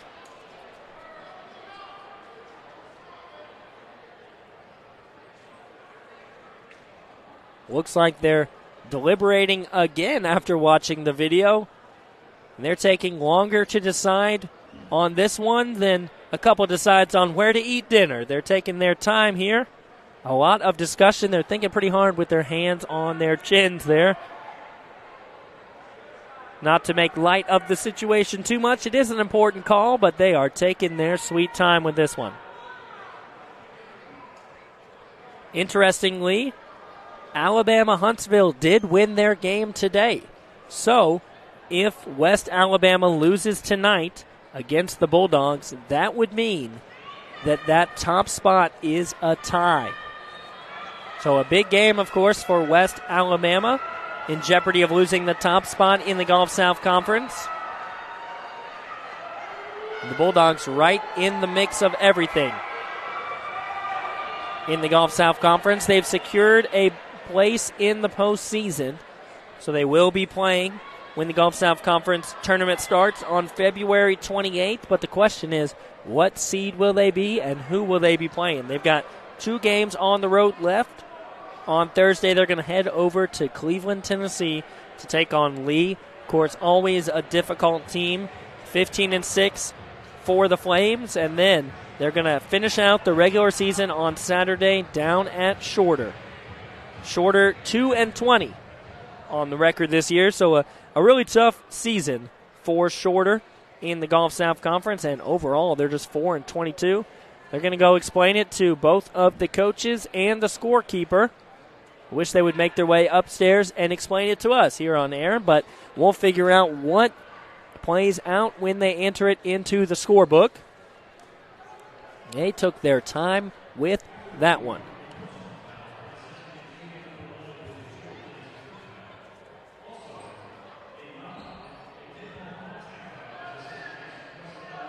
So it looks like a technical. And the fans excited that one did not find its way into the hoop. Durham looked at the rim like the rim did something. And that is what the fans at Union would call ball don't lie. Ty Park's going to take a chance here at the line. Waiting for the official scoring on that to come in, but it looks like it was maybe a double technical. Ty Park's able to clinch that one. He's going to take 2.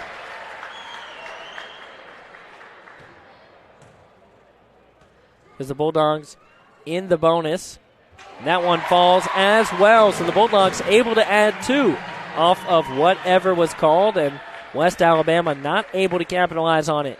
It's now a 16-point game with a little more than 6 to play.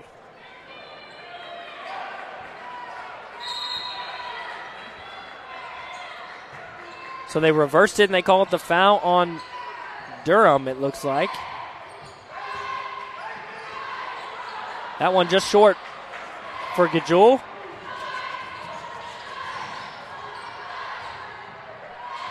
Here comes West Alabama. They've got to work so quickly. Less than 6 to play, down 16. That's going to be a foul on Jeremiah Littlepage.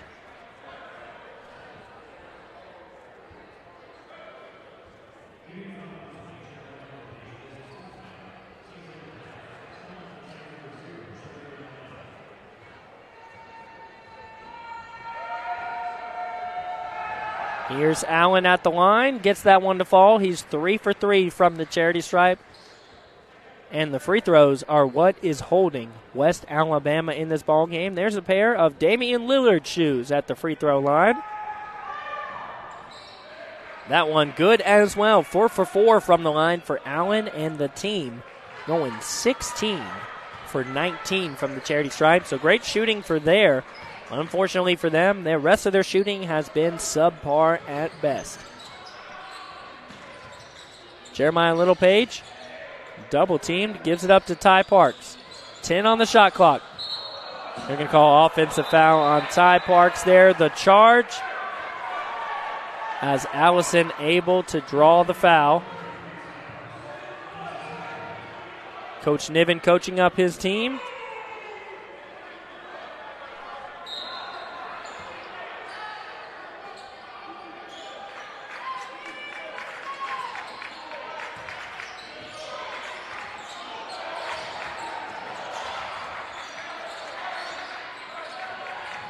West Alabama in trouble now, down 14 with 5 to go. They won't take a 3, 10 the shot clock. Allison will off the rim. The woes from outside the arc continue. 2 for 16 on the day for West Alabama, and that is not typical, ladies and gentlemen. They typically shoot about 31% from outside the arc. You're talking about 12% they're shooting today. And that, Ty Parks wrestles through 2 defenders to put that shot up and in. 20 points for Ty Parks. I don't know how that's not a foul, just to be candid with you. Here's a 3. No, they cannot buy a three-pointer. If they had all the money in the world, and an easy shot there, the little dump layup for Sarver. The Bulldogs are up 18 with 4 to go. The ball is loose the Bulldogs' way. Listen to the energy here in the Fred DeLay Gymnasium. The fans can feel it. They are mollywopping the best team in the Gulf South Conference. When you come down here to Jackson, Tennessee, expect to see some of the best of the best. The Bulldogs showcasing the team that they can be. And the thing about the Gulf South Conference tournament is once you get to the tournament, it is even. Your record does not matter. The Bulldogs may not have the best record in the Gulf South Conference, 12-9, but they have some very, very strong caliber players, a great team, and a good coach as well. Johnson fakes the 3. Gajul does as well. Bulldogs just running that time off. Jeremiah Littlepage called for the travel.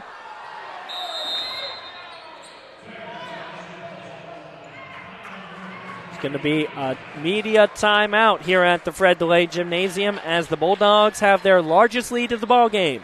Up 18, they've held the Tigers scoreless in 1:40. We'll be back in just a moment.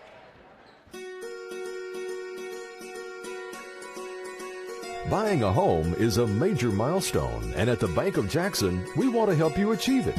Our mortgage specialists can assist you with conventional, VA, FHA, or construction loans, as well as USDA and THDA development loans. Serving the Jackson area for 25 years. The Bank of Jackson, your down-home community bank. You belong here. Member FDIC, Equal Housing Lender. The Bulldogs are well on their way to a big win here at the Fred DeLay Gymnasium.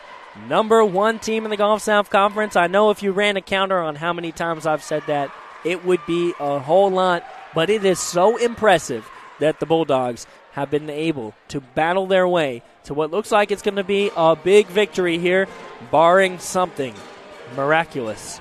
They are up 18 right now, less than 4 to play. it is going to be West Alabama's ball. The Bulldogs have just been doing a great job of limiting the turnovers, especially here in the second half. 4 in the second half.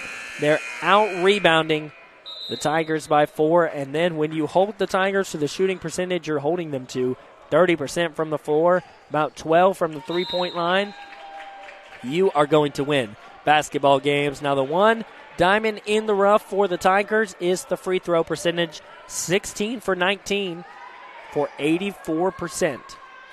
They're going to inbound the ball here, and they've got to just kind of drive into the paint at this point, try to get these points as quickly as possible. Bulldogs going to move on to a press to riding some time off of the clock. Fans really wanted a travel call on that one. They don't get it. Allison has the ball. He's going to try to force his way in and to swing the ball around. A deep 2. Off the mark. Rebounded by Allison. Allison put it up. No foul. And Jeremiah Littlepage fighting for that one, but it's going to be out of bounds off the Bulldogs.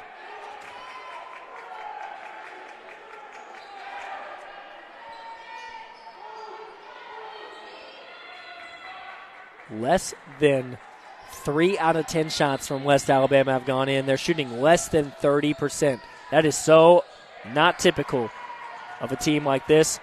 Look at that from Gidjul. The athleticism to jump and playing a little bit of dodgeball, throwing it off of the Tigers for the Bulldogs basketball.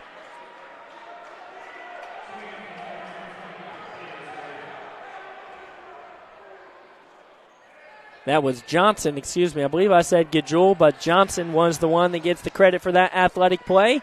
Here's Gidjul. They're going to call a foul on that one.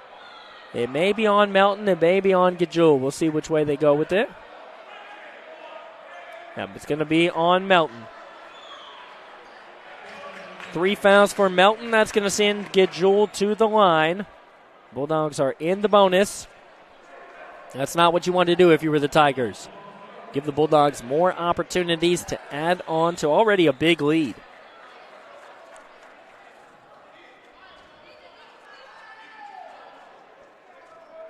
West Alabama shooting about 29% from the field. They usually shoot about 44%. So you can just see this game is not going their way. Shooting 11% from the three-point line. They usually shoot about 30% from there. So they are just struggling all around in this ball game. They've only had 10 turnovers, but when you can't shoot the basketball, it doesn't really matter if you hold on to it or not, because it's not finding its way into the hoop. Here's Gidjul, and up and in from the 1-and-1, so we'll get another look at it.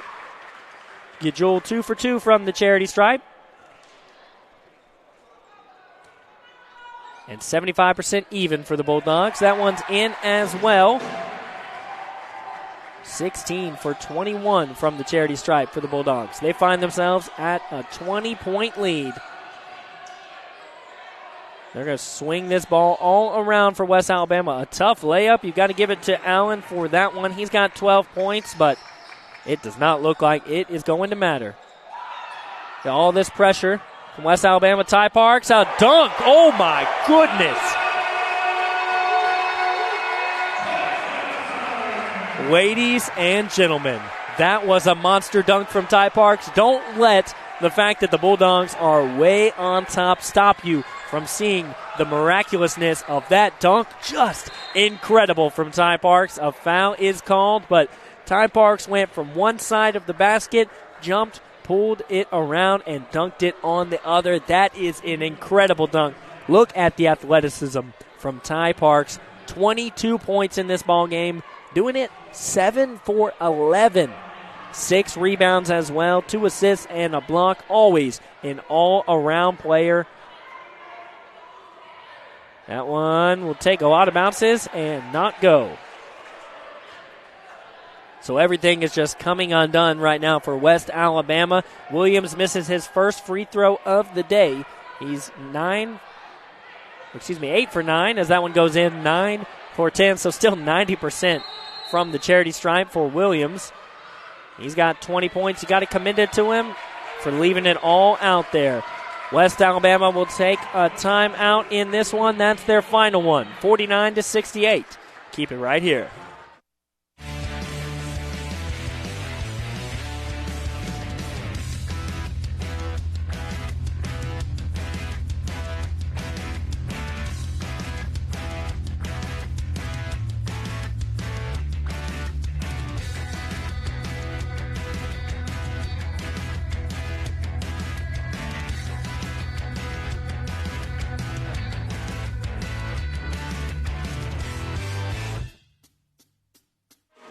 The Bulldogs just 2 minutes and 18 seconds away and preventing one miracle away from winning this basketball game over University of West Alabama. The Tigers, who are in jeopardy of losing sole position of the top spot in the Gulf South Conference, they would be tied with Alabama Huntsville if they lose this game here to the Bulldogs.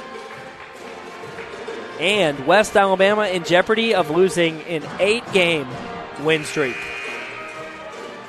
The Bulldogs look like they're going to get it done. I mean, at this point, it would take something that we have not seen, at least here at the Fred DeLay Gymnasium, for West Alabama to come back into this ball game.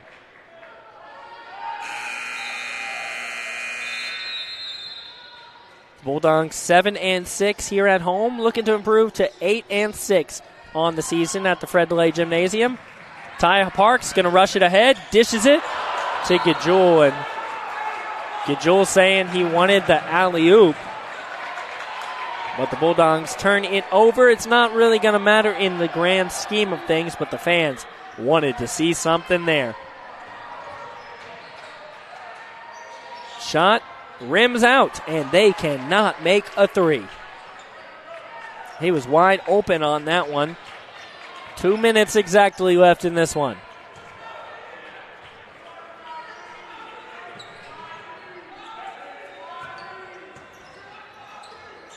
DeBuck is going to accelerate into the paint. Gives it back to Johnson. Johnson taking a contested three and ring it up. The Bulldogs getting it done everywhere right now.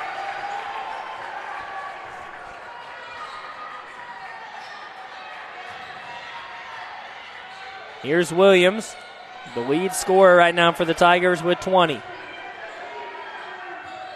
Here he's driving in. Good step there, but will not fall. We're going to call a foul on the floor. Who is it on? We will see in just a moment. It's on the Bulldogs. So another look from the line for the Tigers. Allen is 4 for 4 from the charity stripe. It's been the one redeeming factor for the Tigers. 81% as a team. The first one is in. It's still a 21-point ball game, though. Johnson's going to check out of this ball game. He's got 8 points. One of the seniors here tonight that were honored. And the second one's good from Allen. Allen perfect from the line. That was Gajul's 4th foul. But not a worry at all for the Bulldogs. Less than a minute and a half to go. 20-point lead. Here's Gajul, take a deep two. He is on fire. He is absolutely on fire, ladies and gentlemen. 13 points for him, 5 for 7 from the field. Bulldogs with an impressive lead, and they're going to have an impressive win as well. Williams dishes it again to Allison for the deep three. They make one. The third three in the ball game for the Tigers, 3 for 20. The Bulldogs have to play this one out. Timeout for substitutions, as Yvonne Prug is going to check in for Gajul, who will go take a seat. He has 13 points, 7 rebounds in this ball game.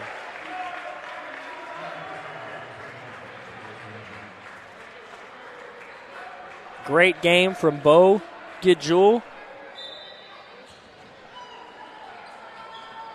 Looks like he wanted to finish out the game. 15 seconds on the shot clock. Then there'll be about 15 left in the ball game. Here's a steal from Williams. Going to try to rush it down. Almost rejected, but got that one to fall in for his 22nd point.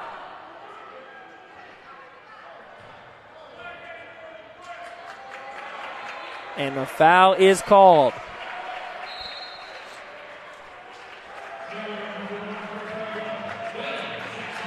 Will Jackson is going to check into the ball game, the freshman, as Ty Parks will check out of the ball game with 22 points, possibly his last game as a Bulldog here at the Fred DeLay Gymnasium. A name and a player that the Bulldogs fans have loved to watch for many seasons here in Jackson, Tennessee. He's a local as well from Pocahontas, Tennessee, as a standing ovation from the fans at the Fred DeLay Gymnasium. Time will run out with the Bulldogs holding possession of the ball. The Bulldogs win this one 73-56. They defeat the number 1 team in the Gulf South Conference, the University of West Alabama. The Tigers just could not buy a shot in this ball game, and the Bulldogs capitalizing off of some great shooting of their own. We'll take a break here at BallGame Blitz and be back with your final stats of the game and, of course, your player of the game. And I think if you've been watching, you can probably guess who the player of the game is going to be, but we will give him his flowers nonetheless. We'll be right back. The BallGame Blitz Sports Network by Worthy Road Studios. With over 750,000 views in 2022, we are where you need to advertise. Please subscribe to our Worthy Road Studios YouTube channel and join the other 4,000 subscribers watching local sports, including Union University, USJ, TCA, Jackson Christian, and Peabody. Our multi-camera broadcasts include slow motion instant replay, on-screen scoreboard and graphics, and professional announcers. Thanks to our sponsors who make it all possible. BallGame Blitz Sports Network by Worthy Road Studios, the premier sports broadcast network in West Tennessee. We realize you have a busy lifestyle, and at the Bank of Jackson, we're here to help you fulfill all of your financial needs, personal and business loans, mortgages, online banking and bill pay, and so much more. Serving the Jackson area for 25 years. The Bank of Jackson, your down-home community bank. You belong here. Member FDIC Equal Housing Lender.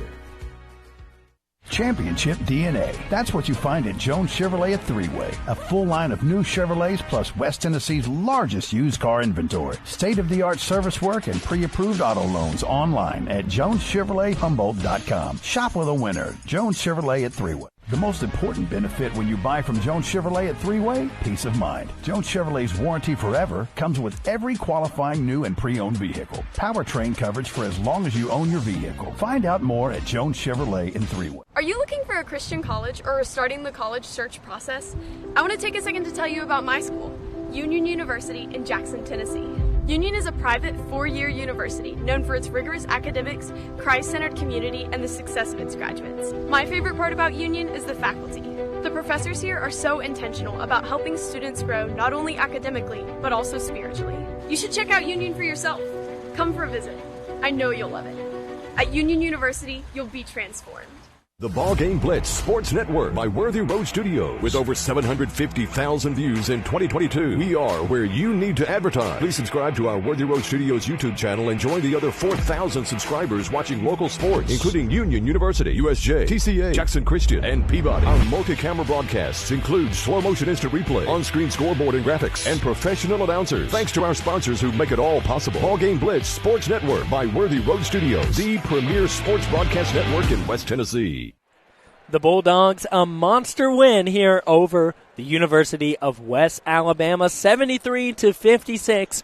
Let's go right to your stats for the ball game. Look at this from the Bulldogs, 53% shooting from the floor. They're a team that usually shoots about 45%, so a great day of shooting for them. Not so much for the Tigers, 31% from the floor. They're usually about 44% from the floor, and then the three-pointers. The Bulldogs 5 for 15 for 33.33333. If you're in any math class or have been in any math class, you know that. And then 15% from the three-point line, 3 420. They could not buy themselves a three-pointer in this ball game. They were just struggling from outside that arc and struggling all around a team that typically is one of the powerhouses in the Gulf South Conference. They are now tied for first, but also in Division II basketball as a whole. The Bulldogs won the rebounding battle 33-31. Now, the Bulldogs did commit 14 turnovers in that ball game, but they held West Alabama to just 4 points off of those turnovers. Phenomenal numbers there. 10 turnovers for West Alabama. The Bulldogs converted those for 9 points. So now, the moment that you already know what I'm going to say, it's the player of the game, and who might that be? Ty Parks, the one, the only. This could be his last home game here at the Fred DeLay Gymnasium. The Bulldogs right now are not set to host a game for the Gulf South Conference Regional Tournament, but they are in the tournament, and that's what truly matters. Ty Parks, 22 points, 7 for 11 in the ball game. Great numbers. Look at this, 7 rebounds, 3 assists, and a block. Just incredible night from Ty Parks, and you've got to give him his flowers. He put on a show tonight, and every night that he's put on that Bulldogs uniform, he has just been an incredible player for the Bulldogs, and it's going to be sad to see him go. Some big shoes to fill from Ty Parks. His fan club was here and active tonight, as every night. He is from Pocahontas, Tennessee, right around the area, and he is always putting on a show. He had that monster dunk. If you didn't see it, you've got to go to the Worthy Road Studios YouTube archive and watch it at some point coming up, because it was incredible right there in the last few moments of this basketball game. He had a dunk unlike any I've seen in college basketball in Division II in a long time. It was just incredible and an all-around great game from Ty Parks. 22 points. He is our player of the game. Justin DeBuck adding 10 of his own, 13 from Bo Gajul, and all around great day for the Bulldogs. Wonderful shooting. Jeremiah Littlepage with 8 early on. That was a big deal. Johnson had 8 of his own, and Sarver added 5. Now, on the other side of things, you've got to give Williams his props. 22 points for Thaddeus Williams, who averages about 11, 9 for 10 from the charity stripe, 3 boards, an assist, and a steal. He was really the only problem for the Bulldogs. Allen added 14 of his own, but the Bulldogs wrapped this one up in high fashion, 73-56. A big win at home for the Bulldogs on senior night, and a doubleheader win. Always great for the fans in Jackson, Tennessee. The Lady Bulldogs won it 60-34 earlier today here on the home court. The teams will travel to Lee University on Thursday for a big matchup, especially for the girls. They are 1 game behind the Lady Flames, looking to go and tie that top spot in the Gulf South Conference. And the guys, a tough team at Lee as well. Maybe not as good comparatively to the girls, but a tough team as well. So the Bulldogs have their hands full on the road, and we will not be back here until the Lady Bulldogs host a game on February 28th for the Gulf South Conference. We're getting March Madness started in February. We'll remember to figure out the time. There's not a time decided yet, but we will let you know as soon as we can. You'll be able to find it on UnionUniversityAthletics.com. That's UUathletics.com. Make sure to watch that, and you're going to want to be here for that Gulf South Conference quarterfinal game. I'm Alexander Bitterling. It was an honor to stand in for Steve Beverly tonight here at BallGame Blitz, and the Bulldogs a doubleheader win here at the Fred DeLay Gymnasium senior night and the last regular season home game. That wraps it up here tonight, and until we see you on February 28th for the Lady Bulldogs. Big game here for the quarterfinals in the Gulf South Conference. Have a good night.